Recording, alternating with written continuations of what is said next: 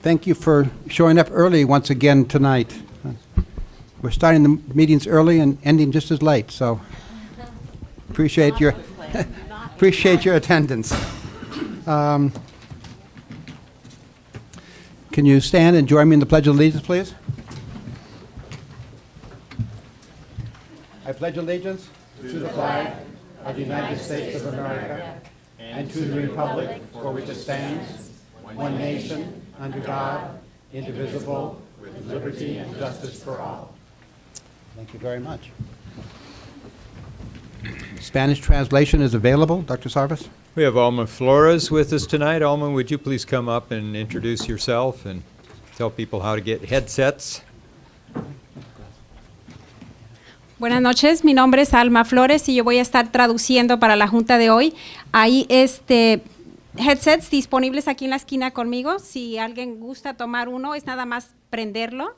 Debe de estar en el canal 1 y yo voy a estar traduciendo. Okay? Thank you very much. The headsets are available for hearing impaired if you need them. Under C2, announcements of closed session action. B1 is on the agenda later, as is B2. B3, we did no action to report out. B4 was moved by Parker, seconded by Kidero to approve the CASI waivers for graduation for students with disabilities.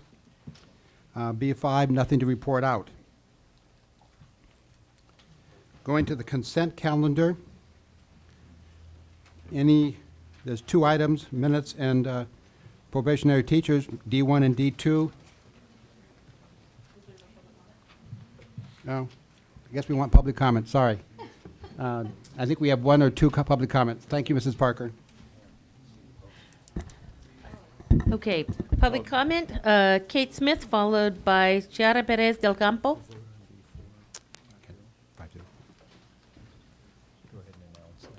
Well, you're coming up. The vote on B4 was 5-0. Thank you.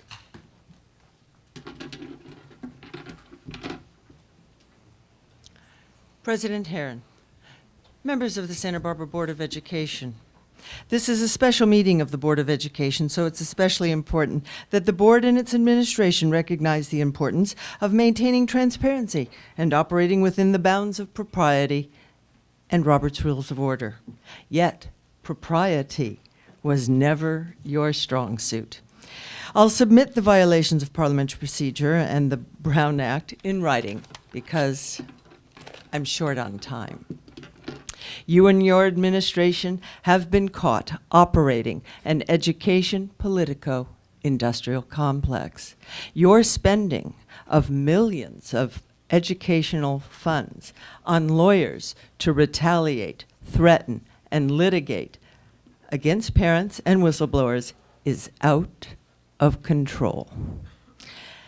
Funding for Howard Fullfrost was approved for no more than $40,000 to assist special education to improve services, but he was paid $267,000 during the reign of terror of the criminal special education director, Anise McNeil.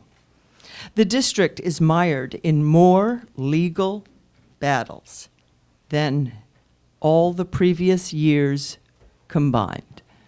Did you know that? The stench of corruption is pretty thick in this county.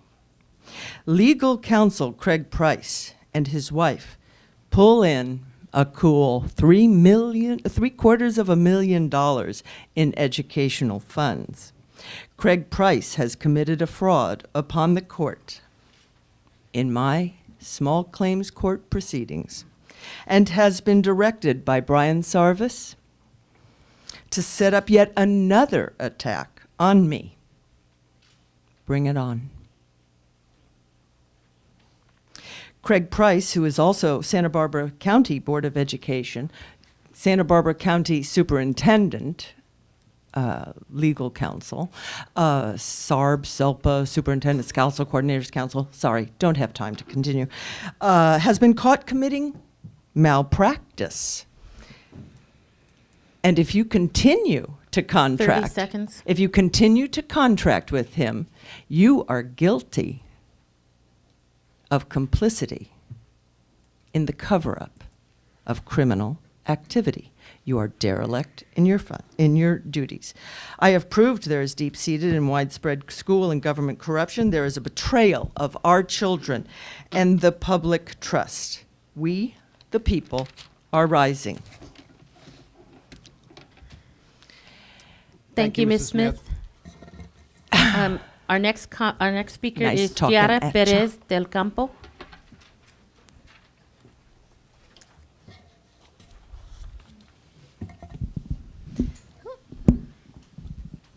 Hello, my name is Chiara Perez del Campo, and I'm from San Marcos High School Musical Performing Arts.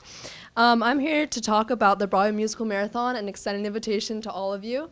We're going to be performing our first annual Broadway Musical Marathon this Friday, March 5th, from 12:30 to 8:30, and we're going to be performing 150 songs is our goal, from 85 different shows of different varieties and different types of music, and it's free, and we invite everyone to come, everyone from the community.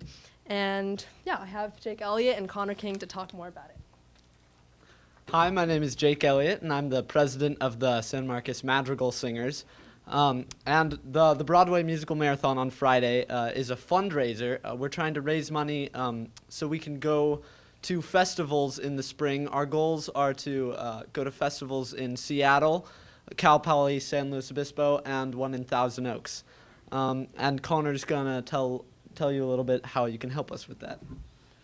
So we have left pledge sheets for you at the table back here, and they're simple as a flat pledge of $5, or you can pledge per selection. So for example, if we ended up singing 152 songs, it would be 10 cents, and you pledge 10 cents per selection. That would be, you do the math, however, $15, $20, however it may be. You're But, a singer, not math. Yeah, okay. Exactly. But no, we, Chiara and Jake have already summed it up. It's a really exciting experience that we get to do this. You'll probably hear some of your favorite songs from Broadway shows, and it will be very exciting. We've encouraged all of our members of each the Madrigals, Enchanté, a cappella, and all of our singing groups to pledge for money, and Royal Knights, our men's choir. And it's been a real success, and like Jake said, we raise this money for funding transportation, festivals, and also uniforms and everything that comes with the entire package of what you get with the music department. So thank you all for listening, and have a great night. You have 53 seconds. Do the three of you want to sing a song for $20? We'll be all right, but thank you. Come on Friday and you'll hear. Okay. Thank you very much. Thank you. Thank you. That concludes public comment. Okay, now item D, consent calendar, D1 or D2. Move to approve the consent agenda. Second. Any discussion? All in favor say aye. Aye. Opposed? Motion carried. Action items, E1, adoption of Resolution 2009/10-34 in support of the Local Control of Local Classrooms Funding Act initiative. This is a parcel tax initiative. It was placed on the agenda at the request of a board member. Thank you. And let's see, Barbara Kiani. Barbara, did you want to speak to this?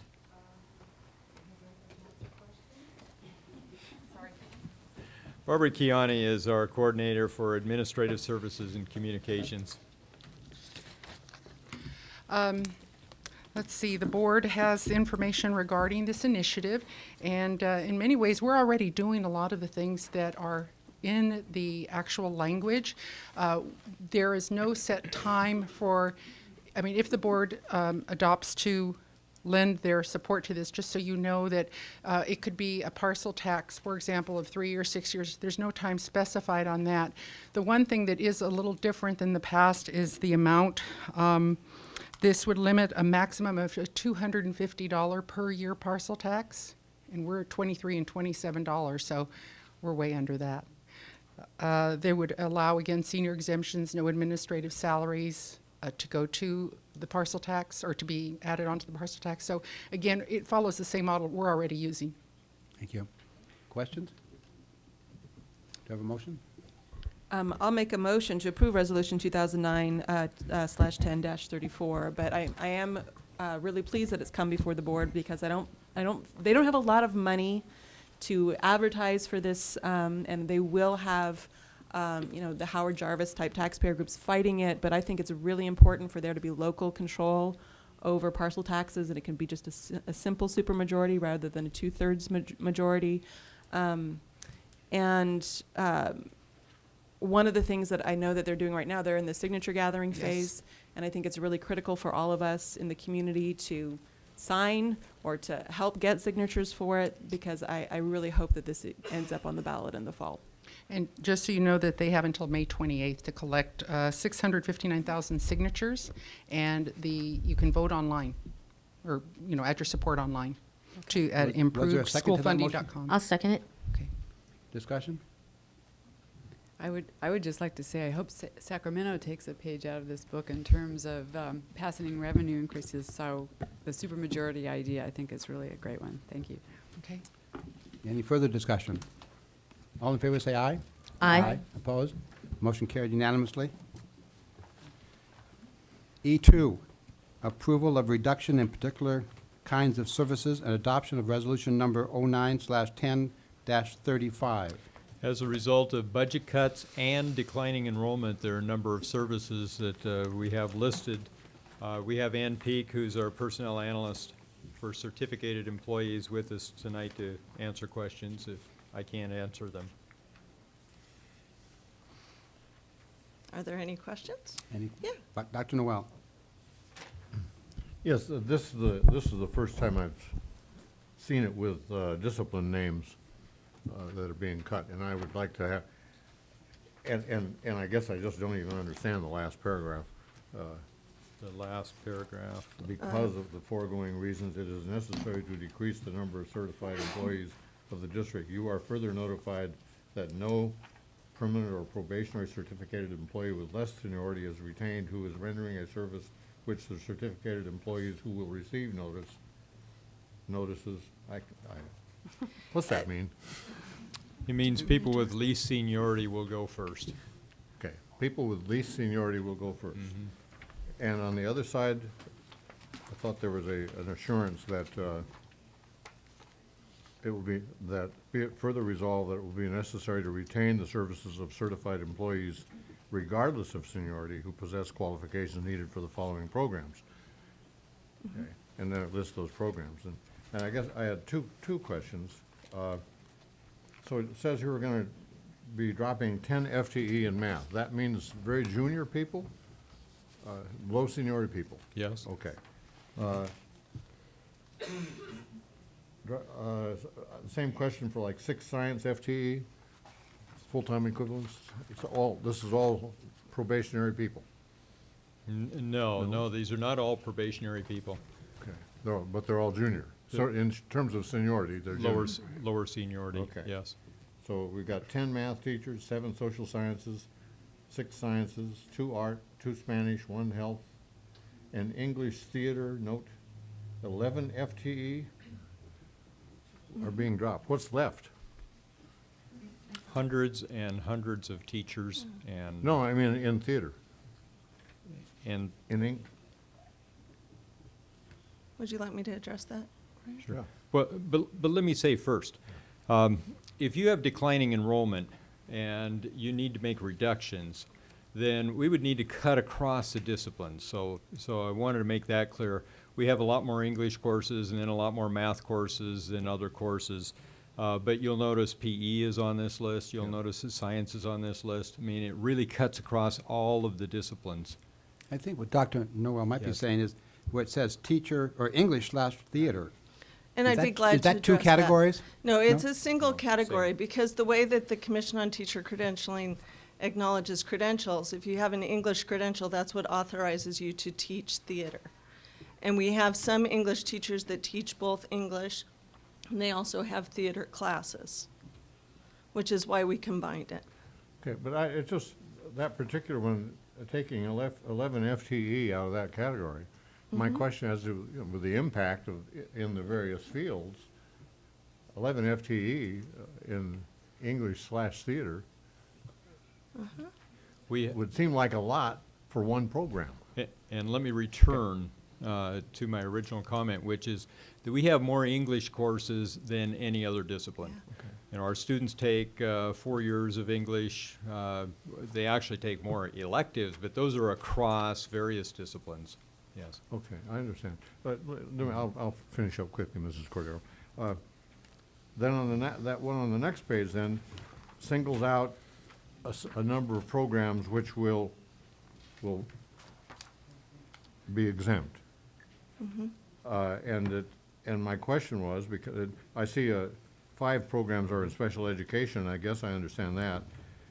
But then I see a couple of academies, computer science, core knowledge programs, and I think I understand this, but I thought a few words about how the decisions were made about which programs made the exempt list and which may not have would be in order. Well, this tries to maintain the integrity of these electives and And I'd be glad to address that. A number of these are things that we have used in past years that the board has approved in terms of what we refer to as SCIPs, because those are typically subject areas or programs that are hard to fill. As you noted, a majority of these are special ed programs. The VADA art program is a special academy, so there has been special training involved with the director of that program, who happens to also be an art teacher. The same is true with the engineering academy and computer science. Those teachers may have an industrial technology credential or a science credential. They also happen to have been engineers, which is essentially what qualifies them to teach within that academy. Not just any science teacher can come in and teach an engineering class. And I guess I understand why the Multimedia Academy is not on there, because most of their classes are dual enrollment classes in any event. That's correct. Yeah, okay. And none of them, in terms of seniority, come up on that seniority list. Mrs. Cordero? That's okay, I think it was. Okay. My question was answered. Mrs. Deacon? I just have one quick question. Can we anticipate if any particular site will be more hard hit than any others in this? At this point, I would say no, simply because we have to see how all of this falls out. Ultimately, the decision is made by the administrative law judge. They make sure that we've done everything legally and appropriately. And therefore, in May, we will come back to you and say, these are the people the ALJ has decided is okay to cut. At that point, we will know for sure which sites have been impacted the most. Within that time, though, we still expect to get resignations. I just checked my inbox before I came over. I have a resignation for a science teacher. You know, there's always potential for people moving out of the area. Hard to say at this point. Mr. Smith, did our process work because we did the budget last week? Was this more targeted than maybe in past years? Yeah, it's more targeted, but once again, the risk is that in May, we could get something come down from Sacramento that basically changes our financial complexion, and then we'll be having discussions about what we do. But I think it's consistent with the board's wishes to be less of a shotgun approach, and actually the reductions you made in tandem with the collective bargaining language that we negotiated with SPTA allowed us to get to where we are now. And I will say it's a percentage cut across all the subject areas. That's how these FTEs were come up with. It wasn't just random in terms of picking subjects. I literally counted periods for every single subject area we teach in the secondary district. And we've been successful with that approach in front of the ALJ in the past. Now, last year, we had a very long list of other teachers, part-time, not part-time, but Temporary. That will come next week. I figured it was best to get this out of the way Okay, so first. before the 15th? Yeah, Okay. it's a little more complicated, I'm afraid. Okay. Further discussion? Do I have a motion? Or do we have a motion? No. Do you have a motion to approve? Well, I know none of us want to make the motion to reduce, but I will. I move that we approve the reduction in particular kinds of services and adoption of resolution number 09/10-35. With equal pain, I will second that one. Any further discussion? All those in favor say aye. Aye. Opposed? Motion carried unanimously.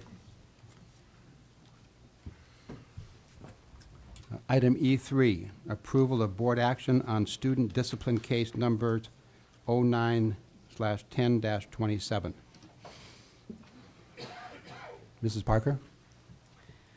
I move that to reconsider the placement decision in case 09/10-27 to follow the recommendations and the plan of the site principal. Do I have a second to that motion? Is this this is a motion to reconsider, which will then be voted upon? No. When we reconsider? Or? No. Oh, motion to reconsider. puts it Motion back to on the table. reconsider the placement decision in case 09/10-27, which is exactly the language that we got about simply modifying the placement decision as opposed to the suspended expulsion. Moving to reconsider the placement decision in case 09/10-27 to follow the recommendations of the site principal. And was that seconded? Second. In answer to your question, Dr. Noel, I was the one that asked the question, do we need to have a vote to reconsider it before we vote on it? And we got interpretation from legal counsel, we do not, that any member can vote to change what we had decided in the past. So the motion is to reconsider the placement decision in the case number and approve the program outlined by the site principal. Mrs. Cordero?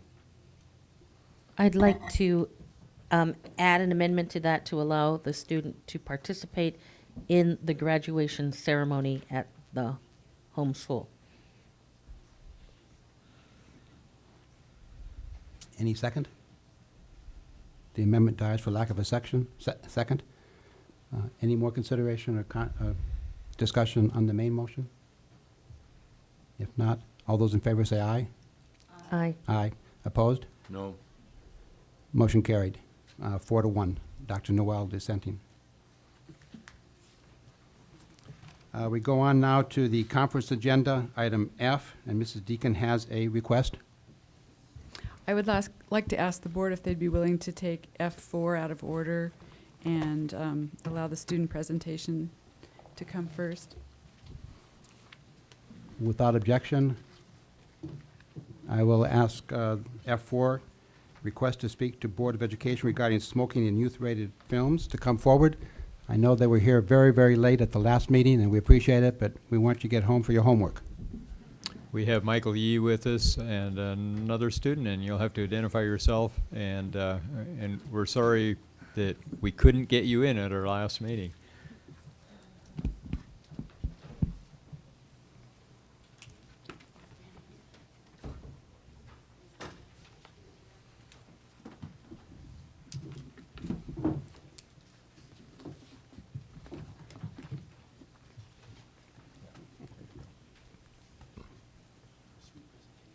Go ahead.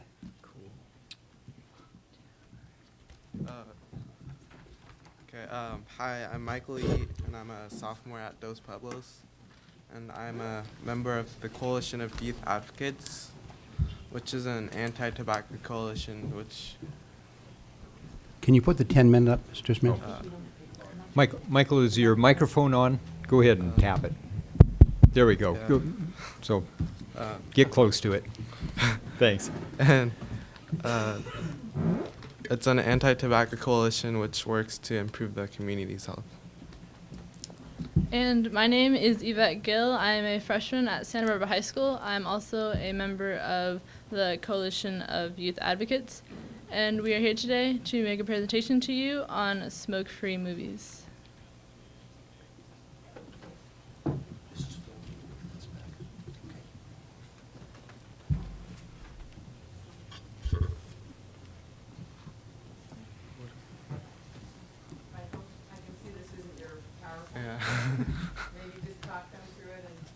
Okay. So we'll give you an overview of the problem and present you with data from local surveys and provide you with solutions.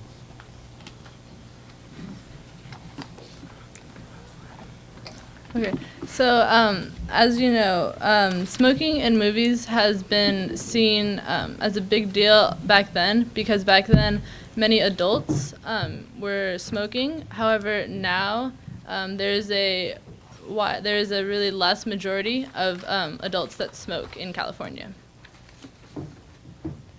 So, since the 1940s, the tobacco industry has been very involved with movies, and smoking in movies increased even after promises to not target youth, and tobacco use is still very high in PG-13, PG, and G-rated movies. And so the problem, and according to research, on-screen smoking promotes teen smoking, and 1 out of 3 new smokers are actually start smoking due to its exposure in the media. And smoking in movies triples the rate of smoking among teenagers these days. So, Koya as a group, we went to see Avatar, and that was a great movie. We really enjoyed it, but there was one scene where the biologist comes out and she asks for a cigarette. She starts smoking, and I think that was very unnecessary. But so our friends, they loved the movie and they saw it like 5 times. And these hidden tobacco messages, they're exposed to it over and over again by watching these movies, like, yeah. And studies have shown that strong anti-tobacco messages shown before a movie with smoking will cancel the negative effects. And so in 2009, volunteers surveyed moviegoers and we collected samples from the Santa Barbara International Film Festival and also from the general public, which includes malls and movie theaters. And so we did a question that we asked the general public, and the question was, does smoking by actors and actresses in movies influence youth? And the majority, we had 67% from the Santa Barbara International Film Festival and 60% from the general public agreed that smoking by actors and actresses in movies does in fact affect and influence the youth. And we asked another question on the beliefs about showing PSAs before youth-rated movies to the public, and most people agreed that PSAs are beneficial. And so, solutions. There's been local efforts to solve the problem of smoking in movies. For example, the local tobacco control program has created a PSA contest, as Michael stated. And a PSA contest is a 30-second anti-tobacco message, and that's open for ages 14 to 25. And that is the local efforts that we're trying to go. So we have very cool prizes for the PSA contest, such as money, iPods. And the winning PSA will be shown in Santa Barbara area theaters for 3 months. And some ways we have been promoting this contest has been through schools, through ads in movie theaters, through newspapers, and also with giveaway items. So we have some solutions, global solutions. We hope to give future tobacco imagery an R rating and stop displaying tobacco brands in movies, and make sure there's no bribery between the film industry and the tobacco industry, and run anti-tobacco ads before all movies with smoking. And here's an interesting fact. Foul language said more than once is an automatic R rating, but it is not addictive and doesn't kill people. And so, how can you help? We would like you to adopt a resolution. There is a sample letter, I believe, in your packets. And we would like you to support the 4 solutions that Michael stated earlier. And if you have any questions, please feel free to contact the number below. It should be in your packet. And Okay. once again, we thank you for your time and allowing us to have the presentation. Thank you. Thank you, Michael and Yvette. Any questions from the board? Well, I might just mention, the submissions are Friday, right, for the PSA contest? And did you want to provide the website address for that, so people know if they wanted to submit?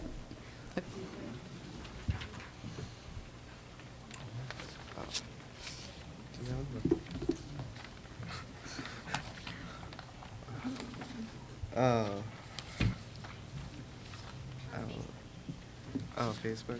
We do not have the website available. However, there is, if you go on to Facebook and type in like PSA contest or that Real Change PSA contest, it should lead you to. We'll get that information out to the board members. Okay.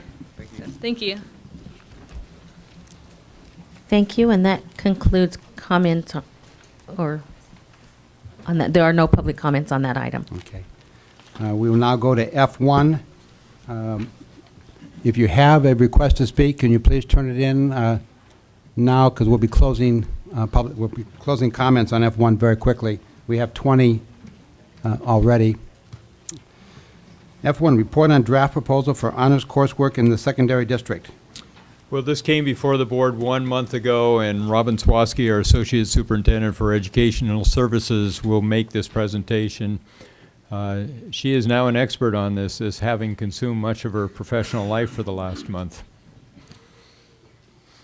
Thank you. I think it's consumed a lot of people's thoughts and evenings and all. I've got my notes here because it's not a simple thing. It's very complex. The proposal for honors coursework in the secondary district is just one first step in the action plan for addressing two of our focus goals. We met in the fall, and you've developed your focus goals. Two of those really have everything to do with this. Exchanging the GATE course label with honors is not a solution or a silver bullet, and I don't want anyone to think that we think that just removing that label and changing it is going to instantly cause a big difference in our students enrolling in the highest level courses. It's addressing a barrier that exists for many students to gaining access to these most rigorous courses. Other kinds of targeted work must take place in order to meet this focus goal. However, this is an essential first step. This really has to happen first. And the complete action plan that is actually part of the board focus goal document that we've been working on will have much more of the other parts of the components of that action plan. The things that we know that I proposed, or I presented in the first proposal, that we know are part of not only the full action plan, but this particular proposal, are the teacher professional development opportunities. Those are already starting. In fact, Sandy Robertson, our coordinator for Secondary GATE, is at a conference right now with several teachers that are targeted toward advanced learners. You all received, I know, our Professional Development Week flyer for June. There are 7 out of, probably 20 here. 7 of them are targeted toward advanced learners, exactly advanced placement training, starting down in 6th grade. So that part is already in place. The part of that also includes coaching. So it's not just a, go to the conference. It's meeting during the summer with same like curriculum teachers, having Sandy Robertson, our coordinator, actually coach as one of the coaches, and then developing a cadre of coaches. So it's a comprehensive plan. It's not just one shot. Also, a monitoring schedule with, my recommendation would be some quarterly checks at least to see if we implement something that's a change, such as changing the course labels, that we do a very close monitoring of how our students are doing. And I mean all of our students in all levels. And we do that regularly, but this is, again, with this type of proposal, the spotlight is on not only the advanced courses, but our mid-level courses as well, and what impact any of this would have for any student. Because our responsibility, of course, is for all students, not just one or another. I need to stop. I've been thinking a lot about this, obviously. And our district structure is highly unusual. And I know we've thrown out that, you know, we had a hard time finding any other schools in California that actually have GATE courses. But the more I think of it, it's really, as Dr. Davis Hayden would say, it's really a structural systemic problem that we've created. And it's not anyone's fault. I think over time we've created this kind of expanded, far out of proportion, GATE identification process. And we know in the general population that 2 to 5% of people are gifted and talented in the true sense of being identified. Well, we've created a system with these GATE courses where GATE kids get in first, GATE identified children get in first, and then there's a limited number. We've created this system where parents, I mean, the word on the street, before I even started working in this district, I used to hear, you got to get your kid identified GATE. If they don't get into those courses somehow, they're not going to college. And I mean, I know that's an exaggeration, and it's the truth for a lot of parents. Now, I don't know that that actually happens. I think we have a lot of students who may get there other places, but other ways. However, that's the reality, and that's what our system has created, a really unfair kind of system for a lot of kids. In fact, we even have parents that are paying to have their students tutored to be GATE identified, making the GATE identification process or the test itself really an achievement test, because anytime you tutor for something like that, it becomes an achievement test. So I see that, and I've heard this from parents that have written me, that we've created a system where GATE has actually become a curriculum. And it's a program. It's not all about the children just being identified. It's really a layer and a real track. So that's really what this is about, is addressing that structural systemic issue, being true to our students and our parents, truthful in the fact from the weighted grades, which I won't go into. We've spent a lot of time explaining that GATE courses never had weighted grades when admission to college was in place, and other parts of this whole system. So we're trying to kind of uncover all of that, be transparent in what we offer, and create a program, an offering of courses that has something for every child, every level. So since this draft proposal was first presented in February on the 2nd, exactly a month ago, several meetings have been held for parents, students, and staff to ask questions, to express their concerns, and to provide feedback for us as a staff to move forward and to get to this report tonight. I've received, I didn't count, but I'm sure at least 100 messages, probably more, some back and forth with people. And I tried to answer everyone, at least to acknowledge that, you know, I received it and I'm taking that into consideration. A lot of questions, and so I was able to answer some questions, get some things clarified, many with concerns, and many highly supporting the proposal. I don't know what kind of, you know, I know that you were all getting, I got copied on some of them. I didn't send you, you know, all the ones I got, and I'm sure you didn't send me all the ones that you got, but I think they generally fell into certain categories as far as how they felt and then their concerns. So we did have some common points, and I provided those in the agenda item. I think for the public who may or may not have seen that, I'm going to just pull out those things that seem to be fairly consistent with, of course, not everybody agreed with these. But the first one is that the high schools can offer many more opportunities for accelerated learning as compared to the junior high schools.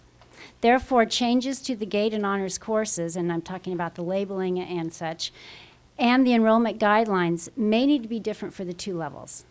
And I will be presenting options later in the presentation. So that's one thing that I heard over and over and over again. And again, these components or points that I'm pulling out were, if not exactly the same, very similar to what our staff came up with over the last fall when we were looking at this and pulling together the study. These were things that we all considered as well as items to be discussed. items that the board would need to, think about and talk with us about. High school GATE and honors courses in most cases are very close or the same in their level of rigor and expectations. And now, of course, we're going to have differences between teachers. We always do. But overwhelmingly, I heard from students, parents, and our staff that at the high school level, GATE and honors courses are pretty much the same because you either have a GATE course in that particular subject or that level, or you have honors. You usually don't have both. So very much the same there. If honors courses maintain the same level of rigor as the current GATE courses, the label of the courses is not important. Again, I heard that over and over again. It doesn't really matter to the parents about that label. It's more the rigor of the class, the level, the high level. Maintain that high level that we now know as GATE. Honors courses in math are not necessarily needed because students can advance to the next course for acceleration. Now that I heard over and over and over again, and I also heard some parents saying, and as my child, let's say a 7th grader, moves into 7th grade, and they're ready for pre-algebra, but they're a very quick learner, there's a lot of other quick learners around, that would be an honors class, although pre-algebra is grade level. That's what we expect all 7th graders to be, is in pre-algebra. If they're not at grade level, we have a couple different options for them. They can either have like a block and a half or 2 blocks of the same course, or they can do it over 2 years. So there's different levels within the actual grade level curriculum. So that's something to think about too, and that's probably not something we'll even talk about tonight, but it's certainly something, yeah, Mrs. Deacon doesn't want to do that. It's something that as we get further into the actual plan and we meet with staff, I'm hoping to get direction tonight from you as a board that we would go back with counselors and teachers and principals and iron out some of these details. So that's one of them that we have to think about. Although many district teachers are highly trained in advanced learning strategies, particularly our AP teachers that also teach our GATE classes and honors classes, they've had lots of training, and even some of our junior high teachers more recently. Training is still essential. So we have some training, but this is huge. And in fact, when we looked at the exceptional or exemplary programs in California, GATE programs, training was central. And that we want to emulate. We want to definitely get that in place, and we are. Currently, some of our GATE identified students are not satisfied with the level of rigor in some of their classes. I believe that as well, that in some cases we are not really meeting the needs of those particularly high-level kids. So that's something that we need to work on for sure. Let's see. Then also included, and I'm not going to read all of these, but there were some common questions and some answers to that. So again, to kind of get a frame and a context in which we're going to look at these options. The first one had to do with why did this issue go to the board before it was discussed with parents, and kind of is it being rushed, that kind of idea, because that came up with the parents. And I know you know, but this came about a few years ago, 4 years ago to be exact, where the same concern was brought to parents first, and then board members heard about it after, or about before they were presented with it, and that is not the way, the board didn't like that. And I don't know who was, some people were on the board at the time, but the way our plan has been to present an initial draft proposal to the board, which we did a month ago, and then seek input from the school community before a final version comes before. So we have been working on this in response to the board's annual focus goals for several months, and staff has been. It hasn't been like a secret, but it hasn't been, we haven't held meetings with parents because we needed to have the presentation to the board first and then get feedback. A systemic problem with GATE course placement has been an identified concern in the district for many years, and I know we gave you some background on that. I won't go into that today. Is there a financial incentive for the district to make this change? No, it doesn't cost less or more to change the name of a GATE course and to open honors courses to more students. Same number of kids, same number of teachers. So absolutely no financial impact at all. Even the training costs are not anything that have to do with the general unrestricted fund. I mean, it's special training money that we have. We've also heard that some people think that somehow this might have to do with No Child Left Behind and meeting annual targets. It has absolutely nothing to do with any of that. We're not talking about underperforming students at all. We're talking about those top level students who are far above proficient. So it has nothing to do with any of that. Is there a, let's see, whoops. What's wrong with the current GATE courses, the way they're set up now? And I'm just going to read this one because I think this is central to the issue. Current GATE courses already include the range of students with the California Standards Test, or CST, scores and grades that were originally included in the draft enrollment guidelines, which was at a 375. That number, the data has informed staff decisions regarding the draft guidelines, and that number represented a low-level kind of cutoff that was shared by the principals. That in no way was the mean or the average. The kids in these classes are usually scoring way up into the 400s. That 375 just represented a low level that some students who don't test well, or that was a bad day, or for whatever reason, they are performing well in those GATE or honors, whatever they're called now, courses. But that didn't mean that was going to be our the average score of our students at a 375. That would be extremely low, but that would be a low level, a low cutoff.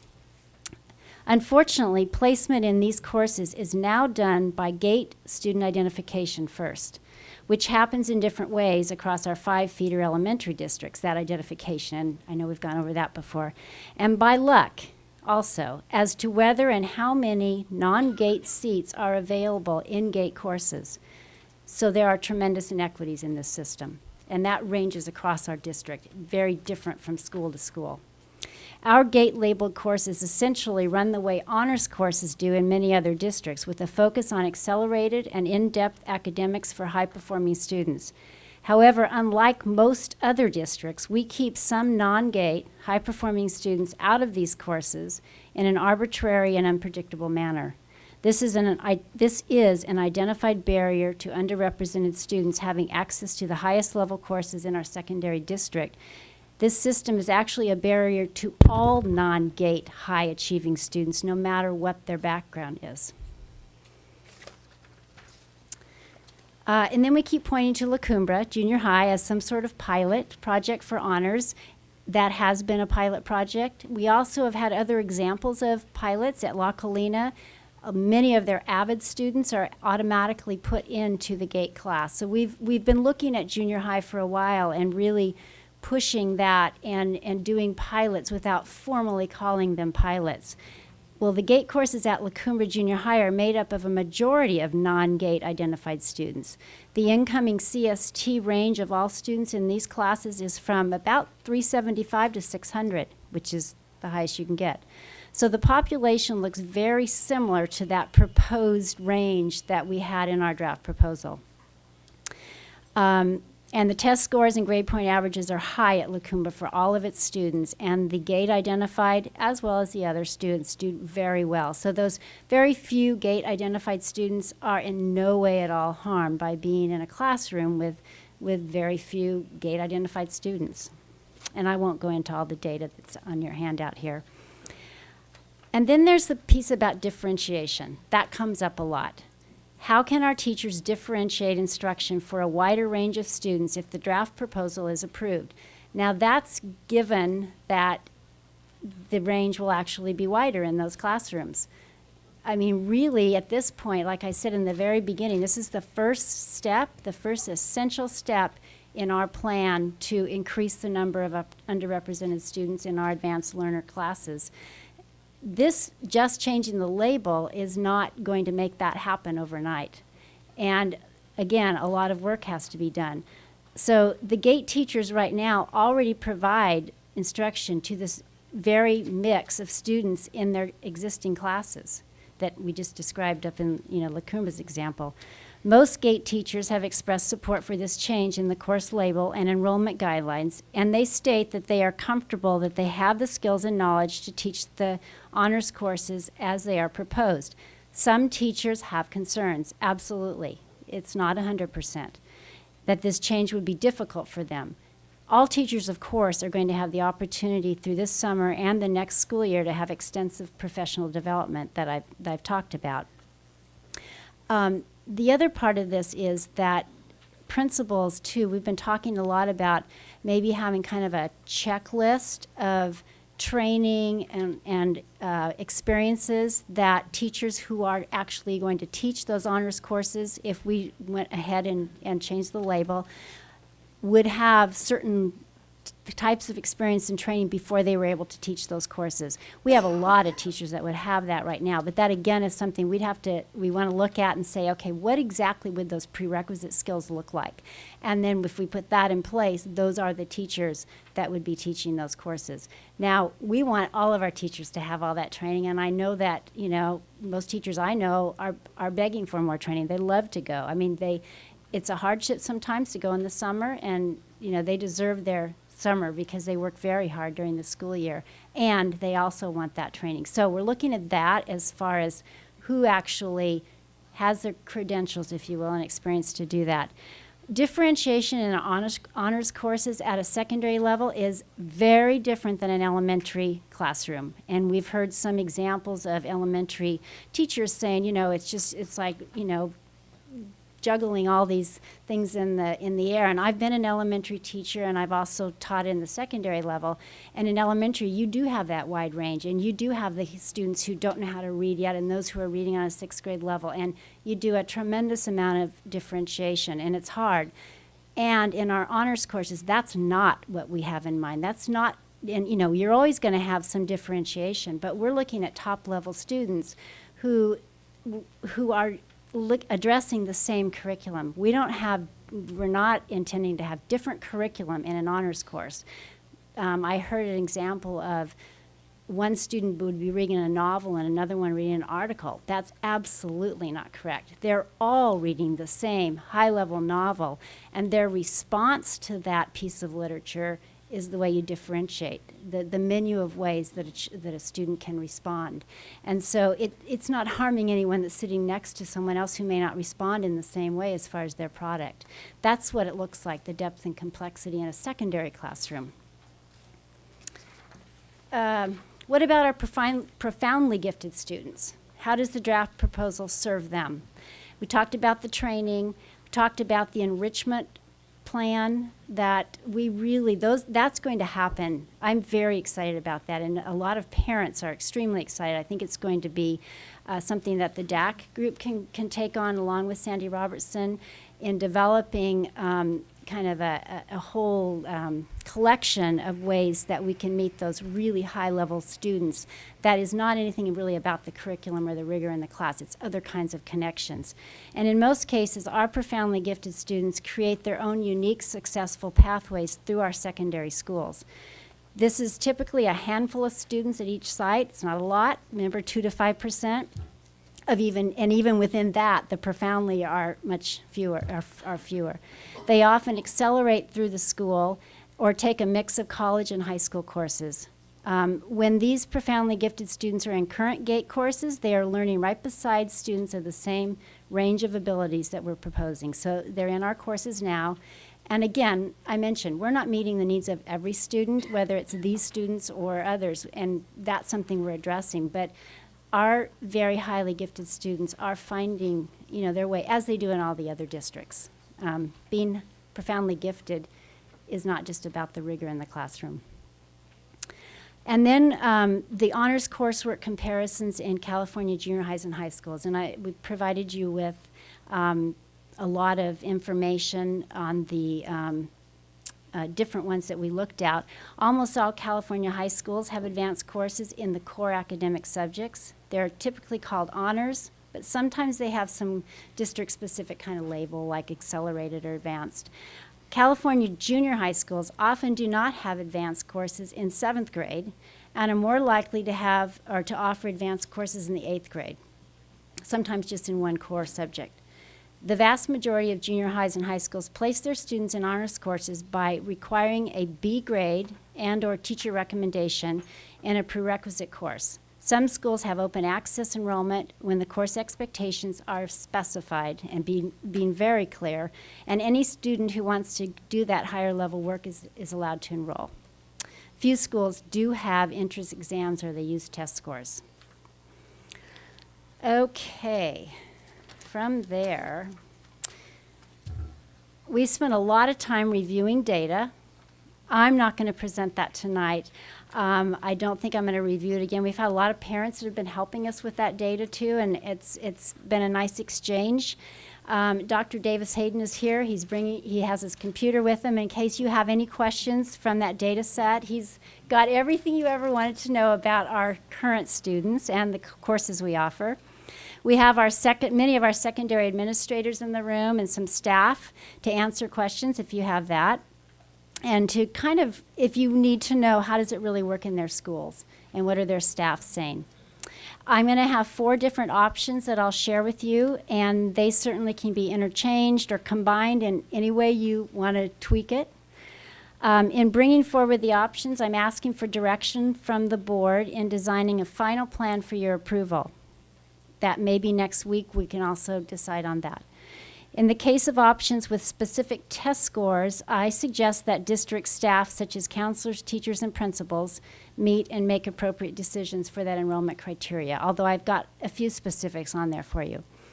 I think they know the best how our students perform and what test scores may or may not tell us about student success in the high-level courses. I did have a few comments from parents that I won't read all of them, but this was kind of a common thread in the responses I got, and I don't know if you got the same. The ones I'm reading did not have you copied on it. So one saying, I believe work habits and attitude are a stronger predictor of success than the results from an intelligence test in 3rd grade or even a CST test. I also got, it was great, I got quite a few student messages, letters. I don't know if you received those or not, but some high school students and also former students from UCSB that have caught up, know what's going on. And every single one of them said test scores are not the way to go. So according to students, they thought that the motivation is really what it's all about, that who's sitting next to them matters, but it matters that they're motivated and want to work hard. And that was really central in their discussion. Another parent, describe in detail the level and expectations for the courses. Ensure that the courses are available to all the most advanced and motivated students. Use course prerequisites, grades, and teacher recommendations rather than test scores. Let's see, I believe that an open enrollment policy for the honors classes is the most efficient method of admission. Families will self-select. Students that want the challenge would be able to experience the challenge, and the rules should be clear to all applicants so that if the students grades drop to a certain level, they will be asked to leave the class. And I've got something in that as well. And then the last one, our country's built on the premise that if you have the motivation to do the work and put in the time, you can better yourself. In this country, you are not stuck because of your station. If any student wants to take a class and has the work ethic and will to succeed, they should be allowed to do so, not because they tested in, but because they show they can by their will and intention. So that was the message that I got from a lot of parents when they delved into the actual identification part and how that would work. And one last, if you'll indulge me, one last piece is kind of on a soap opera, or soapbox. It is like a soap opera, isn't it? How did that slip out? No. Yeah. Yeah, right. Before sharing the possible ways the proposal can be crafted, I want to emphasize the importance of the decisions made in our efforts to provide a world-class education for all of our students and to provide the instruction that allows them to be globally competitive and successful contributing citizens in our community. As a board, you play a vital role in establishing policy, and I know you know that, that guides the district's leadership. All the reading I've done on effective educational leadership has some key components, and they've been proven successful over time, and they include always creating a shared vision. And I know we've done that with Excellence for All, and we're trying to be true to that and lead with that excellence for all, and I'd underline the all. The next group is developing the organization and its people. That's a huge piece with effective leadership. And this proposal in itself has a central focus on professional development for all teachers. And finally, the last component of effective leadership is leading for social justice. And I'm talking in public education, leading for social justice is huge. This proposal takes a large step toward providing equal and open access to the highest level of instruction for all students who are prepared and motivated to be successful in honors level courses. This is certainly leading for social justice and what each of our students deserve. Okay, so now for the options. And Dave Hetyonk has a pile of them that I want to pass out, and then I'm going to go through them here with the board, and he's going to put it up here on the screen. I was trying to be like a good teacher where you don't hand out things ahead of time because everyone's reading that instead of listening. I know I said that the other day in a meeting. And again, the options that that we're putting out, and Dave, if you could actually also get one on the overhead, and you don't have to take one if you don't want one. You can pass it on down if you're not interested, and they will be up here on the screen. These options, I didn't just develop myself, obviously. We've done a lot of talking as a staff, going over with the principals, particularly junior high principals, about what the options might look like. Are these in hard copy back there? Yes, they're being passed out right now. Thank you, Elaine. You'll notice at the top that we recommend, before we even look at the options, that all options include the criteria that students must maintain a grade of A or B to remain in the course. And that is particularly important to our staff. It's really important to our parents. That's what we've been hearing, that in order to maintain that high level of rigor, we have to make sure that students who want to be in there, who are prepared to be in there, are maintaining the proper grade. So that seemed to be something that I heard from everyone. Of course, you can, it's up to you to tell us what you think is most appropriate. But that's something that it's an umbrella. The first one would be open access, complete open access for grades 7 through 12. That was apparent in many of the districts that we looked at. That's the least, the most unrestricted, of course.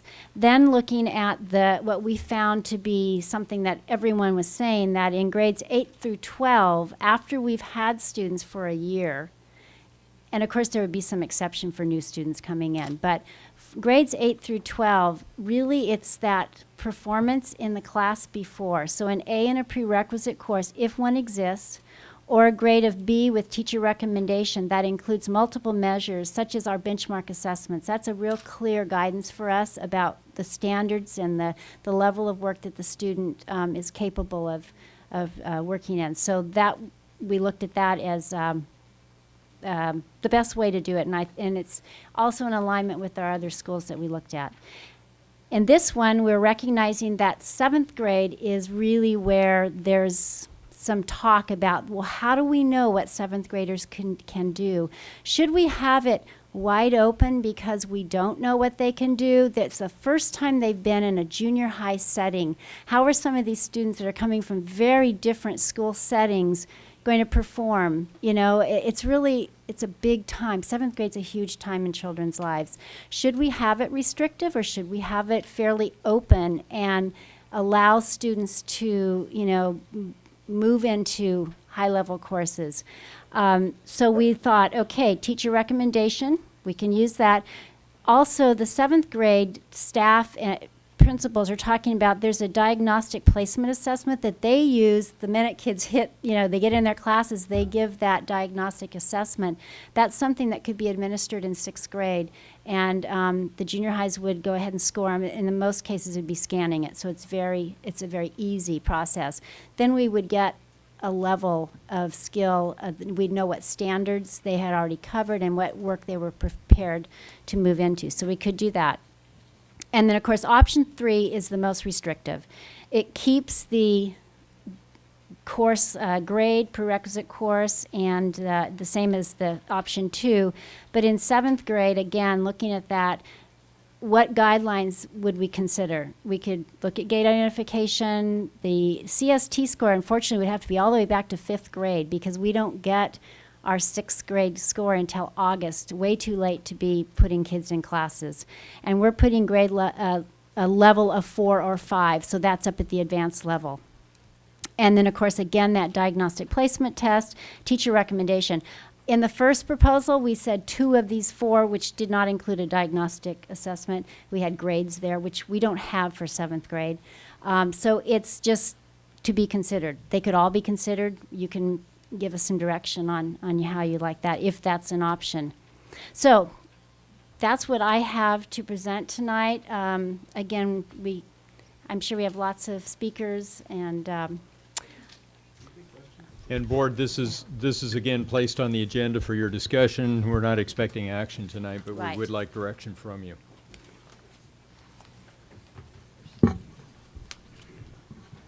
Okay, we have closed the outside speakers for public comment. We will ask for public comment now, 2 minutes each. And Mrs. Cordero will call your name, call 3 at a time, and would appreciate if you'd come to the podium. And I do just want to remind speakers that that we do not engage in a dialogue. So if we don't respond to you, please don't be offended. The board will hear your comments and take them into consideration. But as a rule, we don't engage in a conversation. So Paul Zink, followed by Gabriela Rodriguez.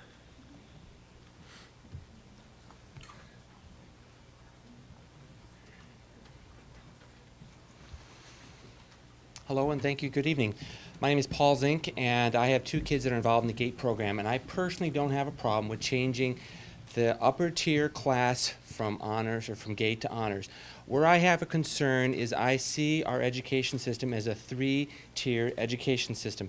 And in the initial draft proposal that was put together, it clearly states that there is only a 2-tier. And that is a misnomer, and so the direction that I would like to see the board give staff tonight is to make sure that the proposals that are being presented next week distinctly call out for 3 levels of education. We have an upper group, we have a middle group, and we have a lower group. When we met as a parent group at San Marcos, they showed us a bell curve, and they said, here is our honor group, and here are the people that have 400. They're going to be moving up to the GATE honor advanced classes. What they say is the people that have less than a 400 are going down to the lower group. That's not the way it should be in breaking our education system into 2 segments. We have 3 segments at the junior high level. In particular, you have the college prep English, you have honors English, and you have GATE English. There are 3 distinct groups of kids based upon the academic rigor and all this kind of stuff. Really, when you take a group of kids and you move them down, how is that going to make them feel? How are they going to perform with the other kids that maybe are just warming seats, who really don't want to be in school and that kind of stuff? And then you have the community day school kids that are, if that school program gets closed and they get mixed into the middle, I kind of want to say we have to deal with maintaining 3 levels of education that's available at the junior high level, and that's the point that I want to make to you. Thank you very much. Thank you. Thank you, Mr. Zink. A reminder, we have closed comments at this time. Gabriela Rodriguez, followed by Michael Lopez. Hello, thank you for your time. My name is Gabriela Rodriguez. I am Program Coordinator for Future Leaders of America, and I'm here today on behalf of the Latino Achievement Collaborative. We are a coalition of local nonprofit organizations consisting of Just Communities, Future Leaders of America, La Casa La Raza, the Parent Project, United Parents, ASUCSB, and Pueblo. And our purpose is dedicated to educational equity and the academic success of all students. First and foremost, I want to express our gratitude, and we congratulate the Board of Education for your consideration of these restructuring of the GATE and honor system. One of the reasons why we support this district's proposal is because it would eliminate an unfair barrier that disproportionately prevents high-achieving first-generation college goers from enrolling in advanced placement courses. So we really want to thank you for taking into consideration a more inclusive honors, rigorous honor system. I do want to highlight that we by no means feel that any program should be watered down or the bar should be lowered. We have reviewed the wealth of evidence and believe that this proposed program has a strong case for the plan's success. We understand that most colleges and universities do not recognize GATE as being as given more value for the success of a student. We understand the students who are identified as GATE or non-GATE can academically succeed 25 just as well. seconds. We urge for your plan to have follow-up trainings and support for teachers, counselors, and students. And we, different members of the coalition, also want to help support the success of this initiative. We are prepared to provide workshops about the path to college, professional development for the honors teachers, programs for parents and guardians to understand what they can do to support their child, and in any means possible support your initiative. So thank you very much for your time, and we appreciate your support. Thank you, Ms. Rodriguez. Michael Lopez, followed by Gina Perry. Hi, my name is Michael Lopez, and I'm a freshman at San Marcos High School. I stand before you today to advocate for an inclusive, high-achieving honors system. From taking to my peers in Santa Maria and Ventura area school districts, there is no difference between taking GATE classes and honors. Unfortunately, many students and families have the misconception that GATE courses are more prestigious or could even assume a spot at a four-year university. From speaking to admission counselors, and I found that this is not the case. And the difference between these courses are either passing a test or not. I hope we can have an honor system that values students' hard work, dedication to his or her education, and academic success. Please help us unite our schools and encourage all youth to receive a highly valued education. Thank you. Thank you very much, Mr. Lopez. Gina Perry, followed by Earl Minnie. I want to start by thanking the board for taking the time to consider the implications of this decision, which will be long-lasting and affect almost half of our students. One thing I'm not clear on, if a child is prepared and motivated now, what is stopping them from enrolling in an honors class? Can't quite figure that out. I have a number of concerns with this proposal, but I'm going to highlight three. The first is that it will effectively eliminate GATE teaching.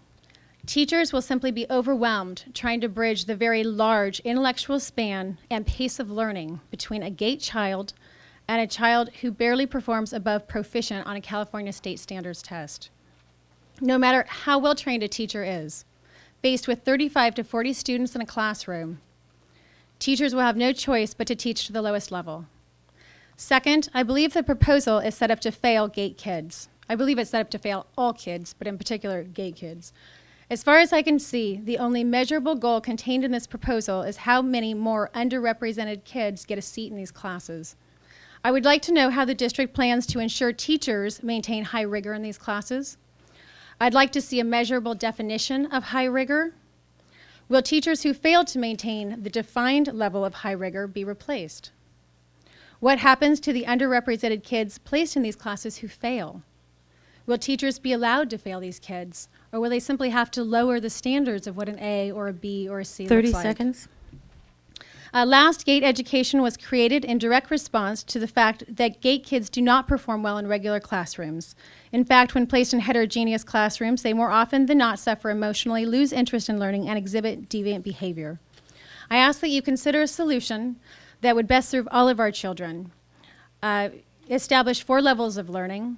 True GATE, the top 5% of learners, test all kids coming into junior high. Create a true honors level. Create a college prep level, and then a remedial level for kids who are not up to grade level. If you really want kids to perform better in junior high, make sure that they are proficient in 6th grade before you promote them to 7th. Thank you, Ms. Perry. Earl Minnie, followed by Julia Laraway. Every meeting I go to, the board seems to have a different program. Most teachers at the meetings are not for the changes, the differentiation changes in their classroom. Where would the money come from for all this training you talk about for the teachers? How much will it cost? There are no figures that have been presented.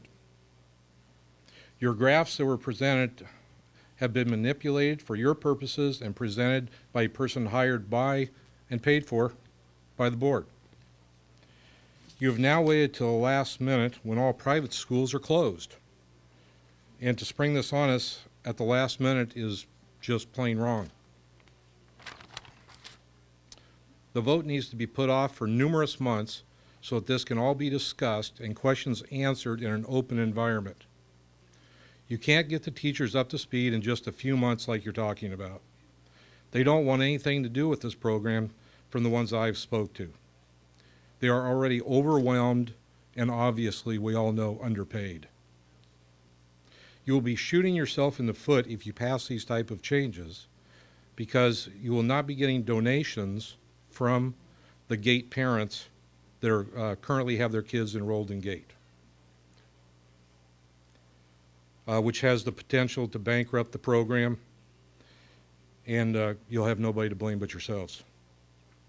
And there just 30 seconds. There is no specific plan that you guys have that you've proposed. It's all kinds of different things, options, and I don't know how you expect the public to endorse something when you don't have a specific plan. If I take off the drive to New York, the first thing I'm going to grab is a map. You guys have no map for this. You just have a bunch of ideas. Thank you. Thank you, Mr. Minnie. Julia Laraway. Oh, I'm sorry, Menace.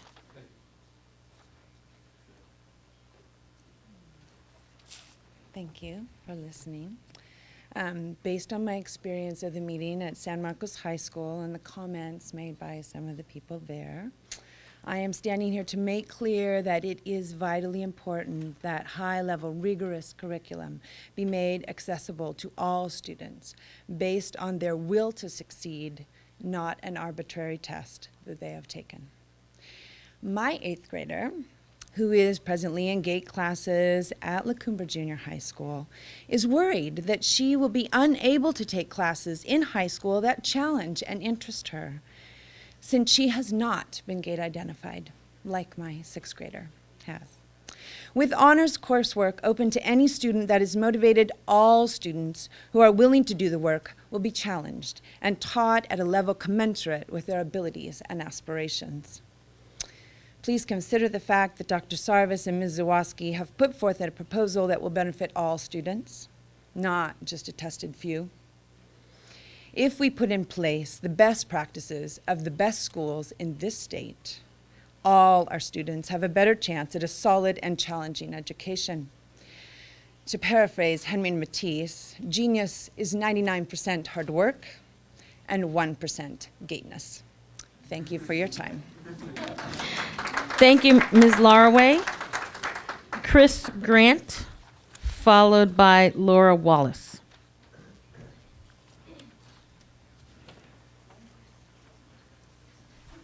And if the next speaker could come up to the podium to help facilitate things, that would be helpful. Yeah, thank you. Thank you. And I just would like to clarify the comments that came out in the newspaper today were not quoted by me correctly. They were taken from a previous source that I gave her a specific number, and I would like to at least say that Dr. Hayden's number of 20% of Latinos in honors and GATE is currently what I believe to be accurate and not the numbers that are represented.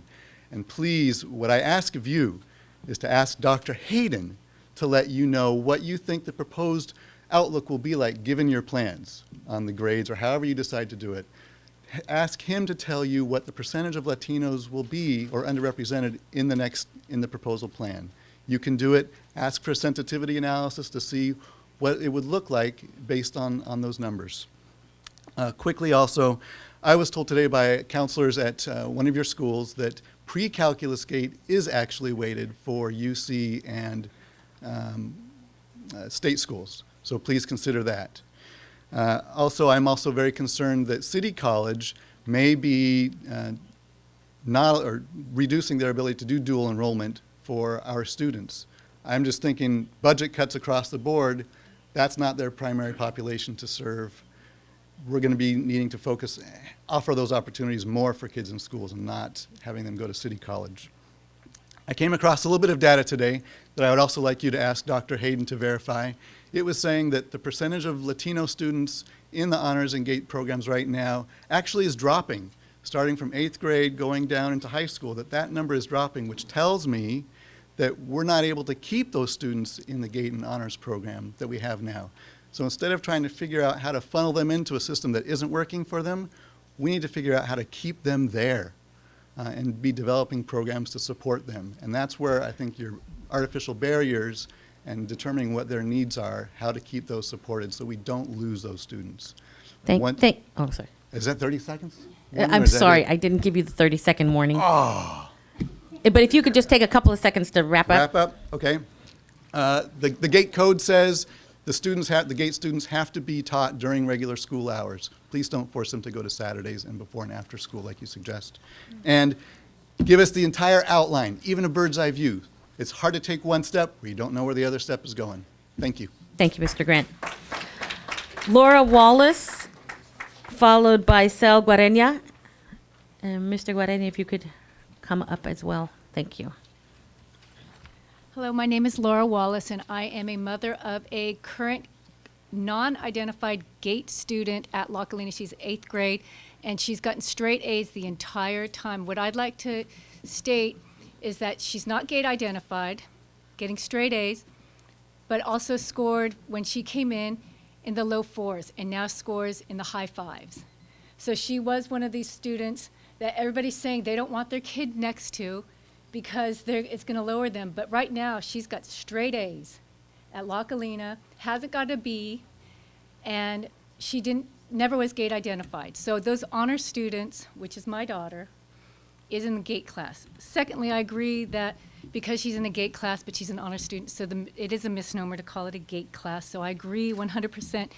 Call it whatever you want to call it, but we all, as I said, know, or what you said, know that parents definitely in 2nd, 3rd, 4th, and 5th grade test their kids, tutor their kids to try to pass that test. I know I was super concerned about that GATE test for my daughter and my son, who's entering 7th grade. I agree with Paul Zink that it would be really nice to maintain a 3-tiered system, whether you talked about the excellent or extreme gifted, put them in a class, however they need to be challenged. The middle needs to be challenged, whether it's honors or GATE, however it is. And the regular college prep kids is what it's called at La Colina, need to be challenged. They all need to be challenged. 25 seconds.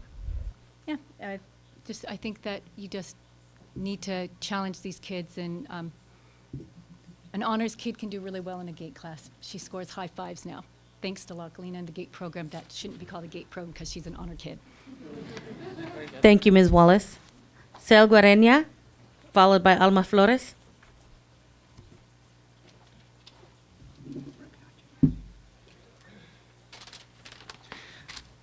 Yes, Sal Guarenia. I'm here representing the Dos Pueblos High School PTSA Committee on Equity and Excellence in Education. We're here on record strongly supporting the proposed changes in the honors program, including GATE. One of our committee's goals is to promote the optimal level of performance of each student regardless of background. And one of our academic goals is that the teachers, the parents, the students, and the community members and the leadership work together as one to ensure that there is equity and excellence for all. Now, I come to you to voice our enthusiastic support for the proposal to create a rigorous honors program that is much more accessible to students of color classes that would still include GATE students, but where other high-achieving students qualify on the basis of test scores, GPA, and teacher recommendations. We also support this because it will include professional development for teachers of GATE classes so that they'll be able to teach more diverse classes at the same advanced level. An implementation plan for a restructured honors program serving GATE and other advanced students is very long overdue. So I thank you very much, and Godspeed. Thank you, Mr. Bereña. Alma Flores, followed by Shari Kilstofta.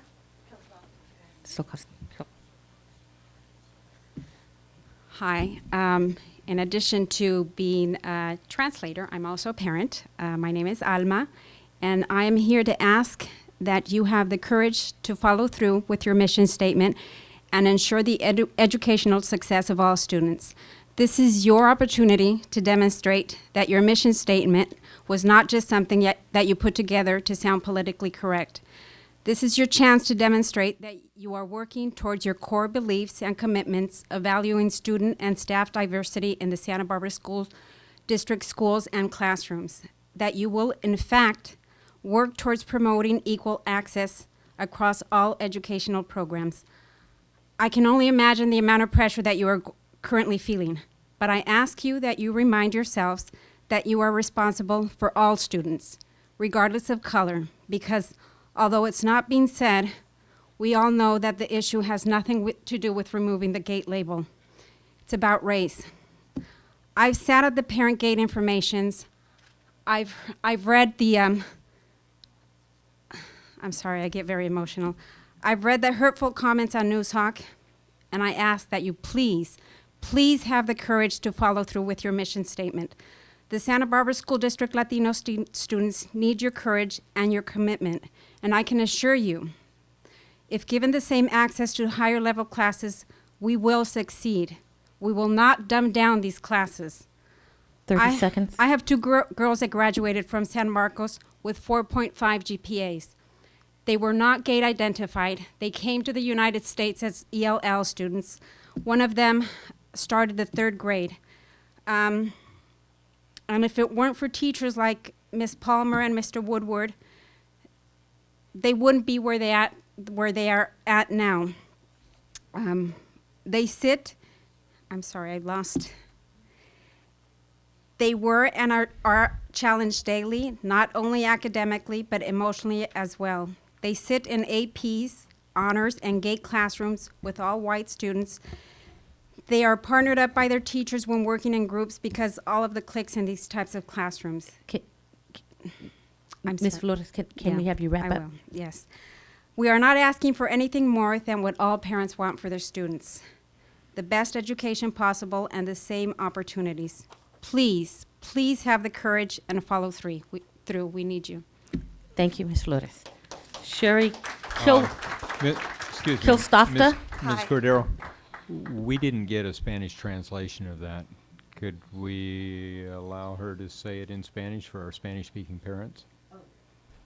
Yes. Sorry, Ms. Flores is our translator and normally translates while people are speaking. Since she wasn't able to do that while she was speaking, we need to let her translate that. I'll make it short. Voy a recortar lo que dije. Básicamente lo que dije es, les pedí el coraje y el valor a la mesa directiva de llevar a cabo su misión, que es igualdad y acceso a todos los estudiantes, sin importar el color o la raza. Mis hijos llegaron a los Estados Unidos, no fueron identificados GATE, pero gracias a maestros que vieron su potencial, los colocaron en las clases necesarias de GATE. Ellos salieron con muy buenas calificaciones, se fueron a la universidad y mi punto es que no fueron identificados GATE, pero les dieron la oportunidad y salieron adelante. Les explicaba que, les pedía que tengan el coraje y el valor.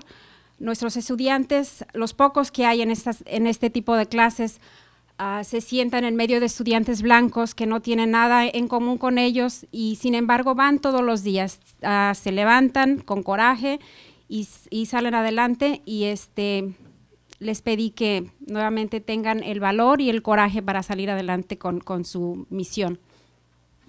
Gracias, señora Flores. Shari Shari, That's sorry. okay. Shari Shari like Ferrari, Kilstoft. Kilstoft. Okay, I'm going Thank to start off by saying I love the Latinos, okay? And I love the diversity of the community, and I'm very happy to have them all here. I have twin sons that are at UC Irvine who went through the GATE program and did excellent. I have a daughter right now in 7th grade at the junior high. She has a 5.0 GPA. She's in the GATE program, A pluses, straight A pluses. I love the GATE program. It has been wonderful. I believe very strongly that if there is a student that is Black, Latino, whatever race they are, if they test and they qualify for GATE, bring them in. I think it's fantastic to have them. But if they are not at that level, there is no reason that our GATE level kids who are highly motivated, working their butts off every day, who are very challenged and happy, should be brought down, waiting for some of these children. I'm not saying Latino, any type of children that are in a high honors group or whatever should have to be slowed down for it. The only way I can relate this really for you to understand is my children all were also very, very good athletes, excellent athletes. My twin sons played ice hockey. My daughter is a 30 seconds. great tennis player. Everybody wants the opportunity to be at that high level. As a parent, we all want that opportunity. But some of them aren't at that level. So don't bring them down to be there. And it happens. And if you don't think it happens, it does. I see it. I know what I'm talking about here. I have kids in college, and I see this. So I just wanted to make this really clear to people here, that it does happen. Thank you, Ms. Kilstoft. Linda Murray, followed by Madeline Ransom. And if we could have both of you come forward.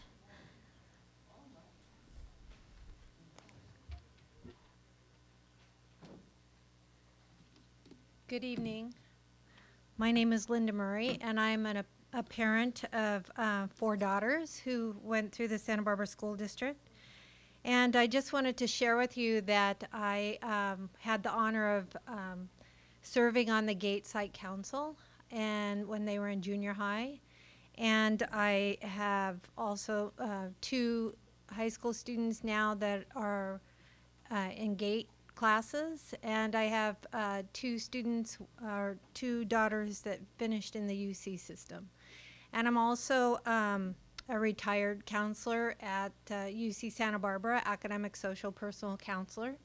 So I'd really like to express to you the strength that I think that equity and access to education for all students, as far as their motivation levels of education, citizenship, and leadership, are really vital to their learning process. I know my daughters were in GATE courses, and I did inquire as to why couldn't every student be in a GATE class where they could experience Walk Through the Middle Ages, or at the time when singularly courses were, science courses were given the opportunity to do the science project. So these were questions I was curious about, and I, of course, encouraged my daughters to 30 academically seconds. achieve at the high school level, where many of them, the GATE courses they took, they decided to opt out because it wasn't well-rounded enough for them. In fact, one daughter opted out of Dos Pueblos and committed to going to the middle college program at Santa Barbara City College because she felt that she would have gotten a better education. So their motivational level is, I felt, was self-encouraged, but also within our house is critical thinking. It's about critical thinking and about them learning to be motivated and use their educational process to better themselves. Thank you, Ms. Murray. Thank you. Madeline Ransom, followed by Yvette Gill. My name is Maddie Ranson. I'm a senior at San Marcos High School. I've been involved in the GATE program for 8 years, and I'm here representing the CLI Can Do Leadership Team, which is a youth leadership team that focuses on spreading equity and equality in schools and in the community. While I found that my participation in GATE has helped me to achieve academic success, I believe that not only are the proposed changes to this program necessary, but that they would benefit my fellow GATE classmates by providing a more accurate and diverse learning environment. I use the word accurate because currently San Marcos High School is over 50% Latino, and as a member of GATE, I can honestly say that the GATE program does not reflect all of the racial or socioeconomic backgrounds that should have an equal representation in every classroom on campus. It would be unfair and unjust to assume that not every race has the same amount of gifted and talented people, and unfortunately it appears that some GATE students have developed a sense of racial superiority because of the misrepresentation of certain racial and ethnic groups in the program. Students in the Santa Barbara School District may currently only be enrolled in GATE unless they have passed the GATE test. However, at San Marcos High School, only 58% of all GATE students pass that test, leaving 42% admitted by teacher recommendation, standardized test scores, high grade point averages, and other means of acceptance. If the proposed changes were to be made to the GATE program and the test was not solely relied upon for admittance, more students like me who did not pass the test but who are fully capable of academically succeeding in accelerated classes would be given the chance to do so. The Santa Barbara School District is one of 2 left in California that still uses the GATE program, while the rest of California refers to their accelerated classes as honors classes. Adopting the title of honors would not only positively affect students because it is less discriminatory than GATE, which implies that only students in this program are gifted and talented, but it would actually benefit a student's GPA when it comes to applying for college. Thank you. Okay. Thank you, Ms. Ranson. If you have more to say, you can submit your comments in writing to the board. Okay. Yvette Gill, followed by Micaela Carrillo.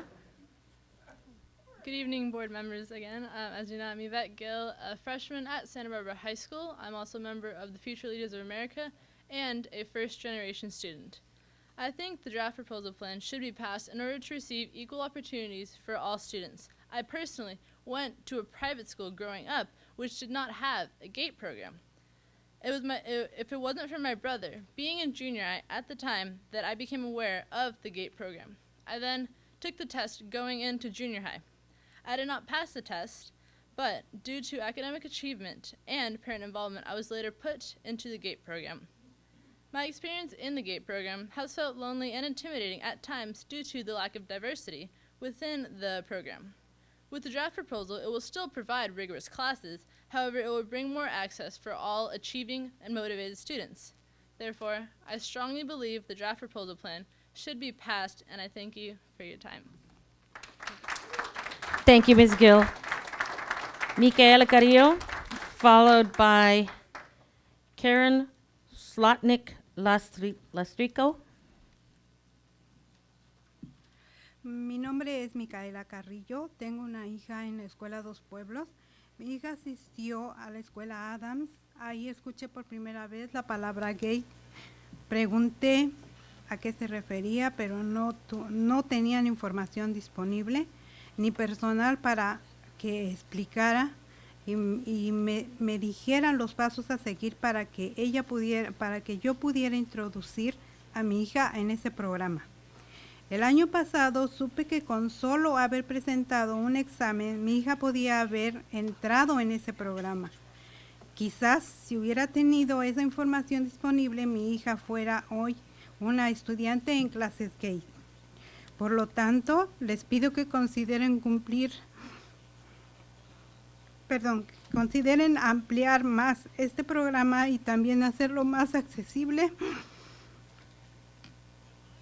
para que todos los estudiantes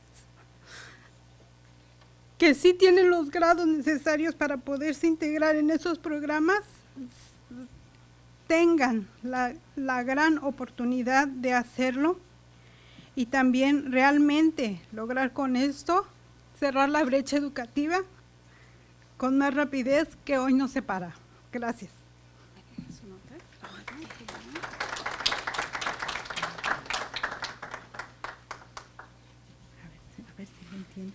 I'm not sure how you want me to do this. Should I just read or translate? Okay. Yes. I have a daughter that is at DP. She went to Adams School, and there is where I found out about the GATE program. I asked, but the information was not available to me. There was no personnel to tell me what needed to be done or explained in order to get my daughter in the GATE program. Last year, I found out about the GATE exam and asked if my daughter could take the test. I think if I would have had the information available to me when my daughter was in the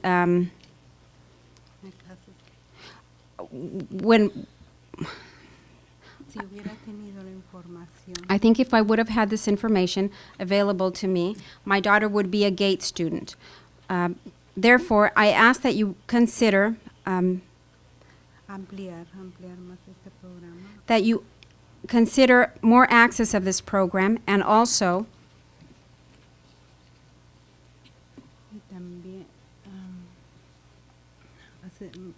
para que todos los estudiantes so that all of the students tengan la gran oportunidad have the opportunity de entrar en este programa to get into this program, y así realmente and as such lograr cerrar la brecha educativa que nos separa. we can close the achievement gap that currently separates us. Gracias. Thank you. Gracias, señor Carrillo. Y gracias, señora Flores. Karen Slotnick Lastrico? Yes, Lastrico? that's fine. Thank you. And Ted Urschel? Is that right? Okay. I just want to put it out there that, you know, there's just all this talk about how it's just a name change. And when you start changing criteria as to who goes in and how they stay in, it's not just a name change anymore.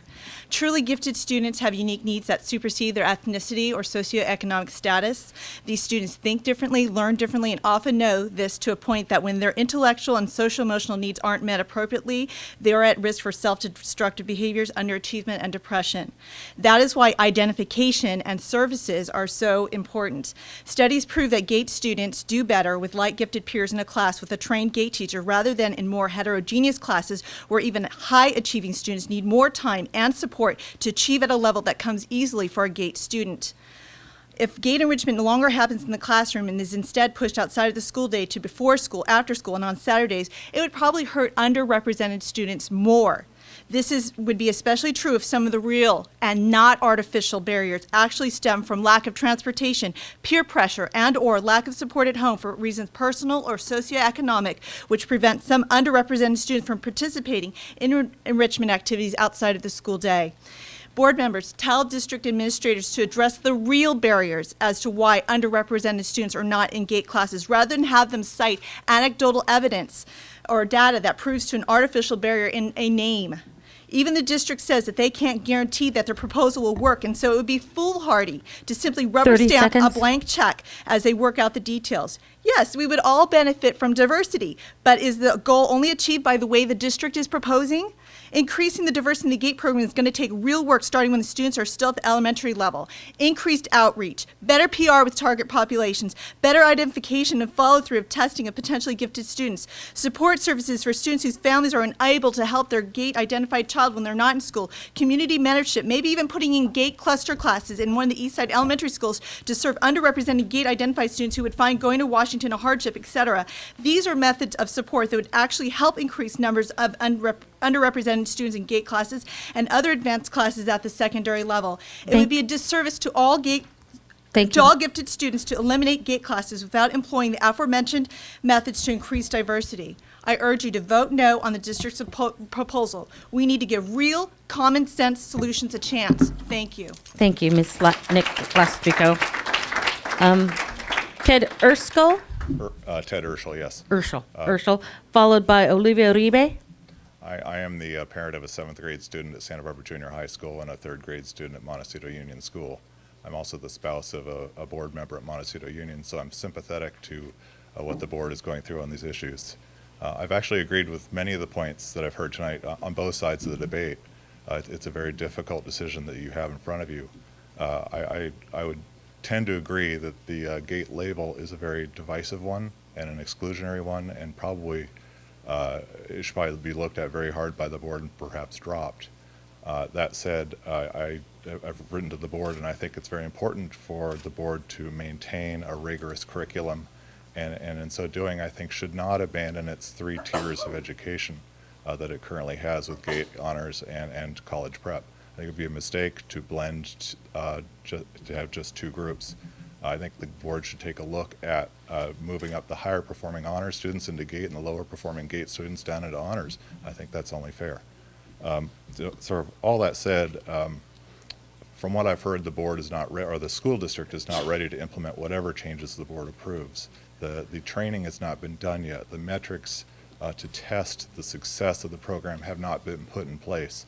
So I urge the board to be careful in how it implements this and not make any mistakes, because believe me, the parents at Montecito Union are watching very carefully.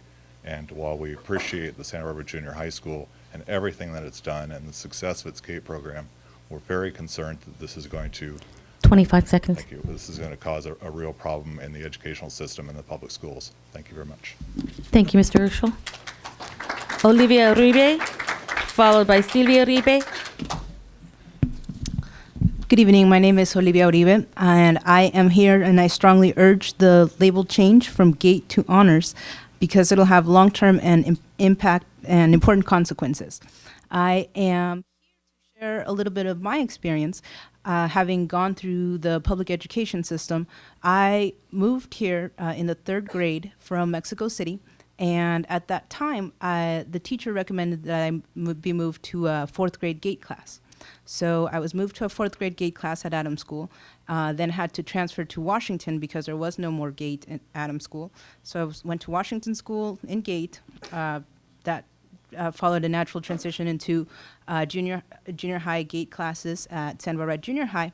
Then I went to a private school for a little bit, but there was no diversity there, and I felt I wasn't crazy about that. So I transferred out to Dos Pueblos High School, where I finished out the GATE and AP courses. I think the biggest issue with this is that this label will encourage and create greater diversity at a time in teenagers' lives when it is most important to feel like they belong. During the time that I was growing up, I didn't necessarily feel like I belonged anywhere because of the classes where I was at, because I didn't have many peers that were also Latino. And so I feel like this will be a really positive change. 30 seconds, sorry. Sure. Just to do a little bit of connecting of the dots, because I'm very aware of the community and how things will impact us in the long run. We often are concerned that in our community there is a bit of that feeling of not belonging, and I think this is one of the ways to address that. I want to thank you for your leadership. Thank you, Ms. Uribe. Silvia Uribe, followed by Mary McMaster. Oh, okay. Mary McMaster, please. Is Mary Mc? Oh, I'm sorry.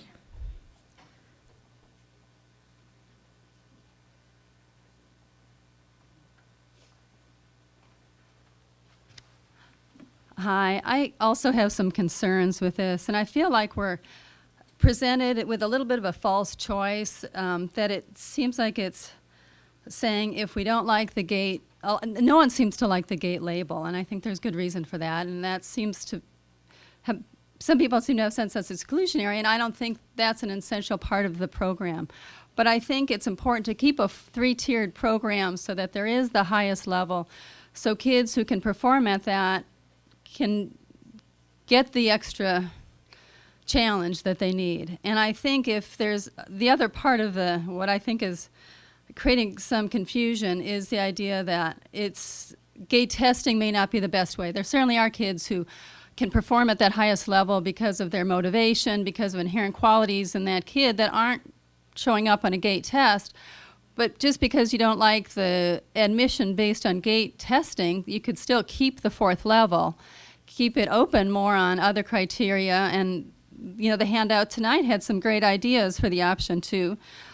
Just like in algebra in 7th grade, it's based on a test going in. You could still have that based on testing or something else. I mean, teacher recommendations is going to get back to subjectivity problems that I think is part of what people don't like about the program as it is, and that it creates some unfairness in terms of parents who are more articulate than others. But if you had it based on a test that's 30 not seconds. the gate test, you could keep the 4 levels. And I think most people's concern is getting rid of that fourth level. I say 4 levels, including remedial, really 3 levels.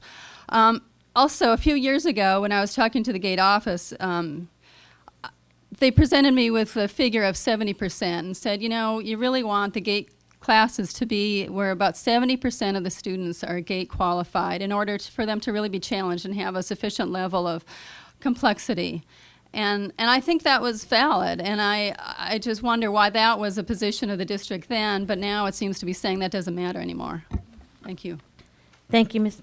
McMaster. That concludes public comment.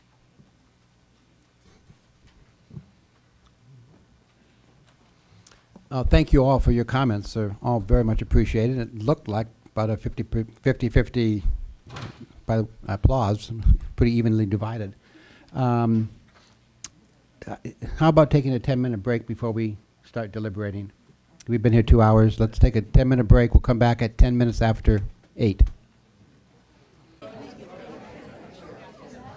Steps that we're going to allow in because one we lost and one was at the very last split second. So we'll call those 2 before we start bring it back to the board. Okay, so it'll be Judith Danori, followed by Andrew Adams.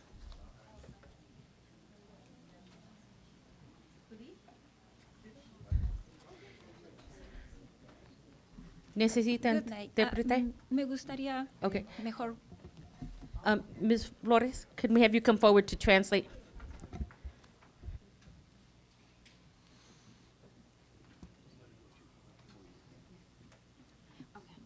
Buenas noches. Vengo en representación de padres del Comité Asesor de Aprendizaje de Inglés, ILAC, de la escuela Goleta Valley Junior High. Good evening. I'm here representing ELAC from Goleta Valley Junior High School. Debo mencionar que las reuniones de padres se hacen en conjunto con padres del Comité ILAC de la escuela Dos Pueblos High School. I should mention that our ELAC meetings work in conjunction with the ELAC meetings of DP High School. En estas reuniones de padres, ellos han expresado varias inquietudes con respecto a que sus hijos, a pesar de tener muy buenos resultados en el examen del estado de California además de tener muy buenos resultados y de tener un buen desempeño académico, no han sido clasificados GATE. At these meetings, parents have expressed their concerns that even though a lot of the students have excellent test results from the California Standards exams, they are not in the GATE program. Por esta razón, yo vengo a traer este mensaje de los padres abogando porque sus hijos tengan oportunidad de acceder a programas de alto desarrollo académico cuando presentan motivación y buen desempeño académico. That is why I'm here to relay this message from the parents, that if our students are motivated and have the scores necessary on the CST, they should be given the opportunity.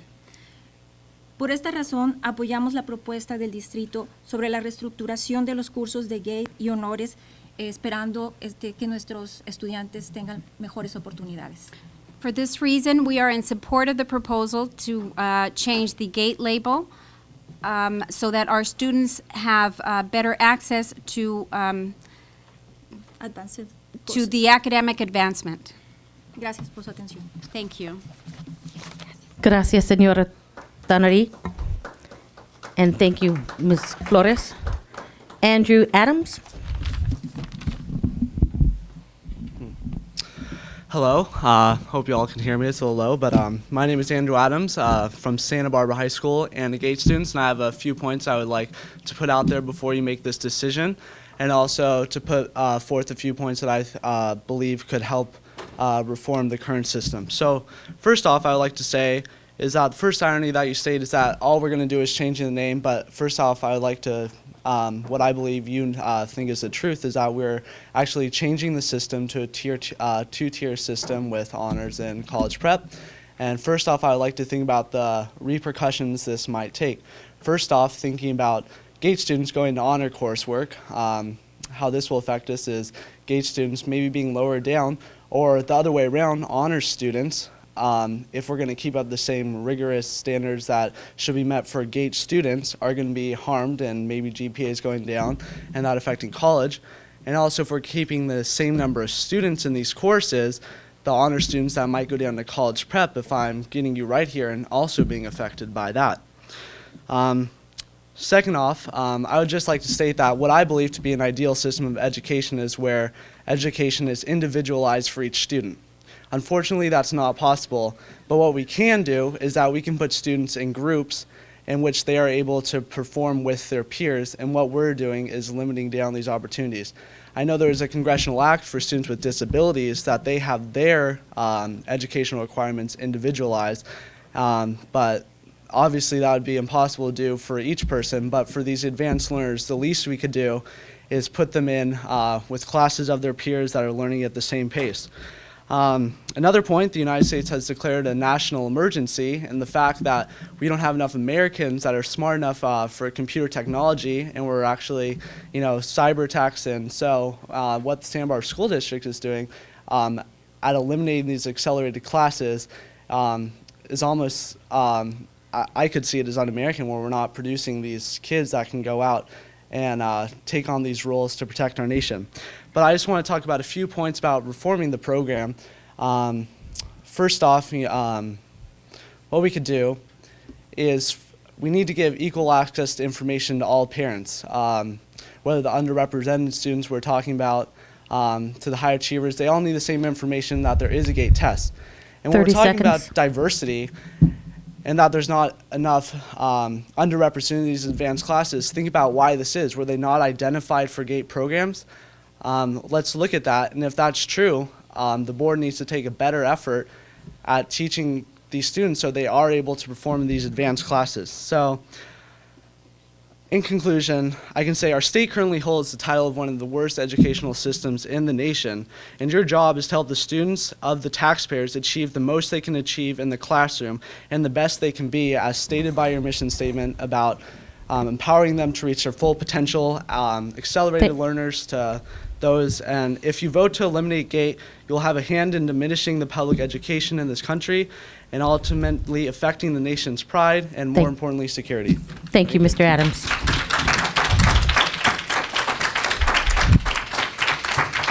That finally concludes public comment.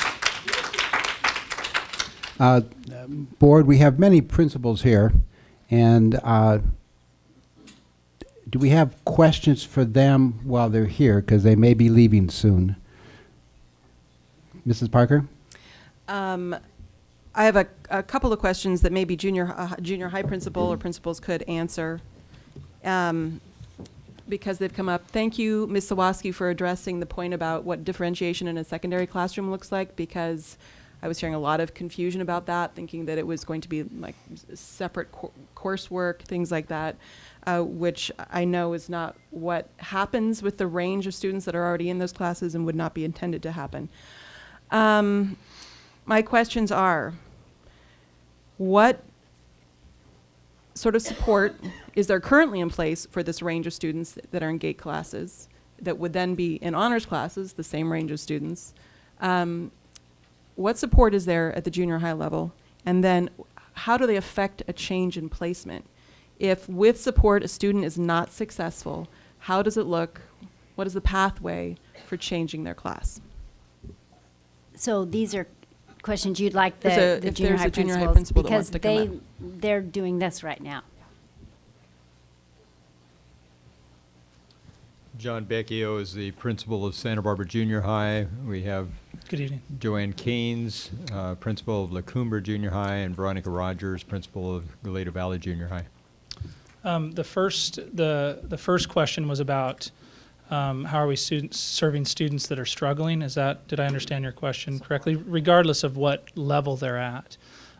We actually all, and including David Ortiz at La Colina, have implemented pyramids of intervention, which actually all our kids are subject to and receive the services within those pyramids of intervention. So if a student they're going to receive the base level of services from our schools, and then at the point at which we see that they're struggling with whatever it might be, it could be organizational skills, it could be turning in homework, it could be struggling on their benchmark assessments, we then have another level of the pyramid that provides services for those students, GATE, honors, college prep, remedial classes, whatever the case may be. So, and we continue to look at more strategic than more intensive interventions as we move up the pyramid. So we have great systems in place for that.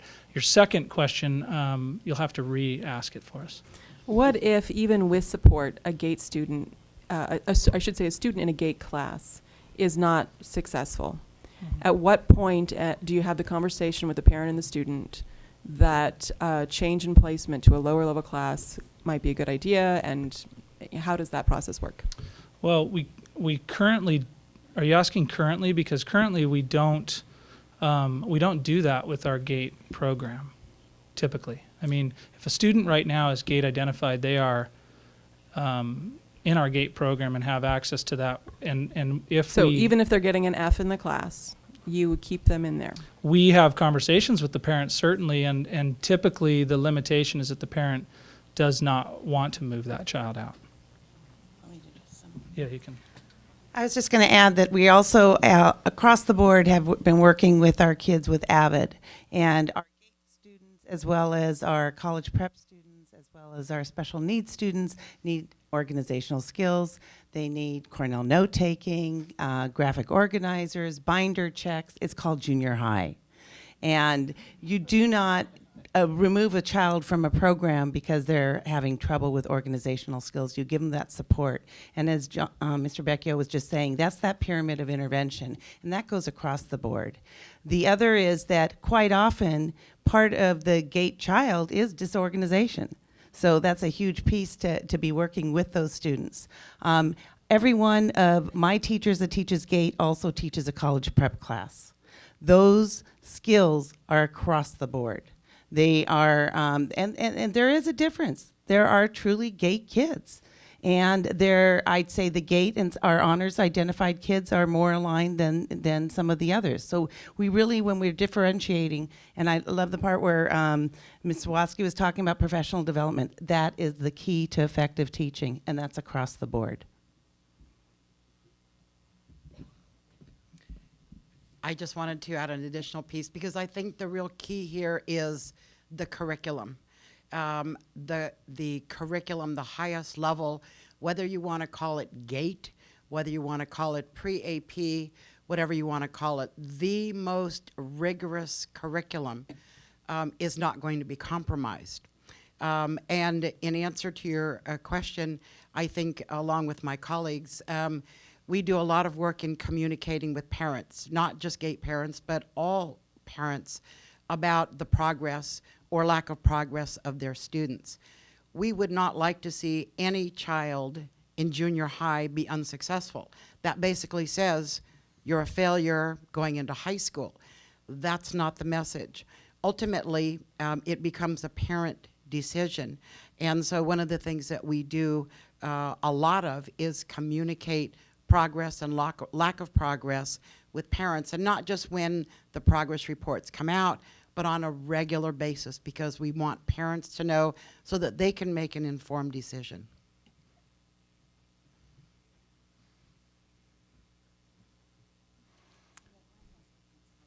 Now, at the junior high level, with the three of you, are there any qualms at all about making changes in the program?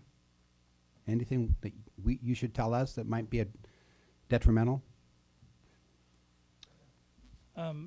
You know, I would preface my comments by saying that we've talked to a ton of parents over the last month about this issue, and one of the ways we have made our schools very great schools at the junior high level is by listening to those parents, many of whom spoke tonight. So we've heard those concerns, and then we've talked. We don't share that level of concern about particularly the one thing we hear over and over is dumbing down the curriculum. And we don't share that concern, and here's why. We know these kids that we're talking about moving into a advanced program of study with what is currently our GATE identified kids. We know these kids far beyond their CST scores. And so, you know, a couple of them spoke tonight, Yvette Gill and Olivia Uribe, who were my students. And, you know, we know what they're capable of. The reason they are not in GATE courses is because they were not GATE identified and there was not space for them in the system that we currently have. So I think, you know, we know our staffs, and what we're going to direct our staffs to do is we're going to deliver a level of rigor that we're delivering, and those students are going to perform at that level. And then we're going to do some monitoring, which I think any program we implement at our schools, the critical piece is monitoring and making adjustments, listening to parents, monitoring progress of students, monitoring the instruction that's being delivered by the teacher, because quite frankly, this is more about the person standing up there in front of that room, in front of those kids, than it is about the kids that are put in that room additionally. So we think the critical piece here is the teacher, and our staffs are prepared to deliver what they're currently delivering, which is a high-level program, regardless who's sitting in those seats. So anything to add? I think we all really want the same thing. We want to offer the highest level, the highest advanced level, the most rigorous type of curriculum that we agree on. We also want to open that curriculum up to students who are capable of being successful at that highest level, not bringing it down, but supporting students to maintain that level. We also agree that students who can't maintain that level shouldn't be in that level of class. And I think at the junior high level, all of my colleagues would agree, and along with parents, we all really do want the same thing. We're just not hung up on the label. We just want to be sure that we offer the highest curriculum to the students that can be successful at that very high level. Mrs. Parker? We have Dr. Caprito here, and I would just like to hear his take on it briefly. Can you stay up with him? Darn. For those of you who may not know, Mark Caprito is the principal of Santa Barbara High School. I share a lot of the same sentiments as the group that just spoke, and I really have to, it's obviously a very passionate position that people have taken throughout this community, and I too, and I know that Mark Swanitz at Dos Pueblos and Norm at San Marcos have all been involved in a lot of conversations with parents, and we hear, honestly, we hear both sides. And the greater concern we have really is that there's a belief that the level of curriculum, level of instruction is going to change, and it isn't going to change. And I did presented to the board a couple of weeks ago, just a 9th grade English class. I'll just give you an example. We have 9 GATE 9th grade English classes right now. And it's all based on a level of performance somewhere. I'm understanding, in the 3rd grade, they were identified. And so what I did is I went through all the data we have for every 9th grader, and by CST scores between 375 and 400, I just recreated the classes. And we still have 9 GATE classes, but they're different kids. There's probably 70 different kids now in this program that were not eligible to enter that program, regardless of surname. So I think it's critical that you understand that the level of competency is not necessarily based on a label, but based on the attributes of the students who go to our schools. Whether they were identified in grade 3 or grade 5 or grade 10, The fact is, they all deserve to reach the highest potential that they can. And we were asked initially to look at this, and I've heard this whole thing about barriers, and I've heard comments that I'm not real happy about and comments that I'm elated about, even tonight, about who gets into these courses and why. And one of the interesting components that I've heard about the whole notion here, John alluded to. I've talked to, in the 3 years that I've been in this district, probably 100 GATE parents who refuse to take their students out of class, and in the high school it's different. In a high school they get to fail. And it strikes me as very strange that people would see their kids fail rather than do what we do. Go walk through our interventions, look at level changes when the student most needs a level change, look at all of the other conditions that are surrounding that student's lack of success, and deal with those issues. But there's a high belief, and I mean this because it comes from parents, they can do it. And then what we have are kids who just fail. They just fail. And so while we have the options to deal with the kids, we too have a pyramid of interventions. We have a series of conferences that we have. We have SSTs. We have a series of meetings with parents and students and counselors. So all the interventions are in place. And I would be remiss if I didn't offer that this is available to every student. And the academic programs at our high schools, I'm talking about all 3 high schools, should also be available to all of our students. And those that avail themselves to get in should be allowed to get in. But the real key, again, we were asked to look at the underrepresented students in AP courses. And we had students who spoke, and we've had them speak the last 2 weeks ago about the same issue, about not being able to cross the barrier. And lastly, I'll offer this. We're talking about 2 years of education here, and we're not talking about science and math. So really what we're focusing on is English and social studies. Okay? Once you reach the 11th grade, you're back to a 3-tiered system. You have a general education program, an honors program, and an AP program. And so the students who perform well in grades 9 and 10 are typically the kids who jump into the AP programs. And one of our efforts was to increase the number of students, regardless of race or ethnicity, into the AP program. And in all of the performing high schools, and I've been in some really good high schools, this is my 4th, none of them have GATE programs. And kids still go to college, and kids still take AP courses. That much I can assure you. I don't know what else I can offer. Thank you. Ed Behrens is in the back there from San Marcos. Maybe, do you want to speak for San Marcos?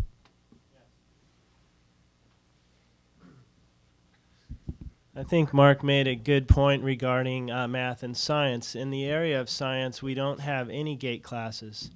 In fact, we have honors courses. We have currently honors physics and honors chemistry. And the students who are in those courses are GATE identified students and non-GATE identified students. And the rigor of those courses is extremely rigorous. And I don't see anyone complaining about those honors courses that are currently in place. And I really think it just is as simple as that. We have it in place. That's a model that's already being used in the area of science. In advanced placement courses, again, we have GATE identified students in advanced placement courses and non-GATE identified students in advanced placement courses.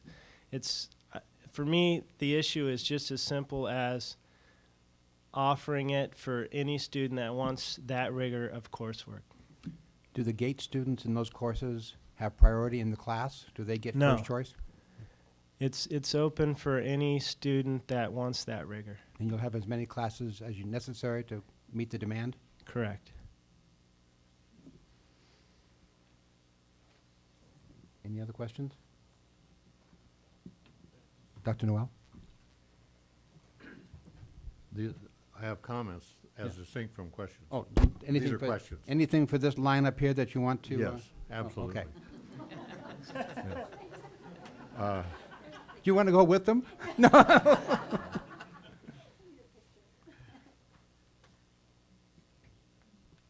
I would like to know how many people are asked to leave high-level courses because they aren't able to do the work. Okay, I'll respond to that because there's probably a limited number. I'll tell you the difference at the high school, the students begin to recognize passing or success rates, and lack of success within week 6. So we have an option that we exercise before week 6. Kids can drop the class at week 6 without penalty, and that's pretty much where it happens. The greater majority of our kids know about that time whether they're going to be successful in that particular class. However, when they pass week 6, level changes are all equal. So other than the fact that they move the level change with the grade, so if I move from what might be considered a higher level class to a class that's more appropriate, they take the grade with them. And those numbers, there's not a lot of those kids. Most of the kids in these classes just typically would drop the course. So we're talking about really high-level classes, Calculus BC, Calculus AB, pre-calc classes. Okay, very rarely does it happen in chemistry, physics, those courses. It's usually the higher-level math. And we've had some kids in AP U.S. history. Outside of that, there aren't many.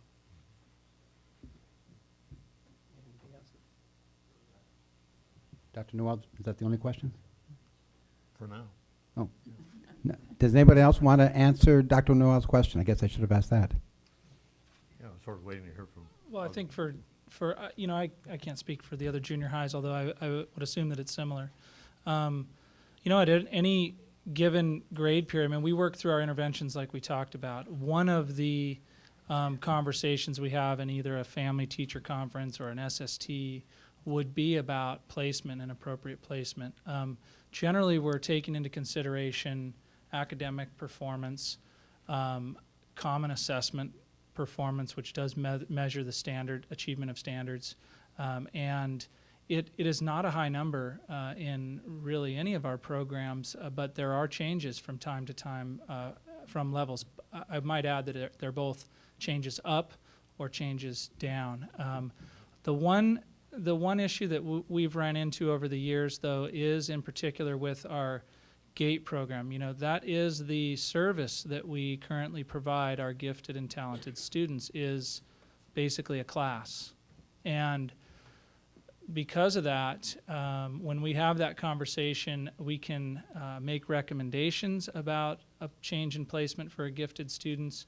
But generally speaking, it falls on the parent has to actually go with us and agree with us on that decision in terms of changing that placement.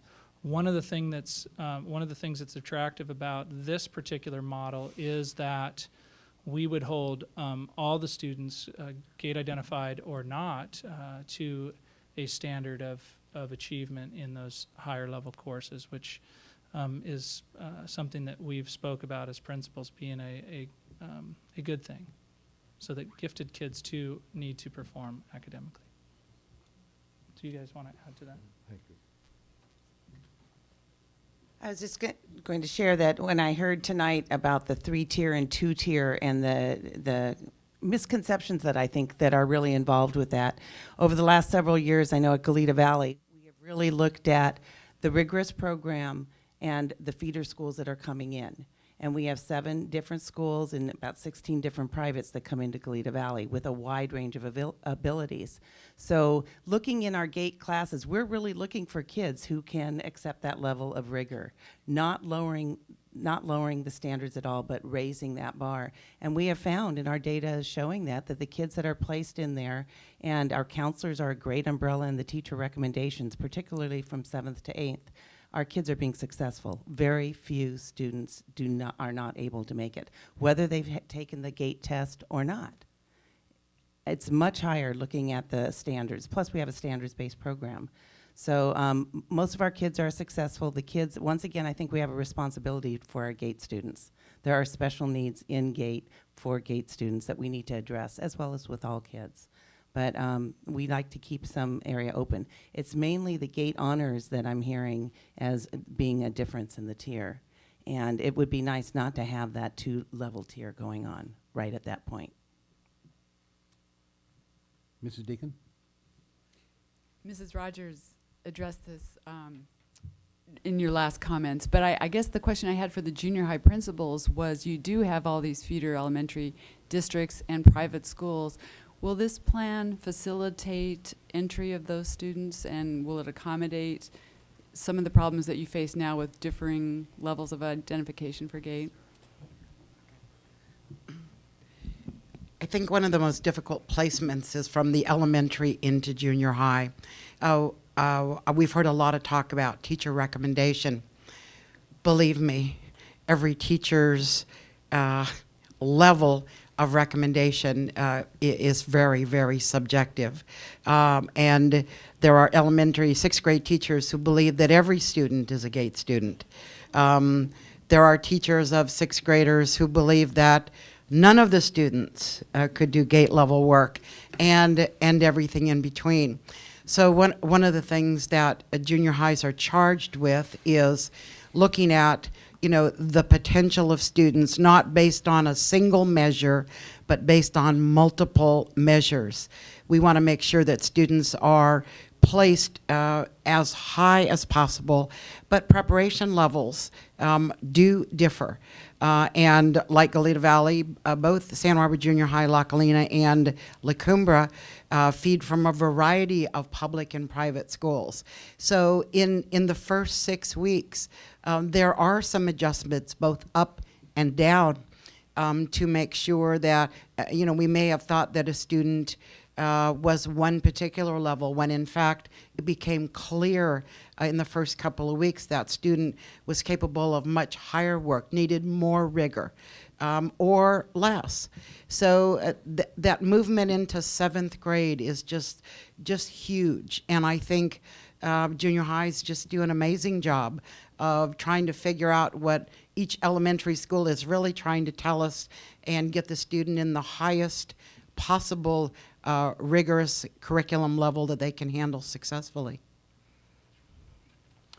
Is any feel for how many honor students currently would not qualify for under the new definition? Yeah, I was going to say, I don't know that we have a definition yet, so. Okay, but regardless of definition, I mean, do you foresee, regardless of the definition, that there will be honor students who no longer qualify? Honor students or GATE students? GATE students, I'm sorry. No, honor students. Students in honor classes now, if you broaden the number of people who qualify for honors, will some honor students drop down into college prep? At San Marcos, we don't have those different levels that people are talking about as far as we don't have college prep, honors, and GATE. Currently, we have college prep and GATE or honors, meaning that, as I stated, in the area of science, there's no GATE, so in lieu of GATE, it is honors. So basically, there wouldn't be any dropping of anyone. It would just be a name change. I would also say that, I mean, it really does depend on what option that you're considering and what placement measures we put in place. For example, the diagnostic assessment tool, which is something we use in the beginning of the school year, if we use that in 6th grade, we would get some very good data about what the students have mastered, at what level they're performing on mostly 6th grade standards, some 7th. And so that would tell us some information. So I think it would be really difficult to answer that question without you selecting one of these options. If it's all students have access and there's no criteria of placement, then you know, we can't really even say. We may see some kids that would be appropriately placed in, or maybe wouldn't want to challenge that course and be deciding for college prep. So it's kind of a hard question to answer until we have that option. We could get a little closer. You know, at the junior high, 50% of our students are different every year. So it's a little hard to make that prediction.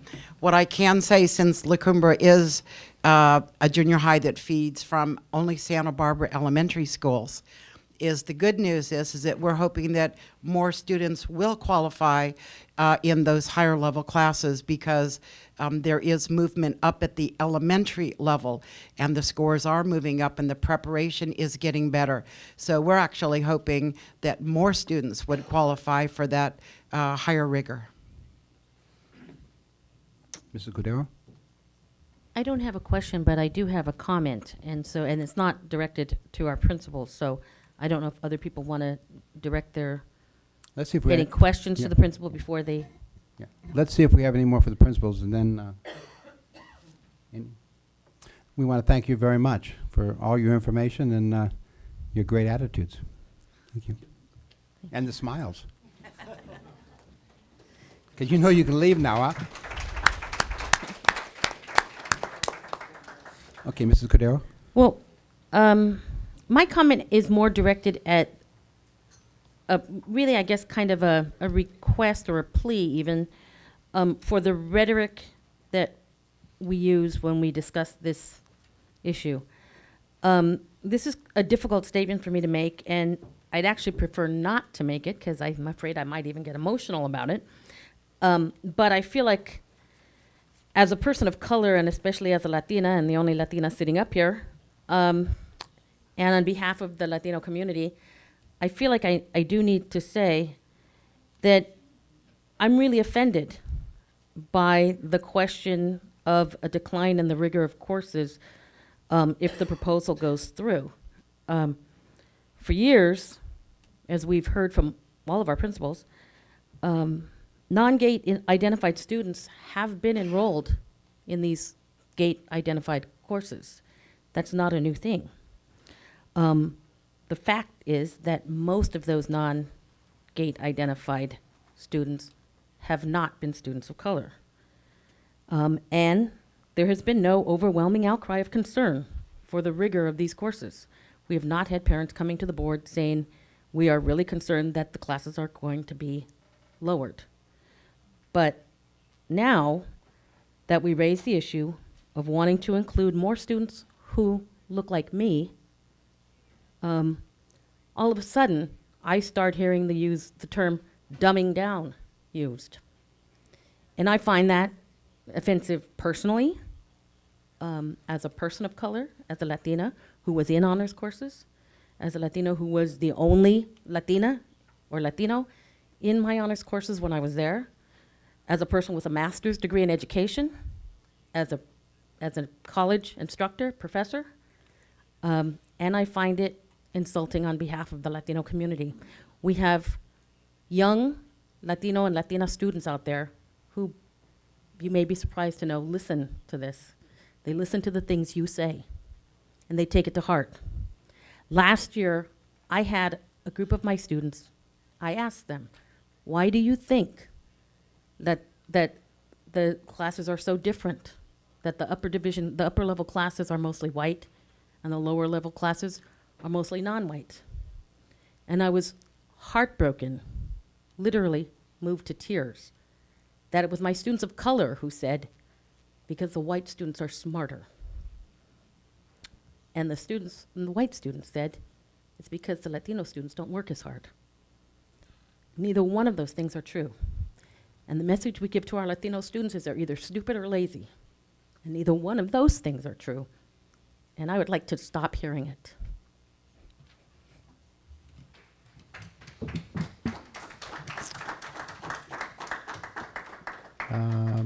Dr. Noel? I have some comments I'd like to make. Some things I just want to, I've been doing a little research on it, and some things I'd like to simply clear up for the record. GATE programs are not disappearing in California. 792 districts were approved by the State Board of Education in 2009 to receive funds for the GATE programs. They enrolled through 530,000 students. 1,805 California middle schools and high schools had more than 5% of their student bodies enrolled in GATE programs.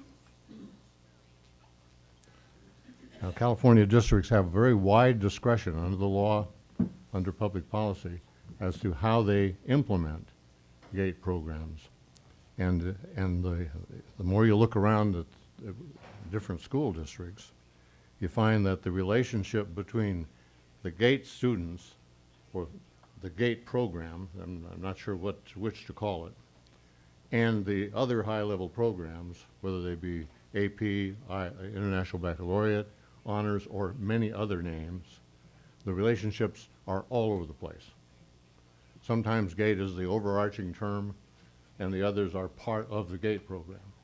And sometimes it stands separately. Sometimes it doesn't exist at all. But the GATE money comes, and the GATE money comes because there's a GATE proposal and a GATE plan that says certain things are going to be done for people who are identified as GATE students. And one of the big ones is that the preservation of the rigor of the courses will be it's a condition. And in fact, in the application, the district has to make an assurance that it will do these things. Okay? So there's a great deal of variety, and you find, for example, some correlation between the nature of the district and the nature of the program. In areas like Lafayette, which I have in-laws, Acalanes school district, high school district, they don't, everybody's GATE. You know, Palo Alto High is not a bad place, Palo Alto district. Everybody is high achieving, not quite, but you know what I mean. But I found, for example, at San Diego, there is an extensive GATE program under the name GATE. And that they offer, someone was talking about 3 tiers, they offer at the top GATE seminars, 20 students, and they define the way they get in. They offer GATE clusters, a different cut. They offer GATE at risk for students who are in GATE but have risk of not staying in GATE. And I'm a little confused about one, but some of the literature I found talked about a GATE diversity course, so family of courses, that I couldn't, I found that 1 or 2 hits, but not on other hits, okay? Now the other thing I want to mention is that as I read the covering law and regulations, I think that we may be making too much fuss about identification. At least here's what I read, okay? And this is in California Code of Regulations, Title 5, Section 3822. Each district shall use one or more of these categories in identifying GATE pupils as gifted and talented. Only one. You have to use only one of these. Or more, you may use more, okay? And then it goes down a list, starting off with ability, and then they're, however measured, and it's not very specific about that. Then it goes down to creative ability, moving away from test scores, okay? On down, specific academic ability. A pupil functions at a highly advanced level in a particular subject, the computer whiz. Leadership ability, I don't hear any talk about that, but it's an admissible criterion for identification when you only need one criterion for identification. That's very interesting. A lot of flexibility there. High achievement, I've heard it in many of the discussions, a debate whether we're talking about aptitudes, abilities, or we're talking about performance. Well, this one says your one measure can be high achievement. A pupil consistently produces advanced ideas and products and that's a big one. That or is a big one. Or attains exceptionally high scores on achievement tests. Visual and performing arts, talent. A single factor that could allow admission. And then and this one blows you away, get this, one or more, and here's one of them, any other category. which meets the standards set forth in these regulations, and then you turn to another part of the California Code of Regulations, 3831, and it lists the standards. Okay, so I am more relaxed about identification, and on a personal note, one of our sons didn't make the cut on testing, but got in on the soft criteria, the teacher recommendations and so on, and has had a remarkable career. Graduated at the top of his class, valedictorian, Phi Beta Kappa at UC San Diego, and now PhD candidate at the University of North Carolina Medical School. Let me I have ventured the opinion, and I will like to back it up a little bit, that one of the problems is we're trying to fix a systemic problem at just part of the system, and that that we have to address the rest of the systemic problem. And I'm thinking particularly of the elementary schools. That the supply of highly qualified, highly prepared students for advanced level courses comes up from below. And it presents itself to our fine junior high school principals. And I have some, I don't know whether David can do this now, but I have some data on this. And I do what you call cohort analysis. I look at, in this case, fourth graders like in 1 year, who are fifth graders the next year, and sixth graders the next year. And I'm looking at the numbers of the percentages of these kids who score at the advanced level. Since, Dr. Cyrus made this very clear, I thought, in earlier comments in another meeting, that we're not talking about the low-performing kids, we're talking about the top. So the logic is, okay, then the elementary schools should be preparing kids so there's a good supply of kids who are leaving at the advanced level, therefore are available for the junior highs. Well, I don't know whether you can see this or not, folks, but Mr. Hat-Young, can you put this up on the screen?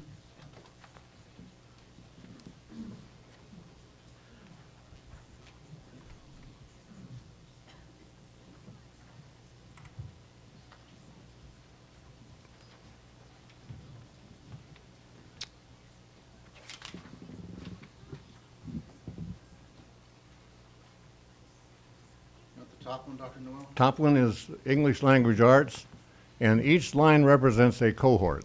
So the 2007 cohort, those are kids who were fourth grade 2007, fifth grade 2008, sixth grade 2009. And it's a little crowded there, but there's the red line is the 2004 cohort, the blue line the 2006 cohort, and the plum line is the 2005 cohort. But the strike, and if you'll see, there are little data points in there. They're a little weak. The lines are lines of best fit. They're linear trend lines. Okay, and the message, of course, is that they go down from fourth grade through sixth grade. This isn't cross-sectional. This isn't taking the fourth grade class this year compared to the fifth grade this year and the sixth grade this year. It's looking at the experience that this cohort of kids had when they went through. Some of the kids left the cohort, new kids joined, but generally speaking, this is the best we got for that kind of analysis. Okay, let's do the math one. Dr. Noel, may I just jump in with a quick question about your graph? This is for all 5 of our feeder elementaries? This is the district-wide data. I'm sorry, I should have said So that. it includes Goleta Union? This includes our best, it includes everybody. Okay. Oh, no, it does not include Goleta Union. I have a statement about that in a minute. Okay. This is Santa Barbara Elementary district-wide, okay? Okay, but... And there's math. Okay. There's math, okay? Now, I've run the charts for Goleta because Goleta is an important feeder school. And there's nothing qualitatively different for the Goleta schools either. Okay? So I look at this and I say, we got a problem. we have a problem at the high school level of getting underrepresented groups into our high-level classes, but the problem has origins at least 3 years back into elementary school. And at least in our district, we can do something about that, and I think that's important. You asking a question, you're ready to attack? No. Well, were you saying that the data for Goleta looks like this? Very similar. I see. Ran out of time to. I see. Getting the data is one thing. Getting pretty charts takes more time. Oh, sure. Thank you. Okay. Oh, yeah. I like so many who have spoken, I like the laissez-faire model. Open them up to everybody, and let's hope for the best. Work for the best and hope for the best. However, that model has requirements, I think, and I'd like to list them if I may, at least some thoughts about them. Dr. Sarvis mentioned this before in this context, that there has to be, these courses have to be well known for what level they are pitched, okay? But everybody's welcome in, okay? I think that there have to be implementation plans for differentiation in these courses. And I got this idea from the San Diego GATE site. They have what they call a differentiation accountability plan. And basically, it's every teacher that's going to teach the course to start talking about how they're going to do it. And differentiation has some standard categories of things you do, that come out of the GATE literature and out of the GATE standards. And how you're going to do those things, what extent, what strategies you're going to use. And it's one of a typical academic plan, a lot of boxes, a lot of checks, and so on, not a hell of a lot of text, and then I think, and this will sound familiar to you, Dr. Sarvis, because I'm always recommending it, there needs to be external program review to keep, so that, and I'll underline why that's important in just a minute. There also needs to be external validation of the assessments. Why are AP courses the currency of the realm at our universities and colleges? Why are IB programs also the currency of the realm? Because the universities know that someone else is grading the papers. It's not left to the district, to the school, which has a vested interest in getting a bunch of good grades and getting their kids in. There's external validation. And there'll be a lot of ways to approximate that, and inexpensively, to have some method where we would say all of our assessments at least have met some kind of a standard of interjudge reliability, where you have people looking at them, different people look, and they're going to use the rubric and grade them the same way. That could be, there are a lot of models for doing that without doing every one. Those of you who've been to a reading, an AP reading, anybody in the room done AP readings? It's a big deal, and they do this, and they're grading essays, free open essays, but they have like 0.85 interjudge reliability. Intercoder, thank you, yes. Okay. I think there has to be an explicit exit policy. It can't be wrapped in too much ambiguity. That is the most painful. I'll never forget this. My first year of teaching at Penn State, when I thought it was my obligation to tell a student that he just wasn't up to this class. And boy, the impact on him and therefore the impact on me was excruciating. And I find that exit is one of the most difficult things a teacher has to do. So I think that there needs to be a policy that needs to be wrapped in a process and a policy that is standardized. Finally, the other side is that for all of this, there needs to be a helping hand. You can't just get hard line. You've got to help people, particularly if you've got people who are on the margin, not sure that, of themselves and the kind you're trying to bring up, who you believe have the capability, they don't have the preparation. They went to one of those elementary schools, right? May I close by reading a paragraph? One of my former graduate students has been about 20 years at the University of California dealing with admissions, dean's office, things like that. And I asked him his opinion. Advanced placement and GATE courses remain important, but the nature of the importance has changed. So while the courses themselves don't figure directly into establishing UC eligibility anymore, they do play a role in earning admission, especially at top-tier campuses. Eligibility and admission are different things. Okay?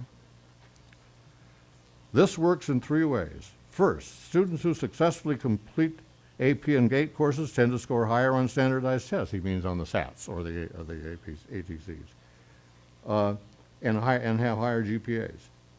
Thus, they're more likely to win admission to the most selective institutions. These same students are also more likely to win admission into highly selective majors at those institutions, such as engineering. So getting eligible for the UC system is one thing, getting admitted to a top-tier campus is another thing, and getting admitted to some majors is yet another thing. Okay? Second, in the more selective AP and GATE courses, in the more selective programs, AP and GATE courses are often crucial determinants at the margin. Within the narrow band of applicants at the margin, these courses can help sway the decision. Third, schools that don't offer these courses or only offer a limited number come to be seen by UC recruiters and UC admission staff as second-tier schools. Recruiters, especially those from highly selective institutions, spend less time there, and admission officers are more likely to discount the performance of the students from these schools. Okay? Now, that doesn't mean that we would have to do something that results in that. It just means that you have to pay attention, because we in fact, whatever we do, it will be watched, and I can assure you, it's going to be watched by some very smart people who really know a lot of numbers and know how to draw inferences from them within the UC system. Thank you, Mr. President. Mrs. Parker. Thank you. Well, this conversation is going a little bit differently than I originally expected, and I want to say how much I appreciate the comments of both of my fellow board members, Mrs. Cordero and Dr. Noel.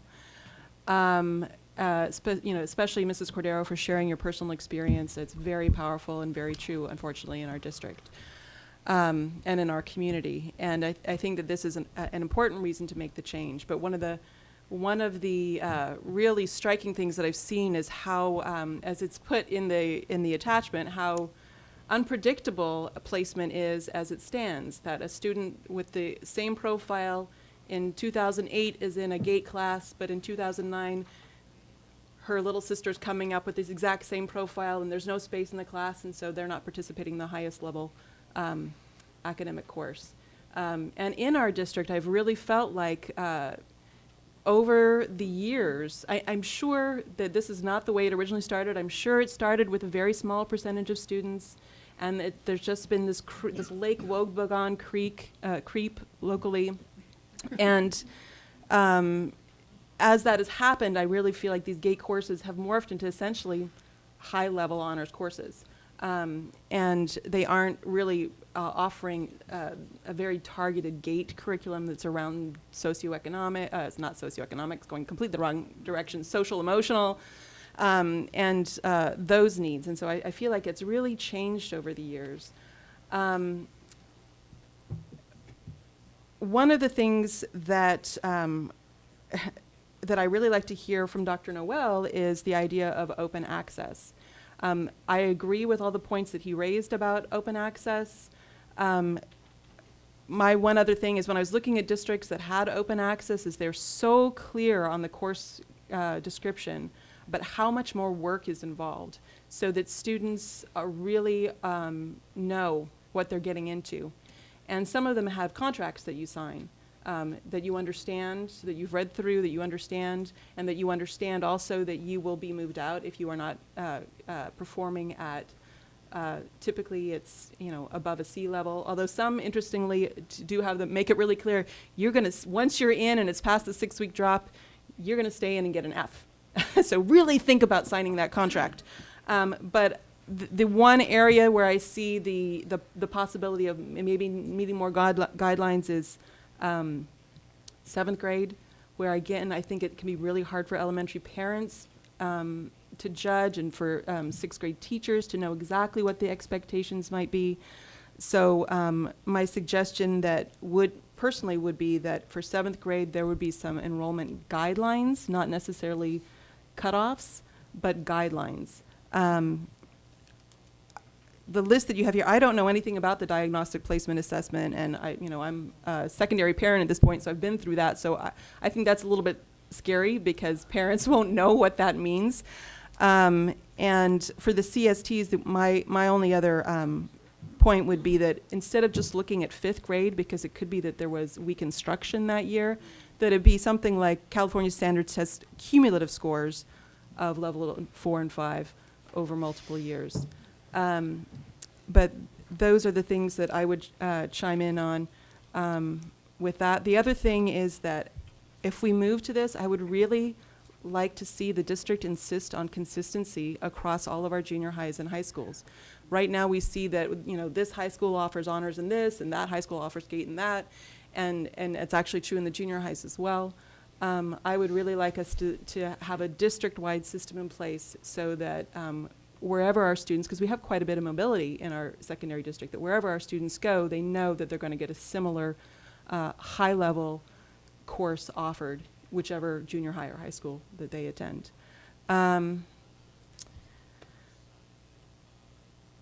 think that that's it for me at this point, although I may chime in as other board members bring things up. Mrs. Yeah, Deacon? Just comment, a footnote on Mrs. Park.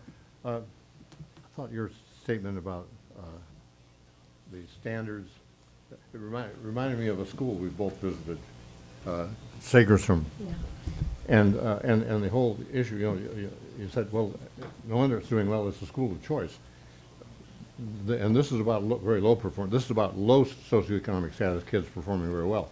But the bottom line there was that everyone knew, just as you say, that there was a point below which you're going to be asked to leave. Interestingly, I asked, and how many did you let go last year?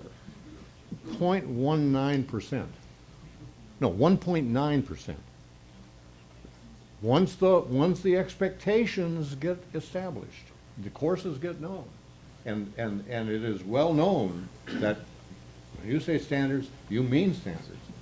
I think this becomes self-enforcing to a large part. Mrs. Deacon? Thank you.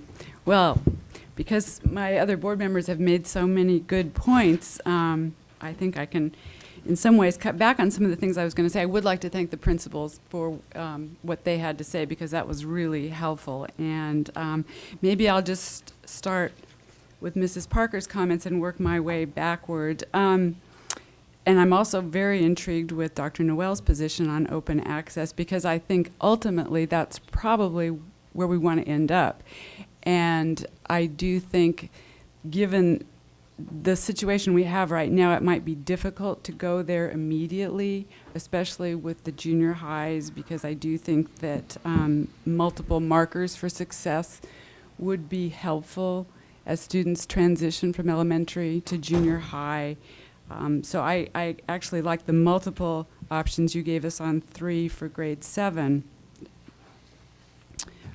I don't know what this diagnostic test will look like, or if it even exists yet. You know, I can speak to that if it's helpful. Thank you. I can see the head shaking. When our students enter 7th grade, they are given this exam, this assessment, and it's linked to the curriculum. So it's the Holt series diagnostic placement, and it clearly shows which standards have been covered, what they know, what they're ready for. And the same thing we do with math. So it's that exam, that assessment that's already in place. What we've talked about with the principals is that that's an easy scan. You just scan it. So it's a quick, it doesn't take a lot of time. What we also would like to do is, upon entrance, based on that, we would also do a writing sample with English. That's always helpful, and they do that anyway. And so very quickly we can make adjustments as the kids are in class. And the 7th grade teachers would be doing that part of it, the writing sample. Okay, good, thank you. So I will just begin by saying that I'm absolutely committed to ensuring rigor is maintained. And I don't think anybody is in any way indicating that that would go away. My sons were both in GATE classes, and I know how much they really benefited from that. And actually, a parent pointed this out to me in an email, but technically it was really a high honors class because it wasn't uniformly GATE. And I think for me the bottom line is we really need a more systematic and a more fair way than what we currently have. In so many ways, I think this current plan is going to more honestly reflect what we already do to a certain extent, except that there are barriers, and we know there are barriers for a certain group of students to move into these classes. And so what we want to do is remove those barriers, but make sure that we maintain the rigor. So, you know, some of our speakers tonight have talked about some of the hurdles that students face and why some parents are better equipped to lobby. and as board members, we know that that lobbying goes on because sometimes it comes all the way up to us. And space is certainly a factor too. So to see those things go away and to have just a more equitable system, to me, makes really complete sense. Just talking about differentiation, I've been a teacher too for over 20 years, and I'll tell you, any teacher who walks into a classroom begins to differentiate immediately.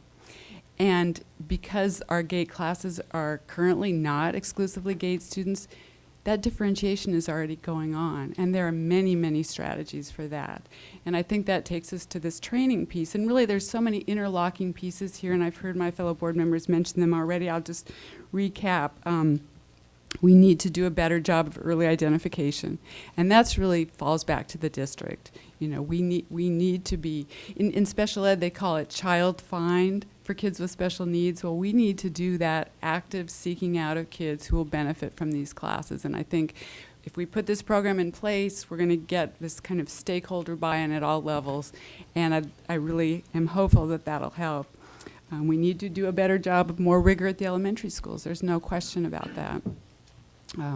And so that's certainly that we know it's going on, but it needs to continue to get better, and that takes us back to that teacher training piece. We need to monitor the program once we make the changes. That's been mentioned. And we need some exit strategies. Right now, I think it happens informally. We heard from the principals. Obviously, we want to catch people before they fail, but it's not fair to a student if we're keeping them in a class in which they're not progressing. And so I think we really do need some systematic ways to exit. So those are most of my comments right now, but I just see this as really an interconnected piece. It's not just what we're talking about tonight, it's all these other pieces that go with the implementation, and we're not going to succeed. And I think we can't predict with certainty how well this will increase diversity. I mean, people have raised that, but I don't ever want to look back and say we missed this opportunity. You know, I was on the GATE District Advisory Council 15 years ago, and we wanted to do this. We didn't have the power to do it, and now we're faced with this opportunity. So, you know, the time has come. That's what I feel. Mrs. Cordero. Did you want to have a chance to? Okay. I wanted to address a couple of things. One is, I think Dr. Noel makes a really good point. If it's true that these courses really are crucial determinants, as it was stated, for top-tier universities, then it's even more important that there's equitable access to them, because by denying access to them, we may be denying access to the top-tier universities as well. So that makes an even, I think, more pressing point for why this is important. And I have one thing regarding the options. I would like to make sure that any of the options, whether it's the students have to meet 2 of the criteria or just 1 criterion, or 4, or how I would actually lobby for not having it be too many, is that I want to make sure that there is a way for a student to enter into the classes, and maybe we want it to just be open enrollment. I would actually support that. But if we don't go that route, that I would like there to be a way for the students to enter the courses separate from a test score. Okay, so that the students who test at that level, that they can meet that criteria, but that there can also be a way of entering without having to achieve a particular test score. Because as we know, students of color tend not to do as well on standardized tests as white students do. And so if that continues to be a prerequisite, it will continue to be a barrier. And I think it's important also to know that this discussion has been going on. I think a lot of people maybe didn't grow up in this community, didn't go to these schools. I'm a product from K-12 through the university of this area, of the school district, and then the local universities. this discussion has been going on for more than 25 years. This is not a new discussion, and these are not new issues that are getting raised. This has been an ongoing concern. So these are not, we're not, I would argue, certainly 25 years is not acting in haste. We have had, 25, 30 years to see that repeatedly the things that we have tried to do, haven't produced the results that we want. So, as Ms. Waski stated at the beginning, this is not the magic bullet. But I think it is one of the very important steps. We still need to take all the other very important steps, but you can't say, I think we can't say we can't take a step until we've taken them all, because then we can never start. We have to start at some point. And after, 25, 30 years, I think it's important to get started. So, which I don't mean to say we haven't done anything, we have. But I do think this is really key. I appreciate that the board is in position to want to act on this. It's been something that, I've been involved in the school district for a long time. So this is something that has been years in the making. And I'm just happy that we're, as my fellow board members said, I'm happy that we're in a position now to really make a decision that can have a great benefit to all of our students. I'll just comment, I haven't had the 25 years. I've had about the last month. Seem like it? Well, it was a month ago, it was presented, and if it had been an action item, it would have been passed a month ago, the first meeting. And now it looks like it's been changed quite a bit since that first meeting, and it's a month later. Most of the comments tonight were based upon all the previous information that had been exposed to the public. And now tonight we have a brand-new proposal, and I guess I'm in the same position I was a month ago. I want to hear, what people think about this brand-new proposal. I agree with Mrs. Deacon, almost everything she said, is that there has to be a change. And she made, I think, a very straightforward comments on most of these issues. So, but, this is a new proposal that we have in front of us that the public hasn't seen.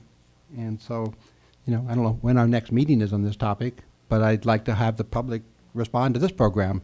I think you got a sense of where the board members are feeling, and I was surprised at the open access response.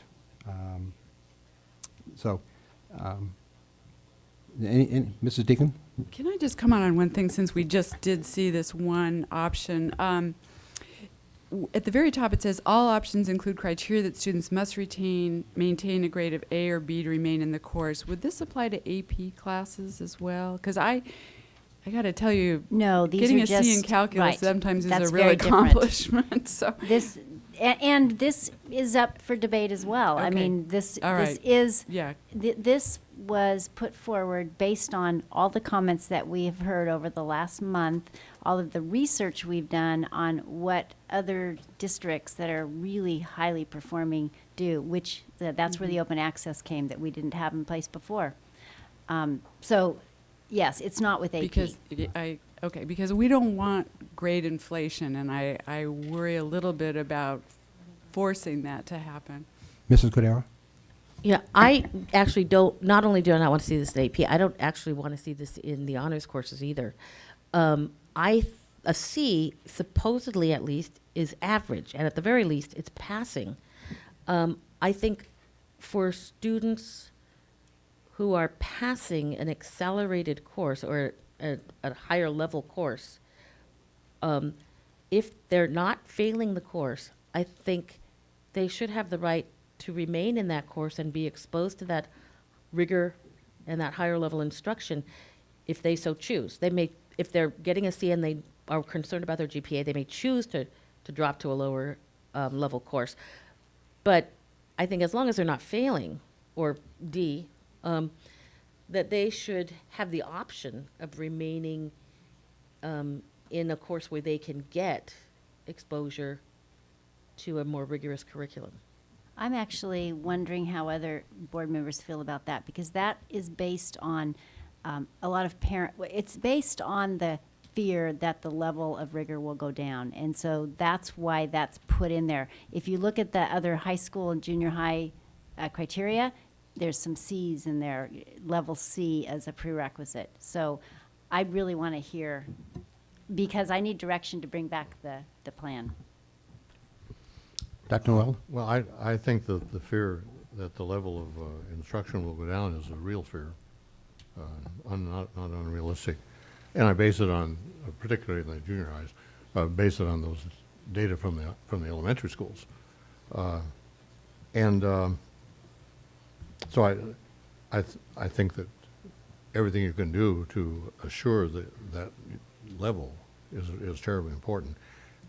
When I talk about open access, I mean open access, but that's one side of a coin. The other side had all those points on it, and I think it's utterly crucial, because the dynamic is not working for maintaining quality just automatically.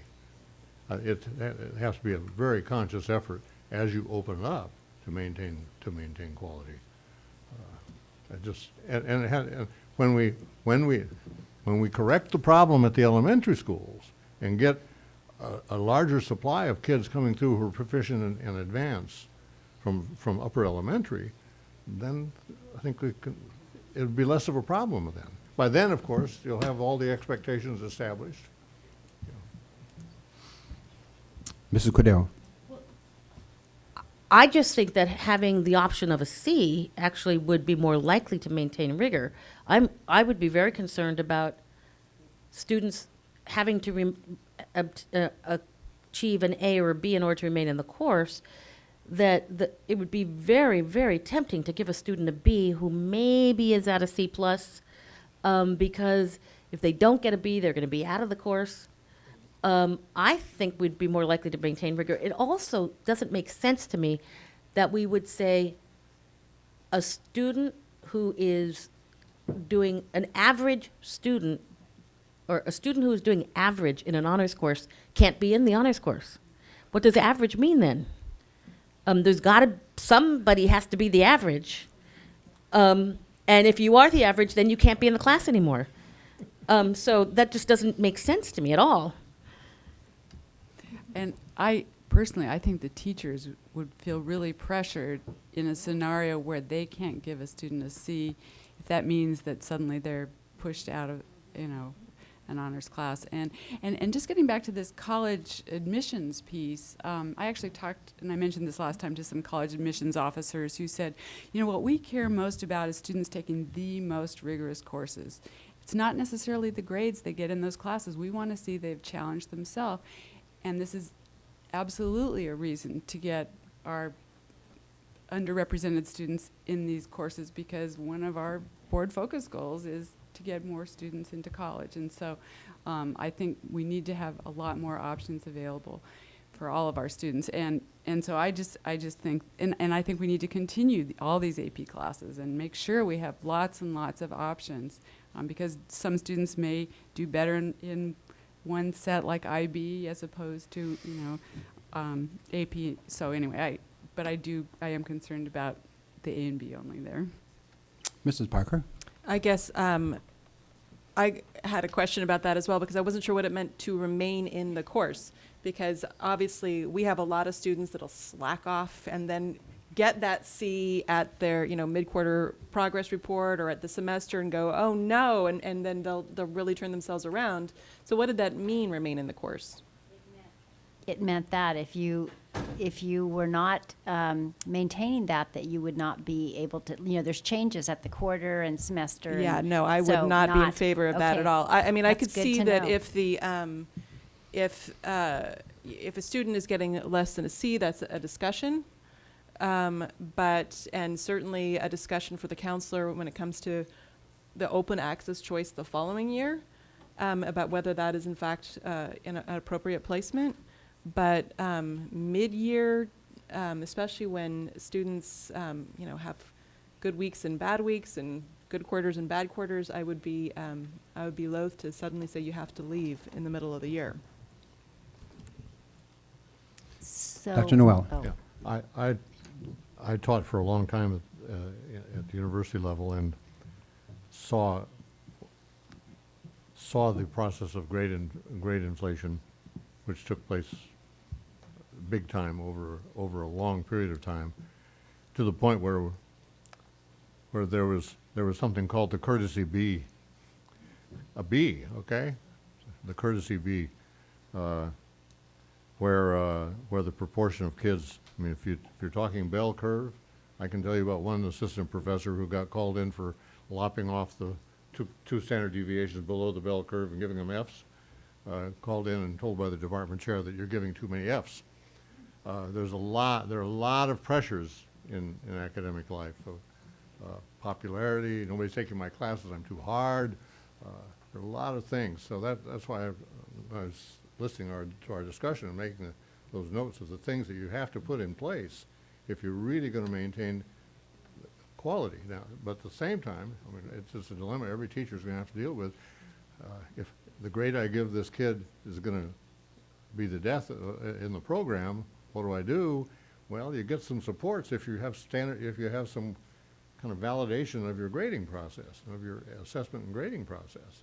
So it's not completely up to the teacher. It's got this external link. That's the AP-IB program. One last point. We need IB at both of the other high schools because that option is available at Dos Pueblos for Dos Pueblos kids as another in the quiver of high-level, rigorous courses, and we don't have it available for our kids down in Santa Barbara High School, and I think they deserve that. And it's not the same as AP. IB is qualitatively different stuff, and profoundly different intellectually. So anyway, I wanted to get a plug in for that. Procedurally, we have a meeting on the 9th, and that's Cesar Chavez discussion. We don't have a meeting on the 16th, and let's keep it that way. And then the next meeting would be the 23rd. Let me comment, we are so backed up that we just won't get to things unless we do meet on the 16th.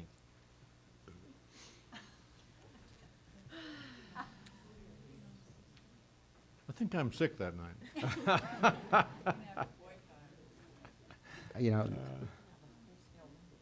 Well, let me get back to my question. If we don't have on the 16th, then we have the 9th and the 23rd. From a timing standpoint, how does that affect you? Well, actually, we had anticipated that we would bring this back for action on the 9th, which is a week from now, and we would have the Cesar Chavez charter review, draft charter review. And that we would move other things off of that meeting so that we got these things taken care of. And after hearing tonight, at what point will you have, quote, the new proposal? I've got some very good direction here tonight, particularly that last thing I'm hearing, lop that off. We don't need that. We need very specific, helping when students are not being successful, and that a grade in that class could affect going in the next year, but that there'd be a lot of intervention before that point. So that I have, But when would the public have in front of them the proposal that you're recommending? Well, it would be the normal board on Friday when I submit the So agenda. it wouldn't be at the meeting it'd be in the actual proposal would be in the packet, Okay. absolutely. So it would be Friday and online Friday afternoon. Mr. President. Dr. Noel? I wonder if it would be possible if you could put one more week in there, because a lot happened tonight. I think the tone of this meeting was sure different than some of the ones out at the schools. And I know that there's been a lot of constructive stuff going in the emails. And I just think that if Dr. Sawatsky can put together a synthesis of what happened tonight and get it up on the web or get it somewhere where people can react to it, that it would you know, and then they'd have a chance to come in and react on next Tuesday, then put it on for a vote. So that they, it just gives people Another a feeling that they've got, that it was more participatory and that they really had their shot at it. You're saying for another conference item next Tuesday and a vote on the 23rd? Yeah, that's my, the vote, I hadn't thought about just what to do on the 9th, but on the 23rd, a vote on the 23rd would allow time for this process to work. And I'm kind of going a little bit from the special ed experience we had. The process really does help. Yeah, and when people feel that they've had a chance and that it's more thoughtful, this one kind of came, for many people, for whatever reason, came as a surprise. And then they come into a board meeting and see, that if we do it on the 9th, they're going to get it Friday. Nah, who gets it on Friday? They may read it on the web on Monday, and then Tuesday night we vote. It's a chance to talk to your board member. And I incidentally, as a board member, would like to be able to see it and react to it, to you. Right. Before it goes to. Is the 23rd too late in your process? May I ask, we have a couple of administrators, Ed, Behrens, and Jennifer. Jennifer, I know you do a lot of work with the master schedule. Could you come up and? Yeah, they need to go to student balloting. Yes, Actually, I would prefer to have it on the 16th, but let's hear from Sam. Our students are turning in their course request sheets starting tomorrow, our current students, so. Yeah. That's a pretty It's not clear gonna, answer. it's not gonna, I mean, what it would entail would be making changes in the Aries database for the course file. And those are title changes, and then updating our UC list with the appropriate course titles too. And that happens in the summertime, so. I believe at the high school where the balloting does make a big difference, it's not as critical because we're, you know, it's pretty much the same, just the renaming. So, what? Let me describe some of this balloting and the effect of this balloting. We had a number of layoffs. You know, as a superintendent, one of the most difficult things I do is send out letters to people who are bright, motivated, talented teachers and say, you don't have a job. And there's a lot of anxiety over that. When we go to balloting and start to build our master schedule, this is when we decide how many English teachers we need and how many science teachers we need, and especially in those elective areas. So I do not want to waste a lot of time on that. I want to be able to get back to people and say, yes, we need you, or no, this is your situation. Mrs. Parker? I like hanging out with you guys. I'd be thrilled to come on the 16th. But and I appreciate that point. Although, I mean, the reality is that overall it's going to be the same number of courses that are offered for X number of students. But I do think I like the point of giving it more time. You know, with Cesar Chavez, I would hope that there would be some sort of break in between the two. I mean, those are two challenging separate discussions. But I certainly know how hard it is with the number of things that we have on our menu to get. It's not even a question of the 16th versus the 23rd in terms of waiting one more week. It's really a question of being able to get through all the things that we need to get through as a board. And if we could have a short meeting on the 16th, I would certainly be willing to do that. Well, the good news is we won't be here on the 30th. That's true. Okay? There was no chance of that. Okay? Right. And normally this is a month when we would have that. Yeah. So. Mrs. Cordero? It's a silver lining, isn't it? Yeah. I'm afraid I might not be here on the 16th, so I just want to put that out there. I'm actually ready to do this on the 9th. I mean, I feel like we have gotten a ton of input from parents, and this proposal right here is very clear cut. I certainly will listen to more input on this on next week, but I'm ready. Mrs. Cordero? I would also be ready on the 9th, so for whatever that's worth. My concern about the 16th is I feel like we have been adding in a lot of meetings because we don't get through what's on our agenda.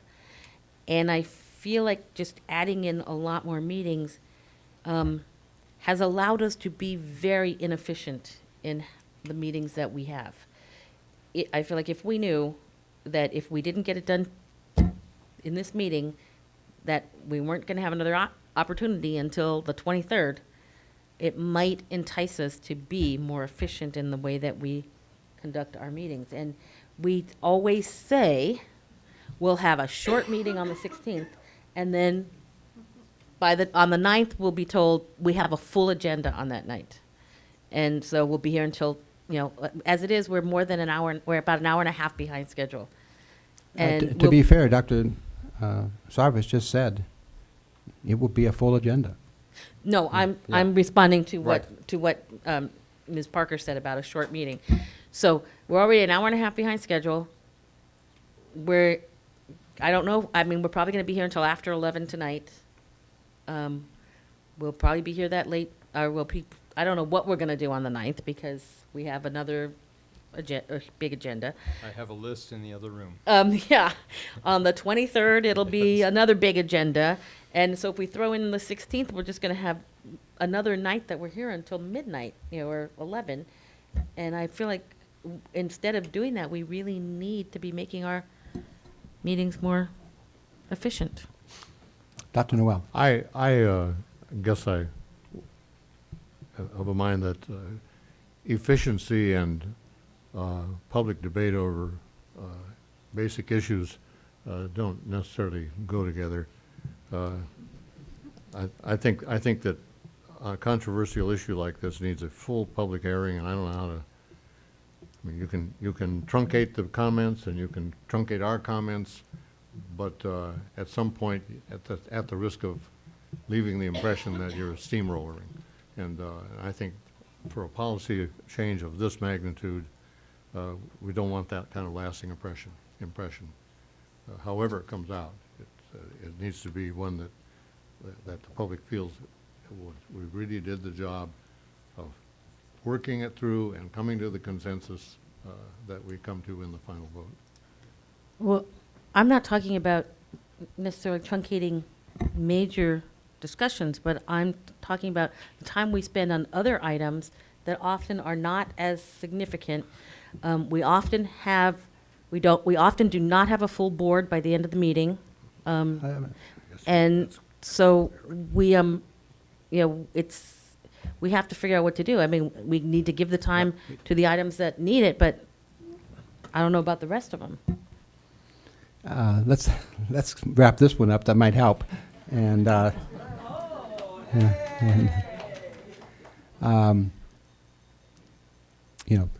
a believer in public debate, and so if there's something wrong with the system, buck stops right here. But I enjoy the dialogue. I don't like staying as late as we stay, but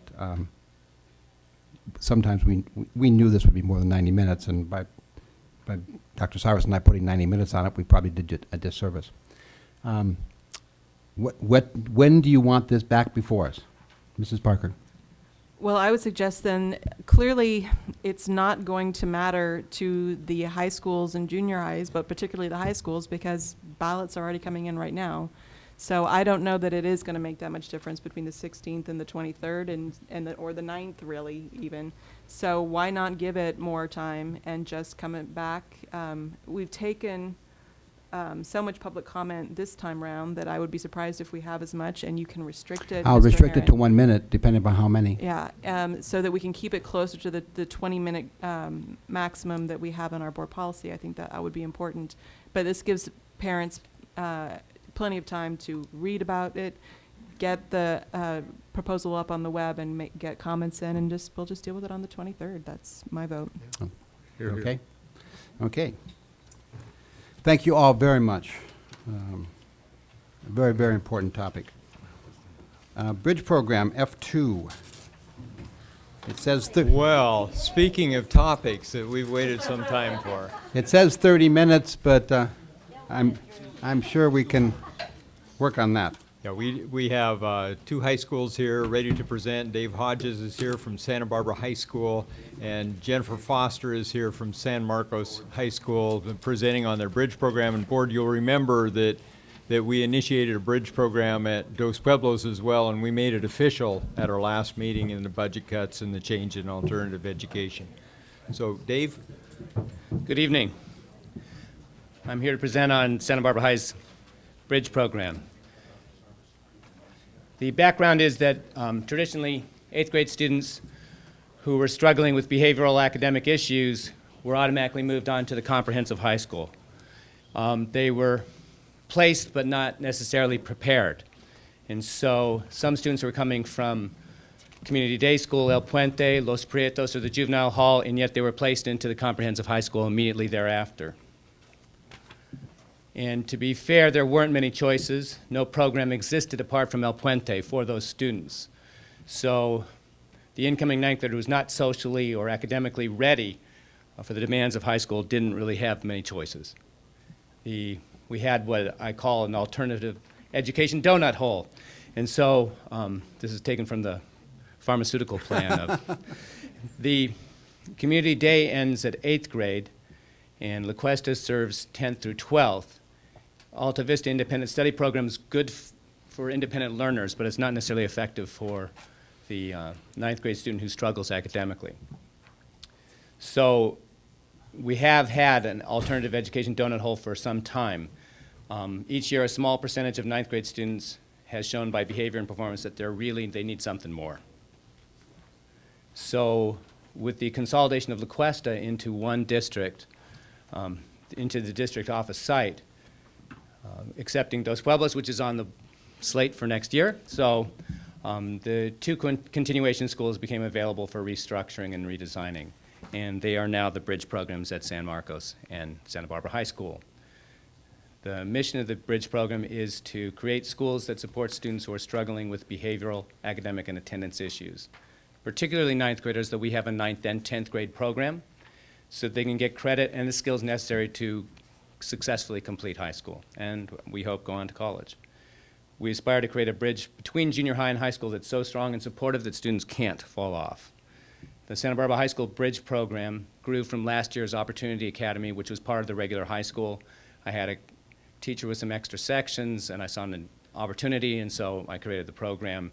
That program was conceived as a one-semester academic shot in the arm for students who had 3 or more Fs at the 5-week point beginning in September. And CST ELA scores in the below basic to far below basic range, basically below 300 points. The Santa Barbara High School Bridge program, okay, there we go. Here's our staff. Dr. Caprito, myself, Carlos Williams. He's counselor to the 10th grade students initially, and Ruben Gill, counselor to the 9th grade students, but now we've just spread it amongst every counselor, so they counsel their own kids into the program. Veronica Cayes is our Read 180 teacher for the 9th and 10th grade students. Chris Hankin, Algebra A for 9th and 10th, and he also teaches Casey Math to 9th and 10th grade students.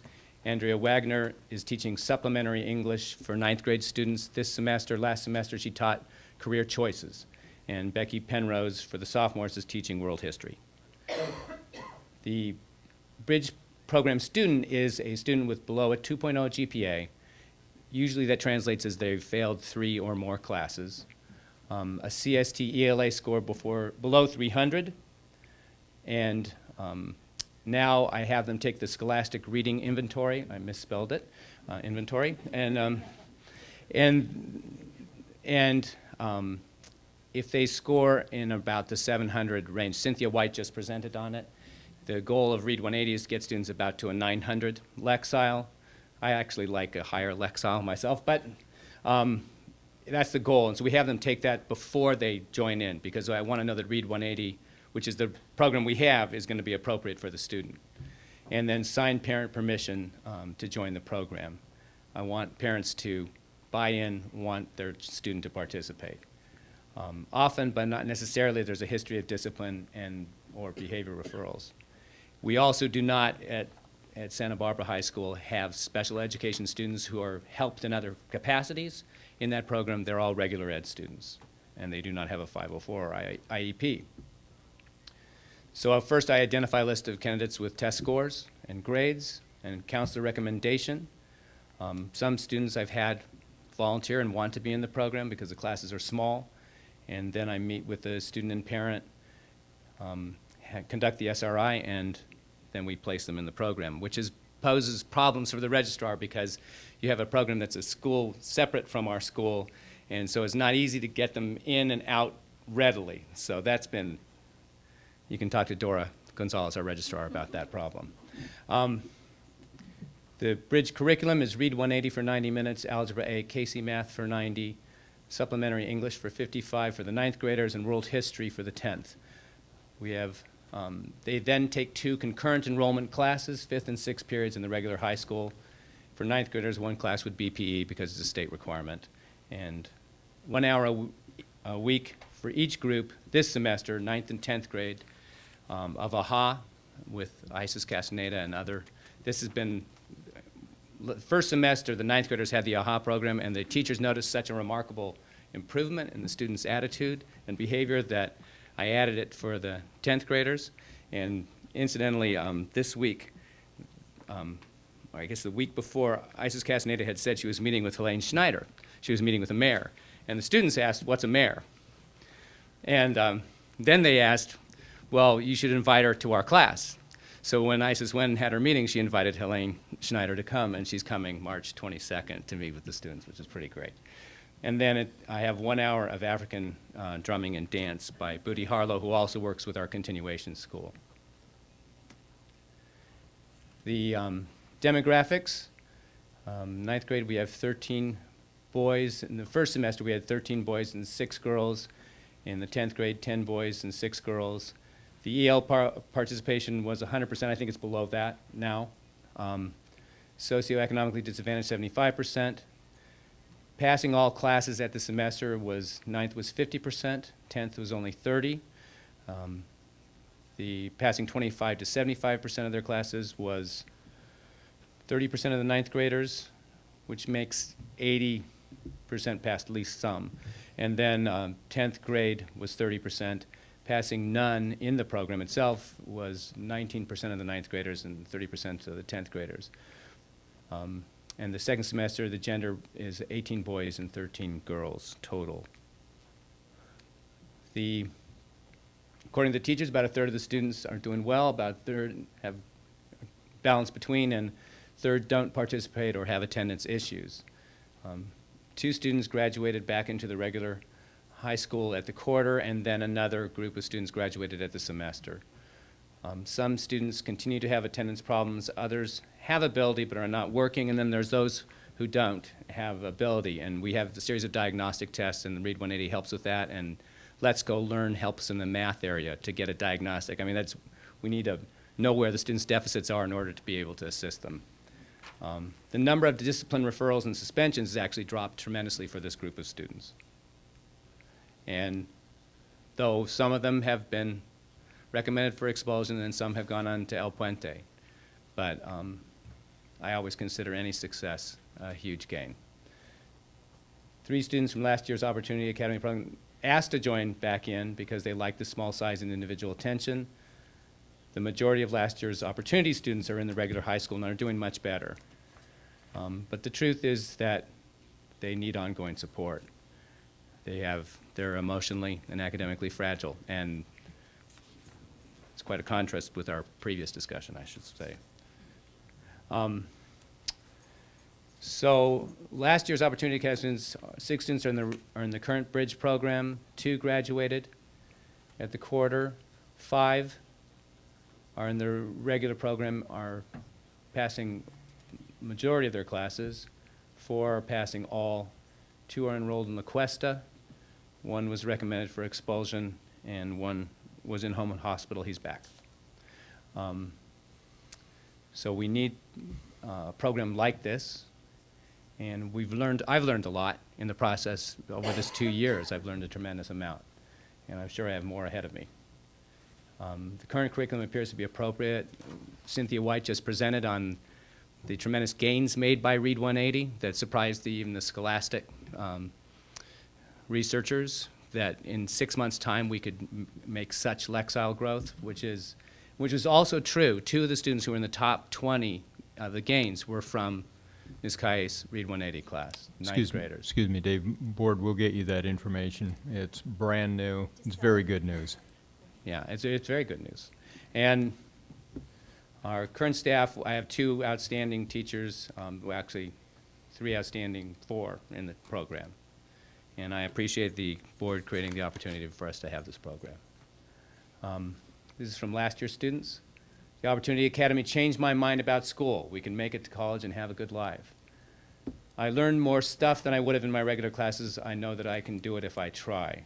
I'm not sure that the Opportunity class changed me in any way that's noticeable, but I have a better idea on how to do my work. I'm a little more organized. I've also gotten slightly better at writing. And it made me see that I wanted to become someone.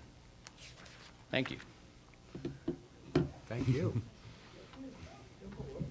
Okay. Let's go San Marcos first before we have questions. That sounds like a plan. You can sit right in the front row.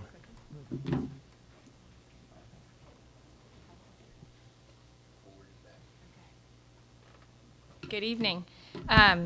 So David and I talked, and we had some of the similar, in terms of the needs and how we identify students and those kinds of things. This is our first year at San Marcos High School having the Bridge program. So as you would imagine with starting any new program, we've had some challenges in terms of identification criteria, I think has been the primary challenge. But we have learned a lot over this year, and I think we can make some positive changes for next year.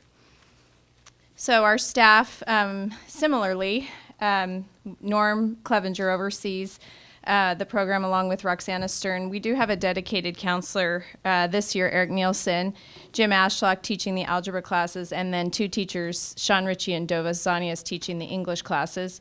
And then our registrar and attendance clerk are also vital to the operation of the program, as is our bilingual community liaison, Teresa Lewis. She's been outstanding in terms of communicating with families and getting a lot of students' parents involved in the Parent University and other parent programs too, because as we know, it's at what's happening at home too. If we can strengthen the link between the home and the school, that really helps the students as well. So as David said, we have existing student support programs and options for credit deficient students, but there really is a gap there for the students who are in 9th grade who are struggling. So the program is designed for at-risk students, identified through CST scores, attendance, and teacher recommendations. We had a hard time identifying our incoming 9th graders last spring based on CST scores and grades. There wasn't a lot of correlation, which was pretty interesting between, you would think that students who had really low grades would also have really low CST scores, and we found that not to be true. So we kind of had a hard time getting organized, and it was kind of late at the end of the year. So I think this year, getting more teacher recommendations or administrator recommendations from the junior highs would also really help us, in working with the students. The students are enrolled in 3 bridge courses. The core areas are college prep, English, and math. And then the other areas include PE, science, health, and the RISE class. They are also concurrently enrolled in our regular San Marcos program for 1 period in period 4. They're eligible for all the co-curricular programs, and all classes are taught by our staff. They are small class sizes, which definitely benefits the students. Right now we have 22 students, all in 9th grade, 16 boys and 6 girls, and 17 of them are identified as Title I. This is a sample schedule for a bridge student. All the classes are 90 minutes. We have the students in English are in the Holt English, not in Read 180, and then the math, and then the other classes that they take. The classes are college prep, and that keeps them on track for graduation. Additional support, we do monitor their school-wide academics. The core teachers, we designed the program to have them be able to have a common prep period, and they really have used that to meet the administrator, the counselor, and the teachers meet regularly to discuss student progress, the curriculum, what's going on, the challenges, the struggles. So that has been something that's been really valuable. Regular contact with the parents and also with the guidance counselor and administration. They also have some extension activities, visiting the library presentations, how you use it, how you choose books, visits around to the campus, the career center, the counseling office, and also to the intervention center, which sounds a little funny when you, not actually that they're getting sent there, but to go there and the teacher there to talk about what you can do to stay out of the intervention center, hopefully, too. So, and making positive choices. They've had guest speakers, field trips focused on future planning. And I think having the counselor dedicated to the program, they really focused the 4-year plan development. So they're setting goals and monitoring their own progress. So the goals are to have the students develop skills for success, be credit current at the end of 9th grade, graduate from the Bridge program, no need to transfer to a continuation school, and graduate with their class after 4 years. Some statistics, the student attendance has definitely improved. The average was 11.1 period absences for terms 1 and 2, so a semester's worth, and we had a couple of students, I think it would have been a lot better, who had a lot of period absences, 2 of them. So, but all in all, it's actually a pretty good average in terms of, you know, for a semester's worth of time with this population. Lower suspension rates. Bridge students average 4.85 referrals. Those aren't necessarily suspensions, but, you know, a class referral to the office. 40% have improved their GPAs, and the increases range from 0.43 to 1.86 grade points.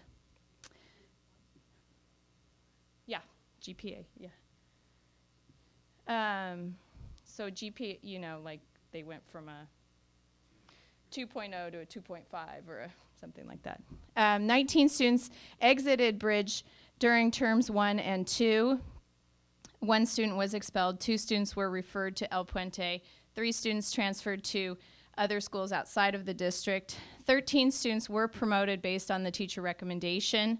Not always positive, some because the participation in the program is voluntary, and not every student wanted to be in there, had great attendance, was really on board with the goals of the program. But there were, overall, the average GPA for the students who exited the program was a 2.28, including, you know, some students who were 3.5, 1 student had a 4.0, so really benefited and probably used that additional support in that critical first semester of high school.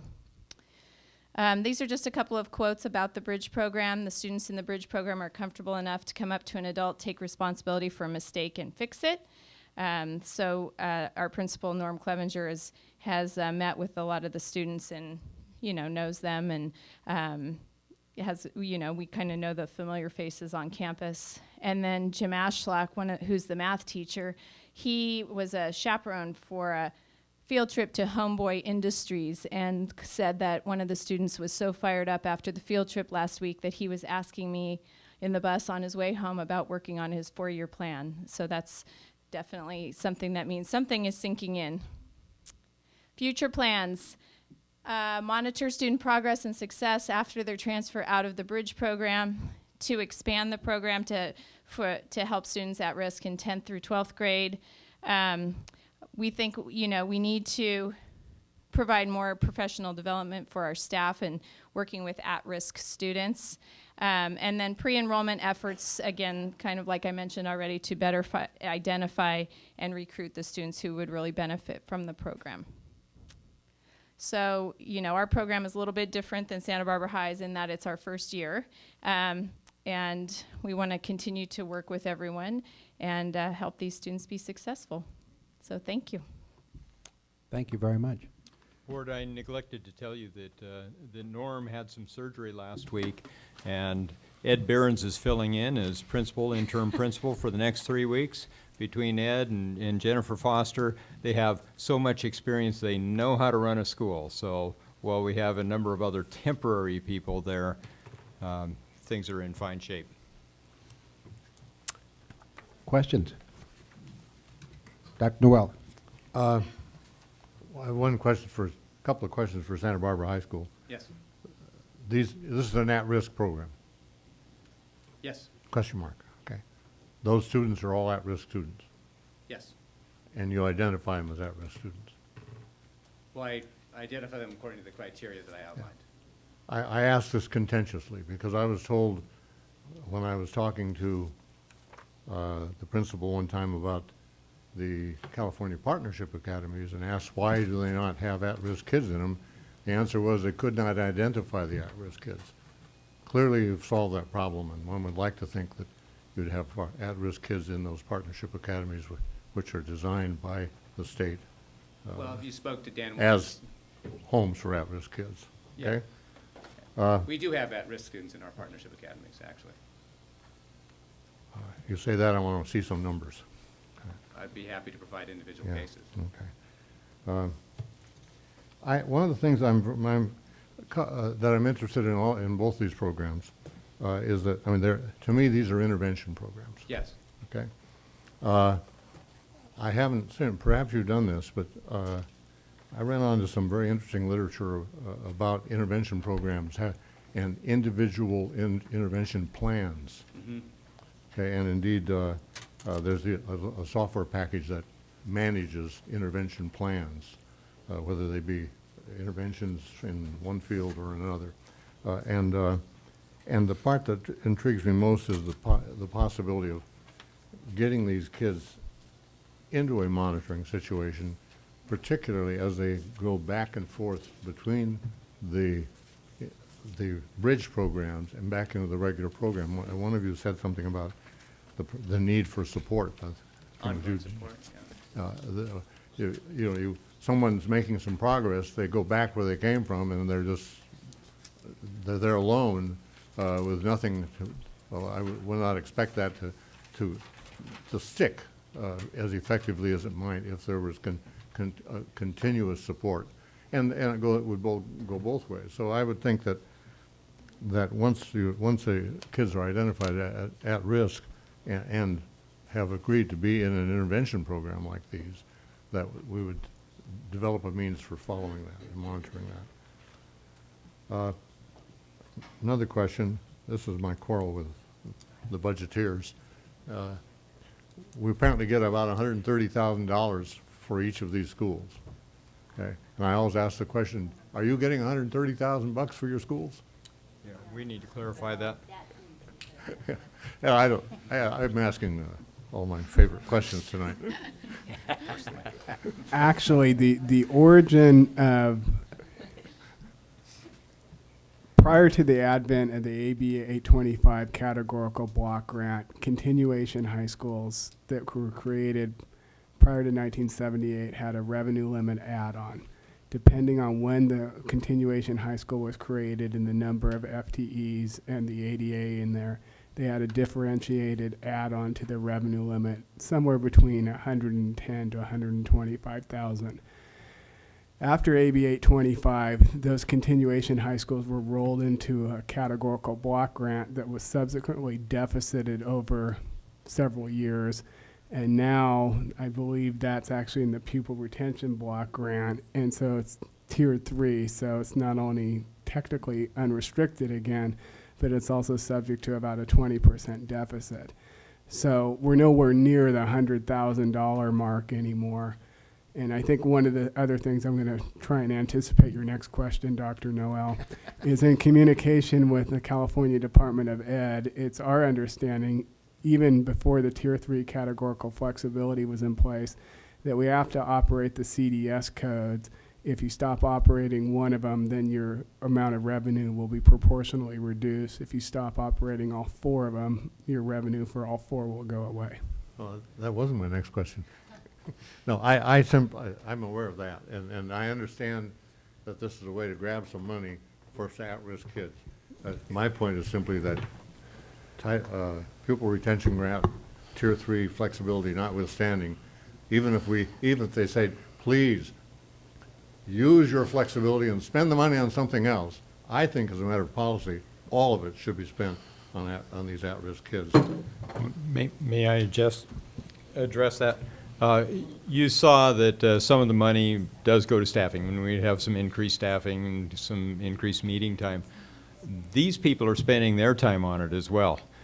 We have registrars who are spending their time on it as well. We have people in attendance who are spending their time on it as well, and that money gets distributed across those personnel. Thank you, Dr. Cyrus. So we could get a nice little report showing how it's all being spent, huh? Thank you, Dr. Noel. Any other Thank you, questions? Mr. President. Thank you both. Thank you both very much. We appreciate it. Keep up the good work, and Good evening. we'll have more success. Do we have any public comment on that?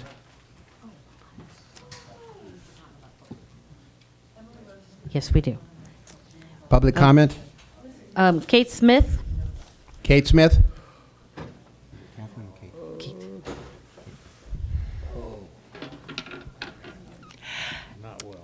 Any success is a huge gain. Does that mean any failure is a small loss? 3 years ago, Kathleen Abney, who was the head of the continuation schools, came to this podium and said 90% of her students were undiagnosed special education. And she didn't have any special education personnel. So I came to the podium and I said, did you hear that? This district is non-compliant. And Brian Sarvis, speaking out of order, said, this district is compliant. That's the reason I had a video camera trained on Brian Sarvis when Joan Esposito declared there is rampant retaliation in this district. So that's how I caught Brian saying, Kate? yeah, Go what? ahead. Oh, thank you. There is institutionalized racism in our school system.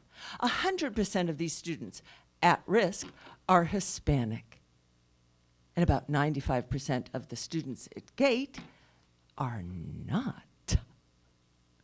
So basically, this is a farce. This is a betrayal of our children. You don't know how to educate them. There isn't a program for intervention or at-risk students. The students that are struggling with behavioral, academic, and attendance issues have to be tested, treated, diagnosed for the problem. And what are you doing? You're taking them to the library to look at books. Do you think that's going to help them read? You're taking them to the intervention center so they can be intervented. I am so disgusted, for crying out loud. A donut hole? Oh, please. A bridge? It's a bridge to nowhere. You're talking about building the bridge supportive and successful so they don't fall off. I'm sorry, your bridge is a foot wide, 5 feet thick. This is the school to prison pipeline. You don't know how to assist our students, educate our students. Who is the bridge student? The bridge student is a child who needs to be assessed, for crying out loud. This is institutionalized 30 fraud. seconds. The bridge curriculum, give them AHA. Give them drumming and dancing an hour a day. They're kinetic learners. Learn about neurodiversity, for crying out loud. Some successes and challenges. Well, how much did we pay for that astute evaluation? Well, a third are good. A third have good and bad days, and a third are bad. Thank you very much.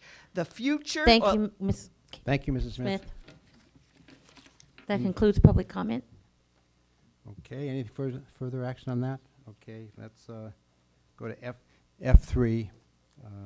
Consideration of a community opinion survey regarding viability of a proposed general obligation bond measure. Eric Smith will make this presentation based on direction we received from you, the board, at our last meeting. Thank you, Dr. Sarvis. At our last meeting, Mr. Hetjonk provided information on the status of facilities in the district, and not only did a fairly good job of demonstrating the need, but also the fact that most of our capital funding sources are oversubscribed. We've previously used Godby Research to conduct a community opinion survey when we actually tested the waters with respect to our parcel tax measure. We would suggest before going forward we do something similar with regard to a general obligation bond. If we were going to seek a general obligation bond in November, which would be a Prop 39 general obligation bond and be subject to the 55% voter threshold, we would suggest that we would retain Godby to do a similar type polling and see not only what initiatives might be attractive to taxpayers, but also the tax threshold they'd be willing to pay. So at this point, we've solicited a proposal from Godby Research, which is attached. We present it to you for your consideration, and you can see the fiscal impact depending on the length of survey and the number of questions they asked. It's kind of a continuum there. So at this point, we're looking for feedback from the board, and if you have any questions, I'll try and answer it. Mrs. Deacon? How many people were surveyed last time? Do we know that? Do you know? As I recall, it was 500 per. So. So 1,000 total. Per district, and there were some overlapping surveys, so there were some people who were surveyed and counted toward both. Right, okay. I guess I don't know the population differential between our secondary district and our elementary district. This number seemed a little low to me, actually, for encompassing the secondary district. Do we know that? We should know. We should know. Yeah, we should know. And I don't know, but Well, anyway, I actually. The next census will tell us. I actually Yes. think, I know it's expensive, and I know we've already cut a lot, but I think this would be a good investment. I would like to think that if we were able to pass a bond measure like this, we might actually be able to hire back some of the maintenance staff that we had to let go. And I talked to Mr. Smith about that a little bit, and it sounds like that might be a possibility. I think that new revenues I want to clarify how that would be done. If you structure the bond language where you could make your deferred maintenance match, which is done in other districts, basically you would relieve your general fund contribution to your deferred maintenance fund, and you would actually be retaining employees out of deferred maintenance fund, not with general obligation bond dollars, because there's strict prohibitions in terms of what you can actually expend out of general obligation bonds, but that's a way of budget craftsmanship to get there. Just to finish up, I think on a number of fronts, this is a good time to do this. I think that it's a good economic climate to go out and a good bid climate to go out if we were to go after some of these really much needed projects. It keeps the funds local, which I think people care a lot about. I think new revenues are always better for the economy than budget cuts. And I think even our local economy would benefit from this. So we know with the parcel tax, we saved jobs, we added jobs. We know we desperately need a lot of things, and I think that we could get the public excited about this if we had the right projects in front of them. So I personally am very much in favor of this.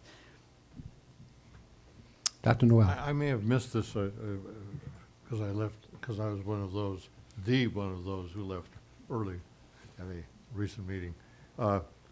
What projects and money are you talking about? Mr. Hatton? Dave, do you want to talk about the list of projects? It's extensive, but Yeah, we did send a list out in a board brief of possible potential projects for a future capital project fund or bond fund. And we've asked for input from principals and from any board members who or other people who may wish to add comments. I'll go do my homework and withdraw my question and go do my homework. Dr. Noel, we also had a presentation with a lot of photographs one night that you weren't here, and I don't know if there's a way to share any of those photographs, but those are pretty compelling. Well, we'll make sure you get that information. Mrs. Parker? But it was, but Dave, maybe you could typify those needs, because it was pretty broad. Well, we have a lot of systems that are failing. One of them that we've all heard about, that we know about, is the heating ventilation system at Dos Pueblos High School. Let me make it really big categories. Okay. How much of it is maintaining or refurbishing existing facilities? How much of it is building new facilities?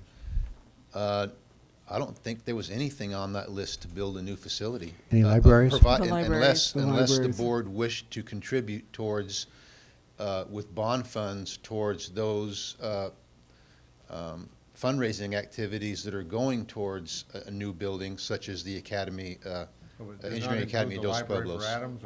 I'm sorry, it did. Yeah, Okay. I'm sorry. Yeah, It did include.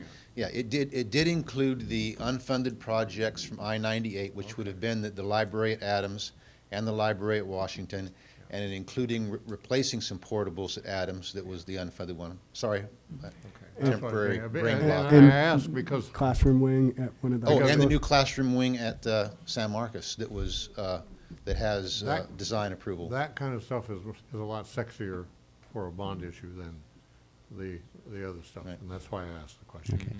Mrs. Parker? As I agree with all the points that Mrs. Deacon has raised and everything that you've shown us before and the things that we know as board members as we visit school sites, that there's a desperate need for this. And some of the information that we've sort of gotten, we haven't had a full report because we don't know what this bond would look like, but there are certainly ways that it could be put together where there was actually no additional cost to local residents, and I think that there's going to be a lot of interest in this. I was so impressed with Godby last year when we went through this, and we've seen Godby down at the CSBA conference making a presentation, and I think that he does a terrific job, and the people that he works with, and I trust his judgment on what's necessary in terms of getting accurate polling. But I would definitely, I really think that we need that good information and not something that, not go blindly forward. Mrs. Cordero? Well, I think you're trying to get kind of a general sense of whether we want to go forward with doing this kind of a survey. And I would agree with Ms. Deacon and also Ms. Parker that I think it's worth the expense, even though it comes at a time when every penny spent feels painful. But we stand in a position to be able to reap such a benefit from it that I agree that I think it's worth it. So, if you're looking for direction, I would definitely suggest that we follow up on this. I would just add that we have a letter from Lanny Ebenstein on the topic, and one of the things he points out, which I think is very important, I would like to research polls to not just make this look at a window for this, but how will it affect the renewal of the parcel tax 2 years later?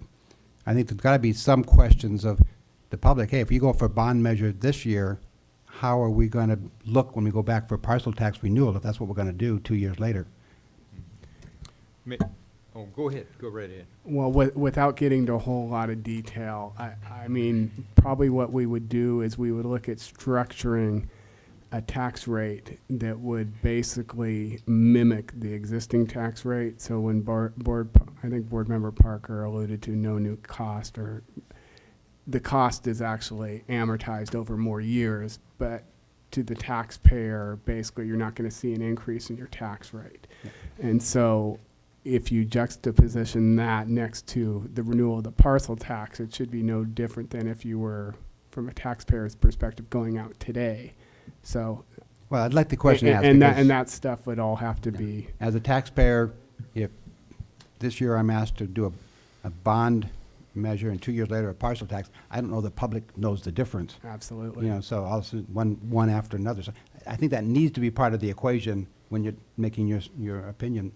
Yeah, and generally, anytime you seek a bond, you've got to demonstrate the need. And so basically that's part of the campaign, is demonstrate that you have a real need and a need that a community is willing to support through a general obligation bond. Okay. Could you just briefly comment on how that would intersect with the refinancing of those bonds, that money was effectively returned to the taxpayers?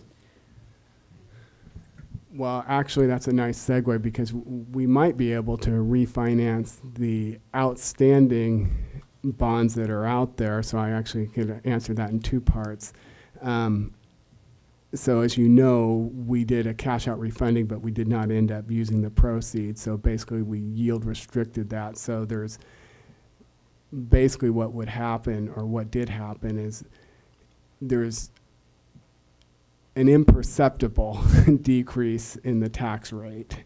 But we think, doing some analysis right now, is that we probably could refund the existing outstanding GOs in the secondary, and there'd be about a $2 million saving. But when you spread that across the tax rolls, it's hard to see. about $500,000 in the elementary, and that's something we might consider prior to going out for another bond measure, but that's all probably, you know, have to be discussed in the context of the larger issue, so. Okay, thank you. Mr. Heron, I wanted to add that we'll get this to you in writing, but as you know, Measure V is winding down, and they approved a recommendation to the board to conduct polling to look at future bond levies. Okay, anything further? Just one other thing, too, I probably should say is that, you know, we never know. Someday the state will recover and there will be state dollars available through various programs. And you know, something we don't talk about is having local dollars allows you to leverage state dollars. Right now, we don't have a lot of eligibility in the conventional programs, but things like the Career Tech, which did not require any eligibility, things like joint use that doesn't require eligibility. If you have local dollars, then you can go to 50-50 matches and you can access those dollars, where if you didn't have local dollars, you couldn't. And Mr. Smith, you may want to also comment about our recent analysis of our rating of our district. I don't know if that's been shared with board members or not. Yeah, I think It that was was. in a board It was? brief. Okay. Okay, let's go to F5. Request to speak to Board of Education regarding semester report and update on youth service specialists. And this is Shireen Katapush. Thank you for coming back. My pleasure. Thank you for having me. I'm glad to be at the end of your evening because I have such good news to share. So I hope it's near the very end of your evening, isn't it? Good. So you all know me, but I'll just introduce myself. I'm Shireen Katapush with the Council on Alcoholism and Drug Abuse and Fighting Back, and I'm here to just share with you about the good work that our youth service specialists that you so wonderfully support are doing on the secondary school campuses. This is our team. They're providing education, outreach, support, leadership skills, and all kinds of activities for youth, both to prevent and to reduce alcohol and other drug use on our campuses. YSS has provided a total of a little over 1,500 individual services, so 1,500 face-to-face contacts during just this fall semester. They helped 514 unique students through these individual services. Individual services are just one component of what they do, but you might be curious about what those contacts were, those 1,500 services to students. The vast majority of them, or a little more than half, are individual counseling and one-on-one time with students. Some of the 17% of their time is spent doing interviews or intakes, basically doing assessments of what's going on with the students and what their needs are, social, emotional, alcohol and drug, so forth. Following up with students. Some of their one-on-one time had to do with the student and teacher conferences, doing mediations between students, providing crisis intervention, and then a small percentage of parent conferences as well. You might think that most students who are served by the YSSs are there specifically and primarily because of alcohol and other drugs, and that's not the case.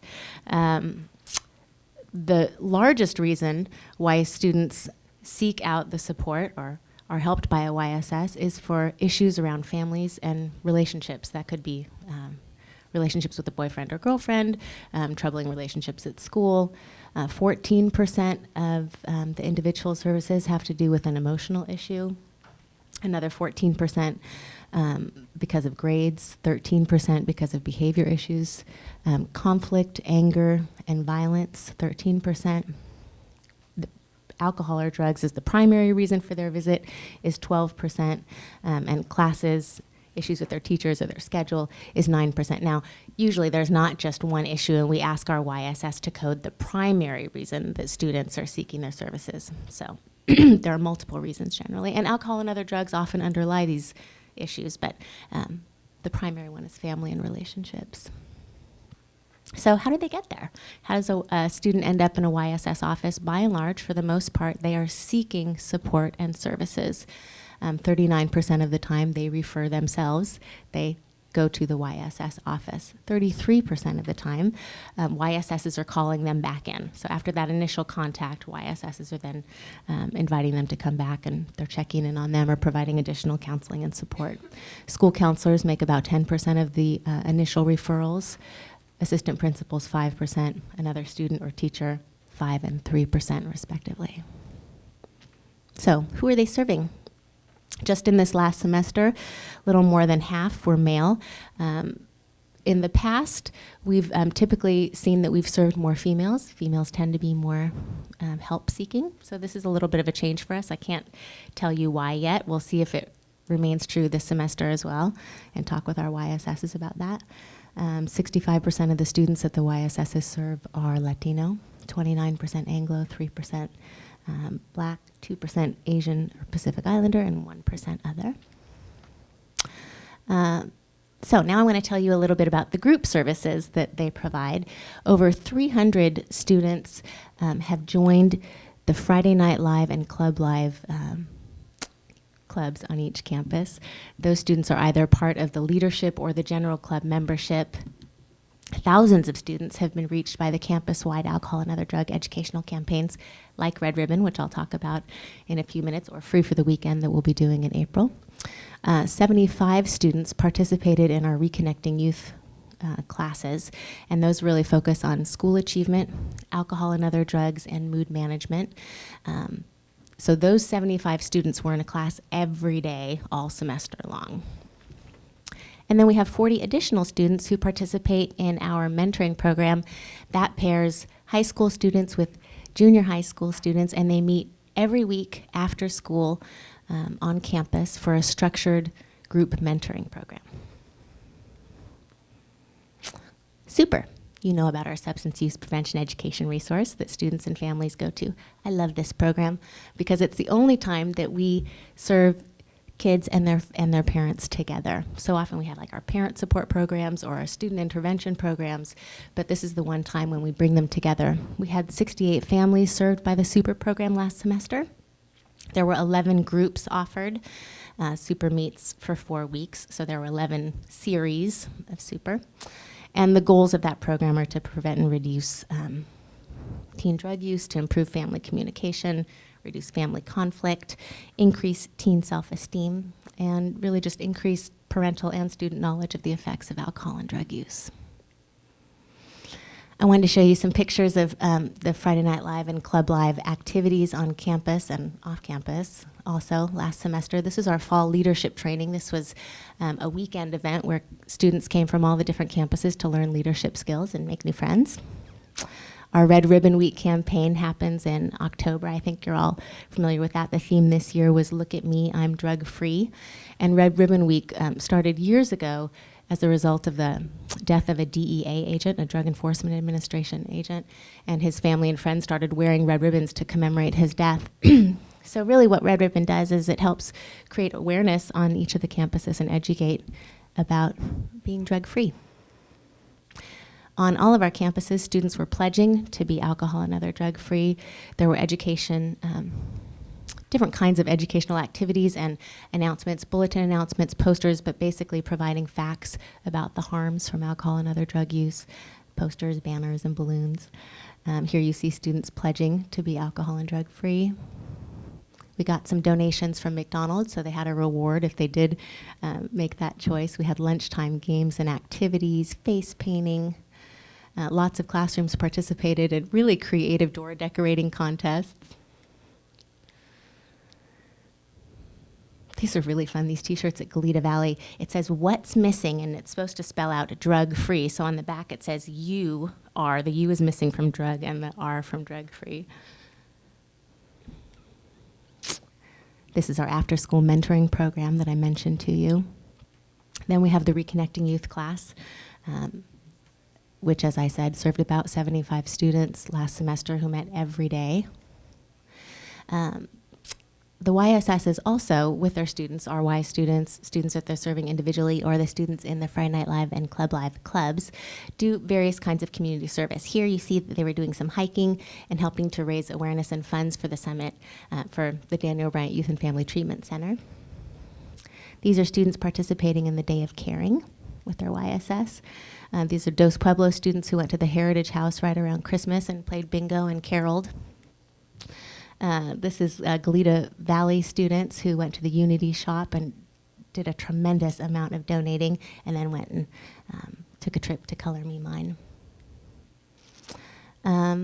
So I've given you an overview of the kinds of individual and group services that YSSs are providing, but there are lots of other ways that YSSs are supporting other programs on the campus. These pictures here are of our YSS at Santa Barbara Junior High. She's in the core classes there, 2 periods a day, so she is integral to that program and is assisting here with their trip to Homeboy Industries and also to the Griffith Park Observatory.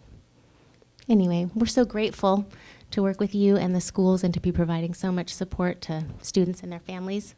And if you have any questions, I'd be happy to answer them.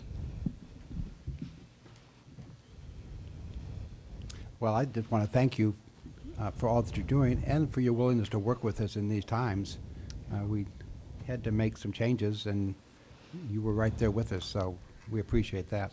Thank you. You know, this is a partnership that's, I think, this is our 17th or 18th year, and we are committed to being with you and being there for students and families through good times and bad times.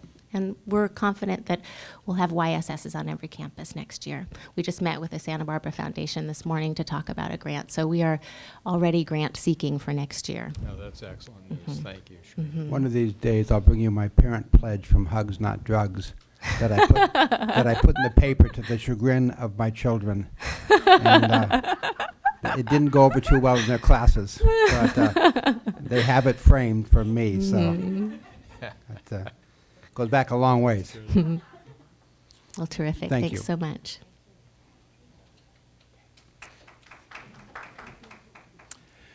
Request to speak, any public comment?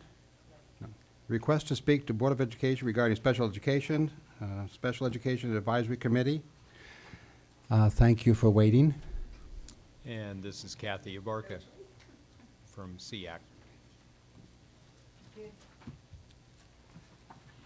Good evening, everyone. Thank you for allowing us this time to speak to you about what SEAC's been accomplishing in the last month. In January of 2010, we got together and prepared goals that we gave you last month, and copies were given to you at that last meeting. And this month, we met goal number 5, which was to present at the principals meeting. So on February 23rd, Marcia and I attended the principals meeting. We spoke about SEAC, how we could be of help to the principals, what we could offer, what we could volunteer to do. And Marcia spoke specifically about the membership aspect. We really do want to be more inclusive and try to get more parents from various groups and schools around the district to come and be with us. She presented an offer to come into the schools. We have 2 co-chairs of membership this year. And Carmen Esquivel and Marcia are working together, and they're going to be doing pizza party nights, and they're going to be doing morning coffee and donut kind of thing. And the principals were awesome. They filled out the things that we asked them to. We gave them a short questionnaire, and inside your package you'll find kind of a graph of all the responses. She also spoke about our Latino parents who are so willing to go out into the community and actually pull in more parents to make our SEAC more diverse. We ended by asking the principals to fill out the questionnaire, and then they also gave us how we could assist them. If there were any specific things they wanted to do, for instance, the principal at Adams wanted to do some kind of a SEAC presentation in April, which is kind of appropriate because it's Autism Awareness Month. So you might notice that some schools aren't represented on the graph, and that's either because they weren't in attendance at the meeting or they didn't fill them out. We didn't keep track of who did or who didn't, but I think we have a good cross-section. The SEAC community meeting was held on February 16th and was attended by Dr. Mills and President Herron. Thank you very much for coming. The meeting was only moderately attended due to the fact that that was the first day back to school after a long weekend, which we hadn't anticipated. But we hope with the new plan for membership and the co-membership chairmans going out there in the community that we'll have a better turnout the next time.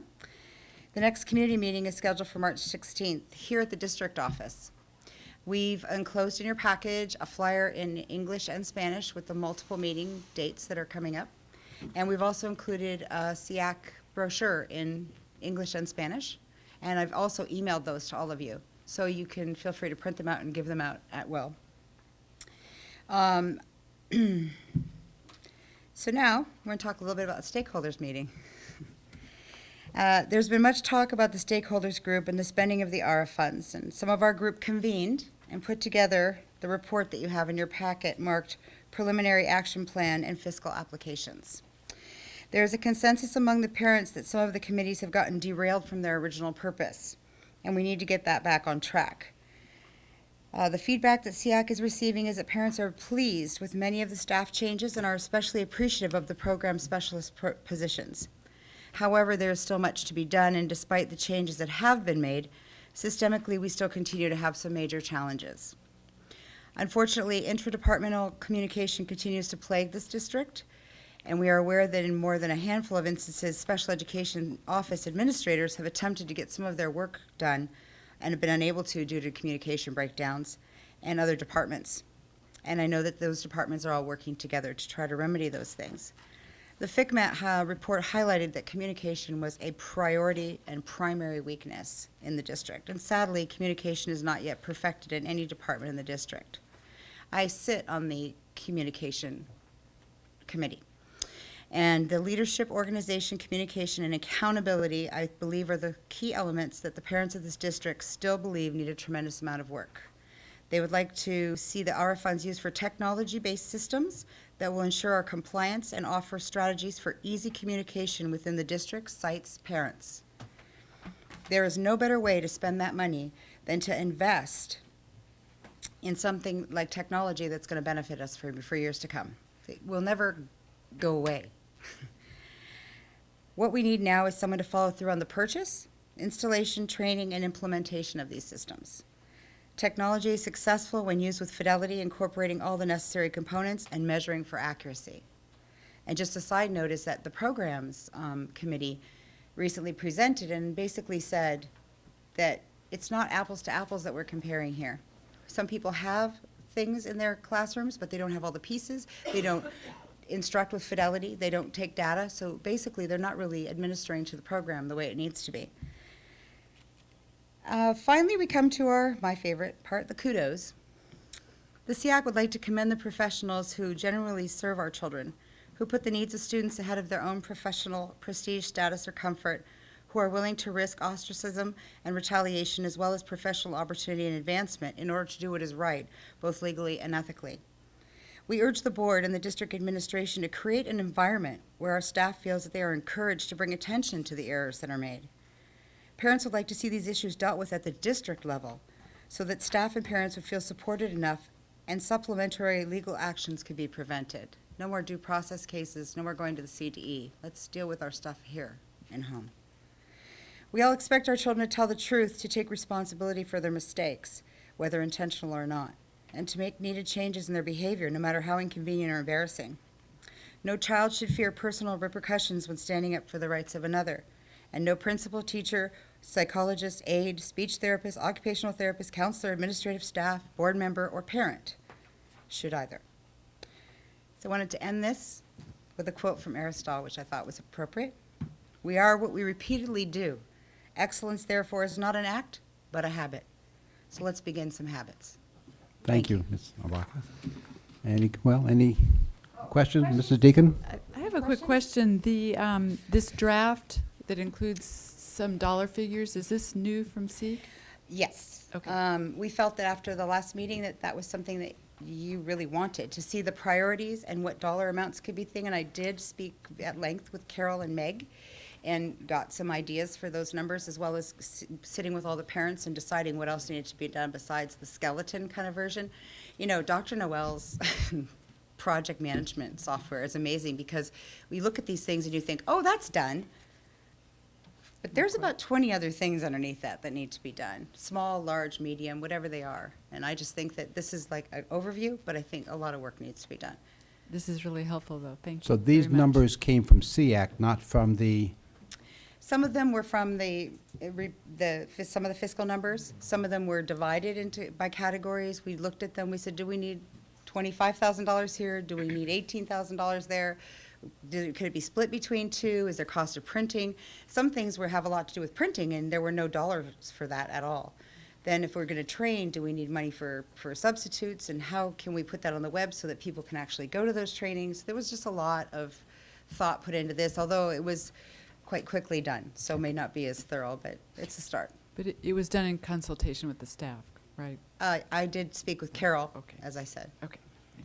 But the stakeholders have not seen it? No. Okay.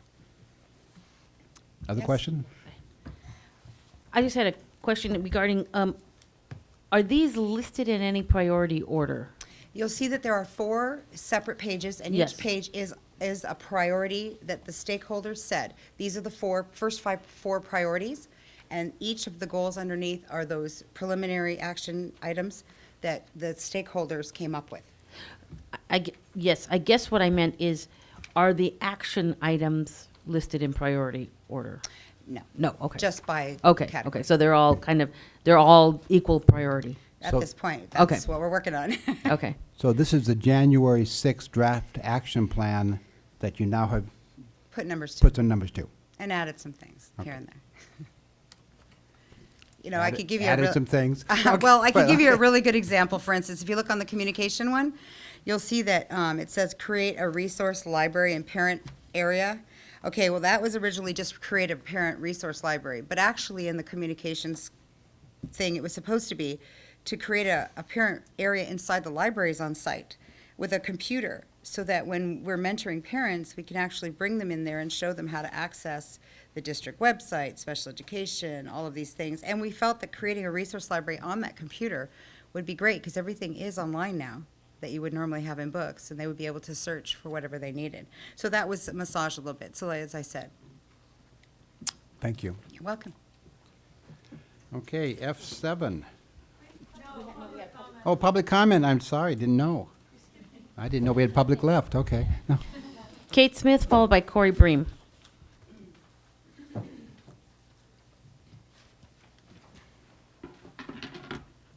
Thank you, Kathy Abarca and Zeke.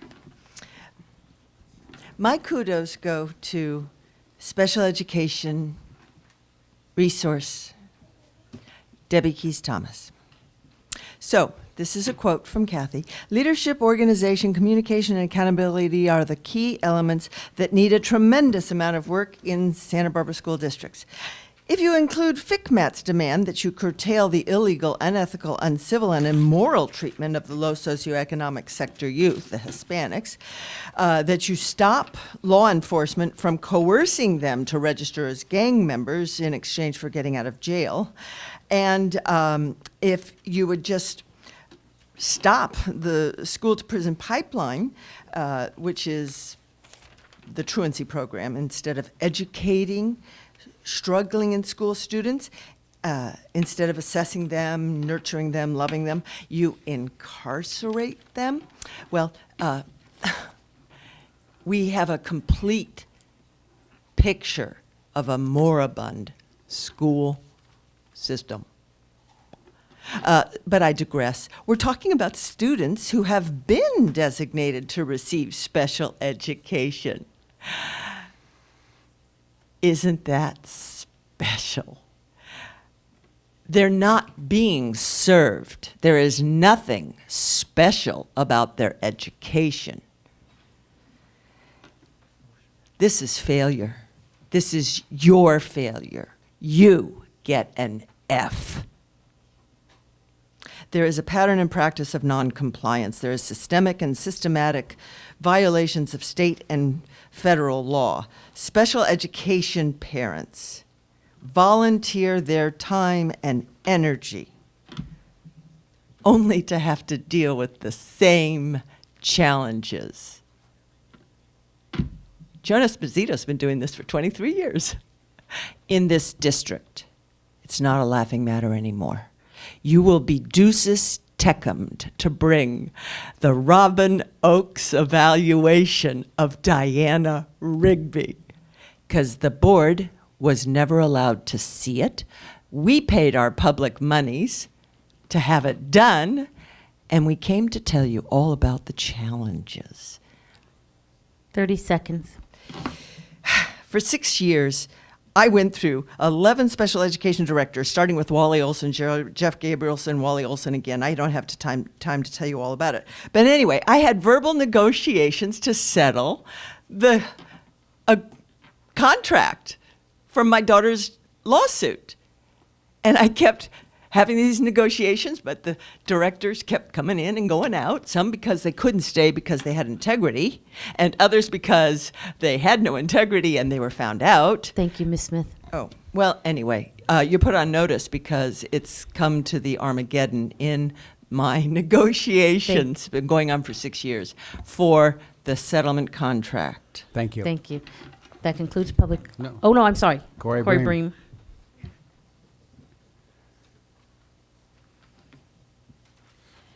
I came up to say thanks for at least the efforts. It's apparent efforts are being made, and I think that that has to be acknowledged. It doesn't mean we're succeeding, but at least efforts are there and we're talking about it. So thank you for that. And also, I think that the more I've been involved, the more I realize how much stress and education and reading and emails and everything the board has to suffer through / read through. I shouldn't say suffer necessarily, but it's a lot of work. So thank you for that too. That all being said, I have just a short list. I see some positive changes in here often of how our new program specialists are doing, especially in the elementary division. I haven't heard much about Liana, but I've definitely heard positives about Debbie and Kirsten, so I want to thank them specifically because you don't always talk to the parents necessarily and positives don't always flow up. So just know those two are being mentioned frequently and doing a great job. There are a lot of special ed students in the GATE program, so when you're talking about the GATE program, I think you have to remember that a lot of the special ed students that we are here to promote better education for are definitely in those programs, and many of them are special, even if they don't fall under that category of an IEP. So keep that in mind when you're making those rulings, please. SEEK's doing an even better job since I've taken a back seat. Kathy's really stood up and they've done more and more, and I think you've allowed them to do more, and working more as a team is really what we wanted from the beginning. So I'd like to see more of that and want to thank you for what little progress we made and encourage even more of that if you could, because I think it helps. The stakeholders meetings need to be meeting sooner and be more focused on end product with more organization and perhaps a stronger leader running them to get to that end product. It's hard when you want to hear everybody's opinion. That brings me on a segue to the meeting. Annette, you brought up a good point. You know, the meetings are running longer, and Ed, you brought up a great point. It's great to have the debate, the different opinions, because it really opens your mind to other thoughts. But, you know, as a public being limited to 3 minutes with a lot of opinion, maybe you should limit the board to 3 minutes, because that's all I'm worth. So I just had to throw that in a little sassy, but there you go. Thank you to Tom Guajardo for the organization of actually spending funds. Now, he hasn't done it, and I'm disappointed in that because he's been here a long time and he's had the money a long time. But I actually got an email from the principal of Washington trying to outline what money to spend on the school and how. 25 seconds. That being said, at least progress is being made, but I'd sure like the check to be cut because that's money for the kids that are there today. You still need a teaching room to teach teachers how to teach better. Not everybody needs it, but some do. And in closing, strong closing, where is the master plan? We're paying all this money for professionals that are really educated. The stakeholders are meeting. Those opinions are heard. Obviously, this group is being heard. Where's our master plan? Is there demand? Usually when you ask for a master plan, you give a date of when that is needed. Has the date even been set? I need a master plan by this date. When I give things to my employees, I let them know when I need it, how I need it, and I expect it done. I mean, it's just that simple. Thank you, Ms. I'd Breen. like to see that plan. Okay, now that concludes public comment. Okay. F7, feasibility of producing board meeting DVDs in Spanish and providing simultaneous English-Spanish translations at board meetings. And Barbara Kiani, our Coordinator of Administrative Services and Communications, has done considerable research on this and has the numbers for you. Barbara? Okay. As the board saw on the agenda item, there were 3 options that I laid out, trying to compare the cost of having a translator or translators, depending on the option, the additional headsets and equipment, and option one we've already expended $5,650 for translation equipment. There would, if we were to go that, if the board opts to go that direction, which would mean to just simply finish off the translating system, so we're up to an even 50 headsets, the capacity to accommodate that many people. Plus, I decided that since I was providing the cost of translators in option 2 and 3, it really made sense to add that from the previous version of this table that you had seen, so that you knew that the actual cost of having someone in the, do the translation at each meeting for a 2-hour period. So the additional headsets and a translator would run basically $3,510, of which $225 would be one-time cost. Option 2 is to increase the amount of translation time to cover a full meeting, which the guesstimate's about 4 to 5 hours per meeting, and add recording equipment so that the end product would be a DVD in Spanish that could be taken to Channel 18 for airing at a time that would work for them, which would be likely about 11 o'clock at night, and factoring the additional translation time, the equipment, and the additional 20 headsets that were just mentioned in option 1, that would run approximately a little over $11,000. Option 3 was a discussion or a question that the board raised of could we do simultaneous translations. That would require additional designated headsets for English, some for Spanish, to accommodate up to both rooms here, the first floor conference room and the boardroom. It would require 2 translators, and again, the headsets and the DVD equipment and such, and that would run approximately $64,000 based on an annual cost and, again, one-time cost for the equipment. Any thoughts, questions? Mrs. Parker? Mr. Smith, presumably we could pay for any sort of translation through Title I parent participation? The Title I, that 1% goes straight to the schools. We don't keep any of that at the district office.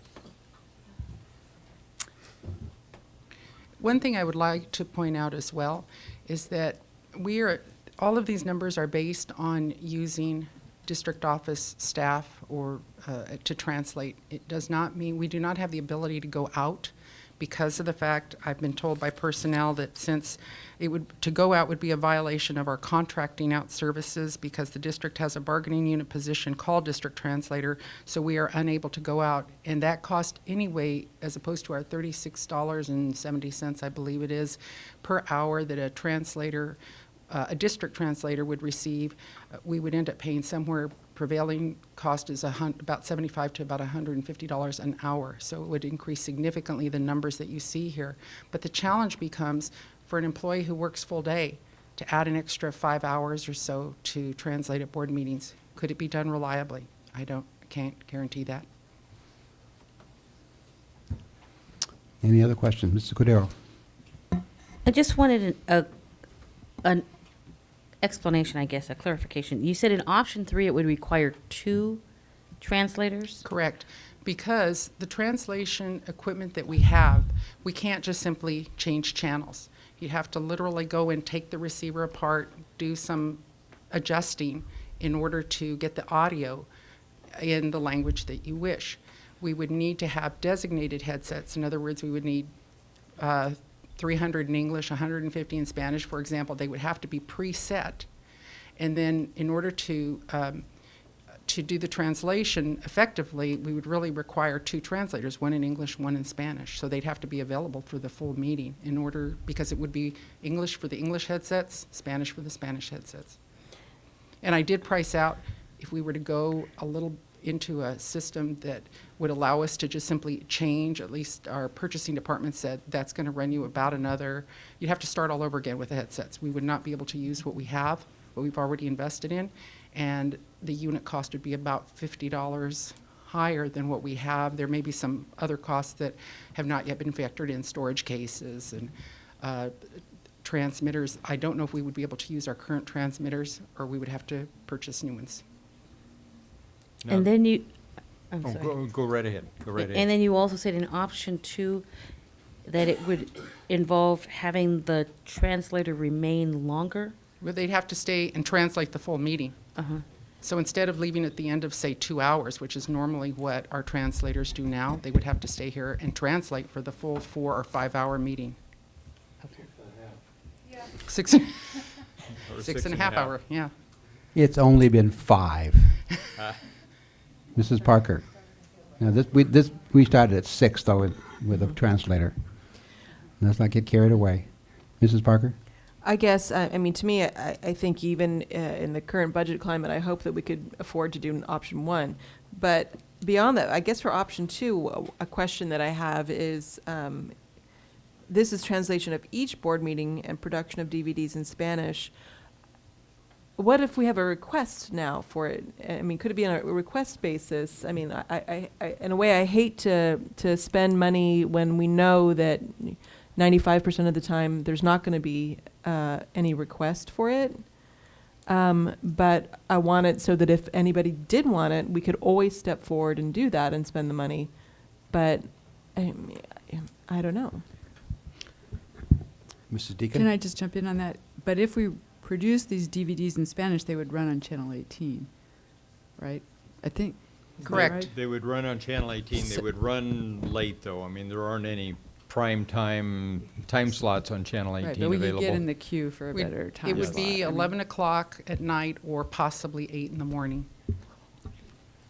But people could record them if they had Yes. the capacity. And if you have to have Cox cable in, I mean, I know it's a separate add-on, but you have to have Cox anyway to watch 18, so Correct, which- possibly people would have that recording capability. And I did note in the information that I sent you that people who have certain certain types of television access, Dish, DirecTV, they don't even get Channel 18.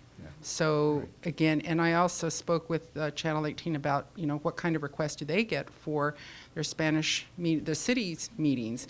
And they said they've never had one request for either a city meeting in Spanish or a district meeting in Spanish.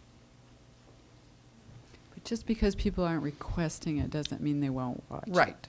We're just, because I did ask that question, saying, you know, have you had any demand, any requests?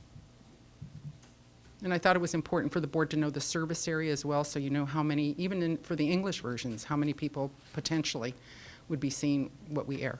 Mrs. Cordero? Well, I'd personally like to see us go at least to option 2, because I think it is important to have the DVD available and to have it run on Channel 18. Mhm.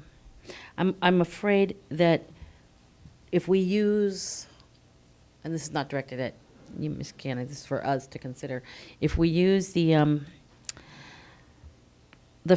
lack of requests as a guideline, that may be a sort of, I don't know what to say, that may be a mistake.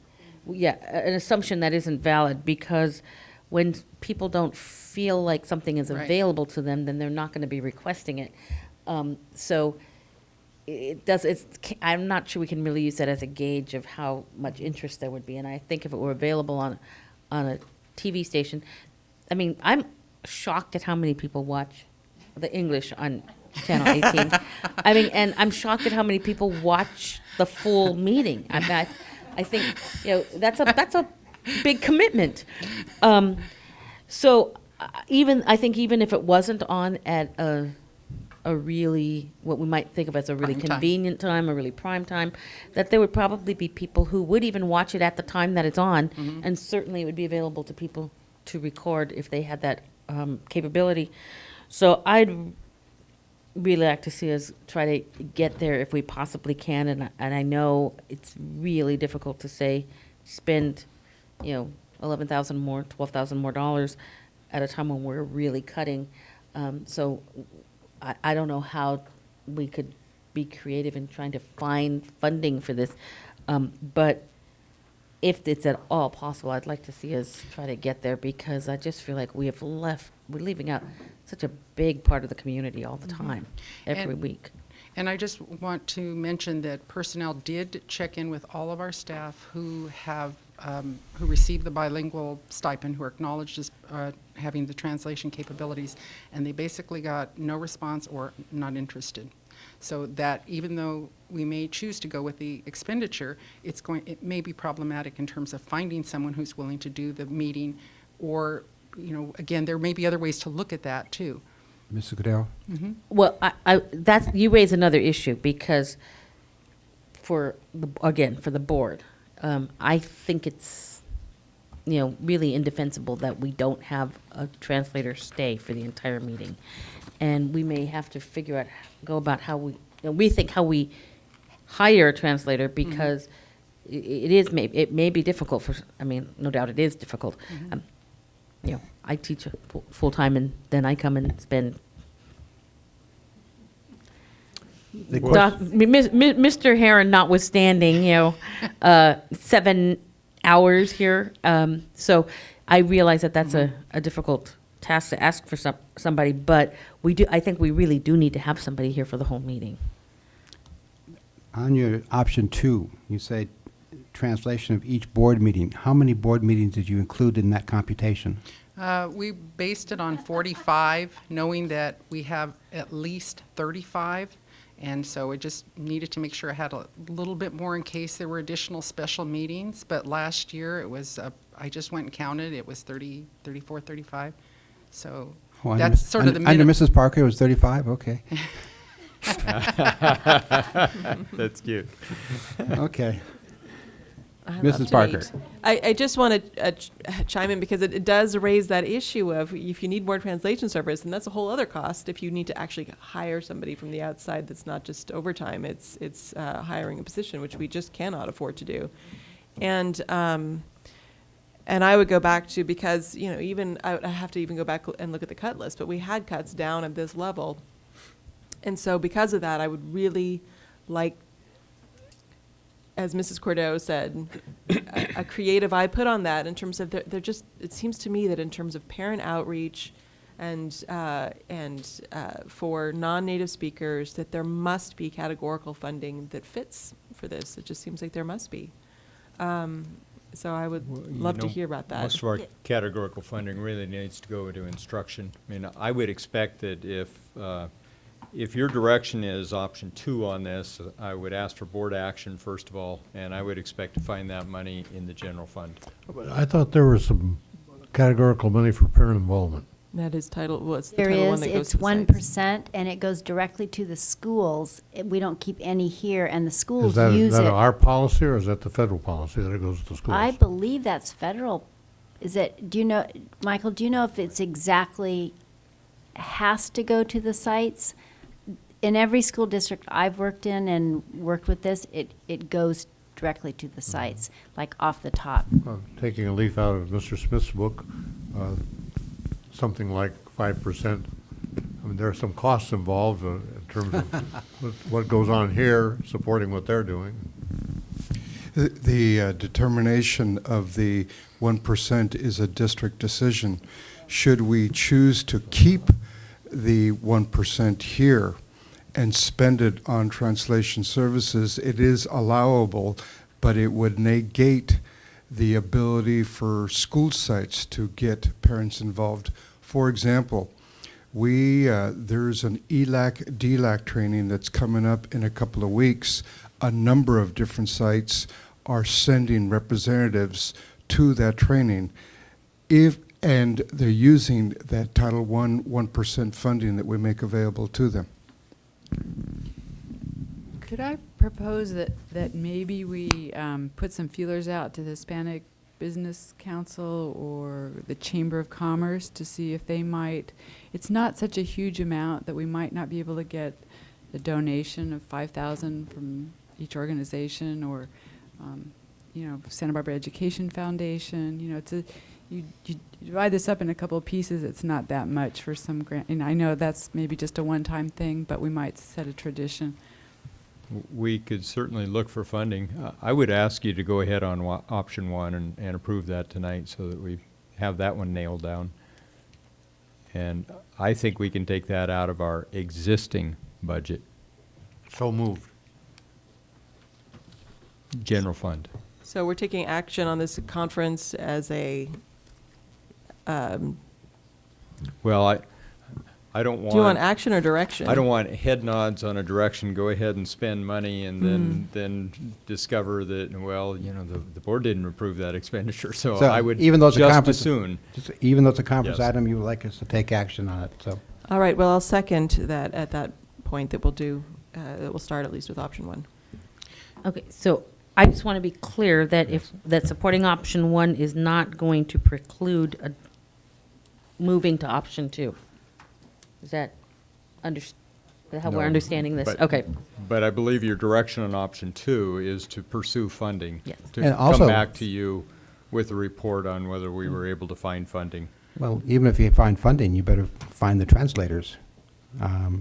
So you better have, when you go to funders, you better have a pretty good idea that you have the translators. Correct, or some other mechanism. I've just got to do some creative thinking as to how else might we arrange the schedule so that they can translate at a time that works. I don't know, I've got to look at other avenues to see, maybe there's a way to make this fit without them perhaps, you know, maybe doing it after the fact is a thought. So I'm not sure. I'm going to look into that. And just so you know, with option 1, that basically means a one-time expenditure of $225, right thereabouts, for the to complete the headset. And then what I did add there was approximately $3,285 for the person sitting in the room. That we must factor that in because it is part of the cost. But don't we already do that? Yeah. I just wanted you to be aware that that's approximately how much it would be allocated to that. Yes, it's already, it is something that we do, but I couldn't compare options without at least showing you that in option 1 too, So- is that we are paying for a translator in this case for about 2 hours. So the only thing we're approving is the expenditure of $225? For the headsets, correct. Do we even need a motion for that? No, we don't. No, that's the only additional cost. I mean, withdraw your motion, withdraw the second? We'll just do that. Go ahead, spend $225. Okay. And we'll continue working on option 2. Okay. Lord, I'm happy to say that by persevering tonight, we do not need to meet on the 16th. Not all of us have persevered. You have. You've made it. You've made it. We are done. I close. We have no board comments tonight. You made it. Thank you. Thank you, board. Thanks for hanging.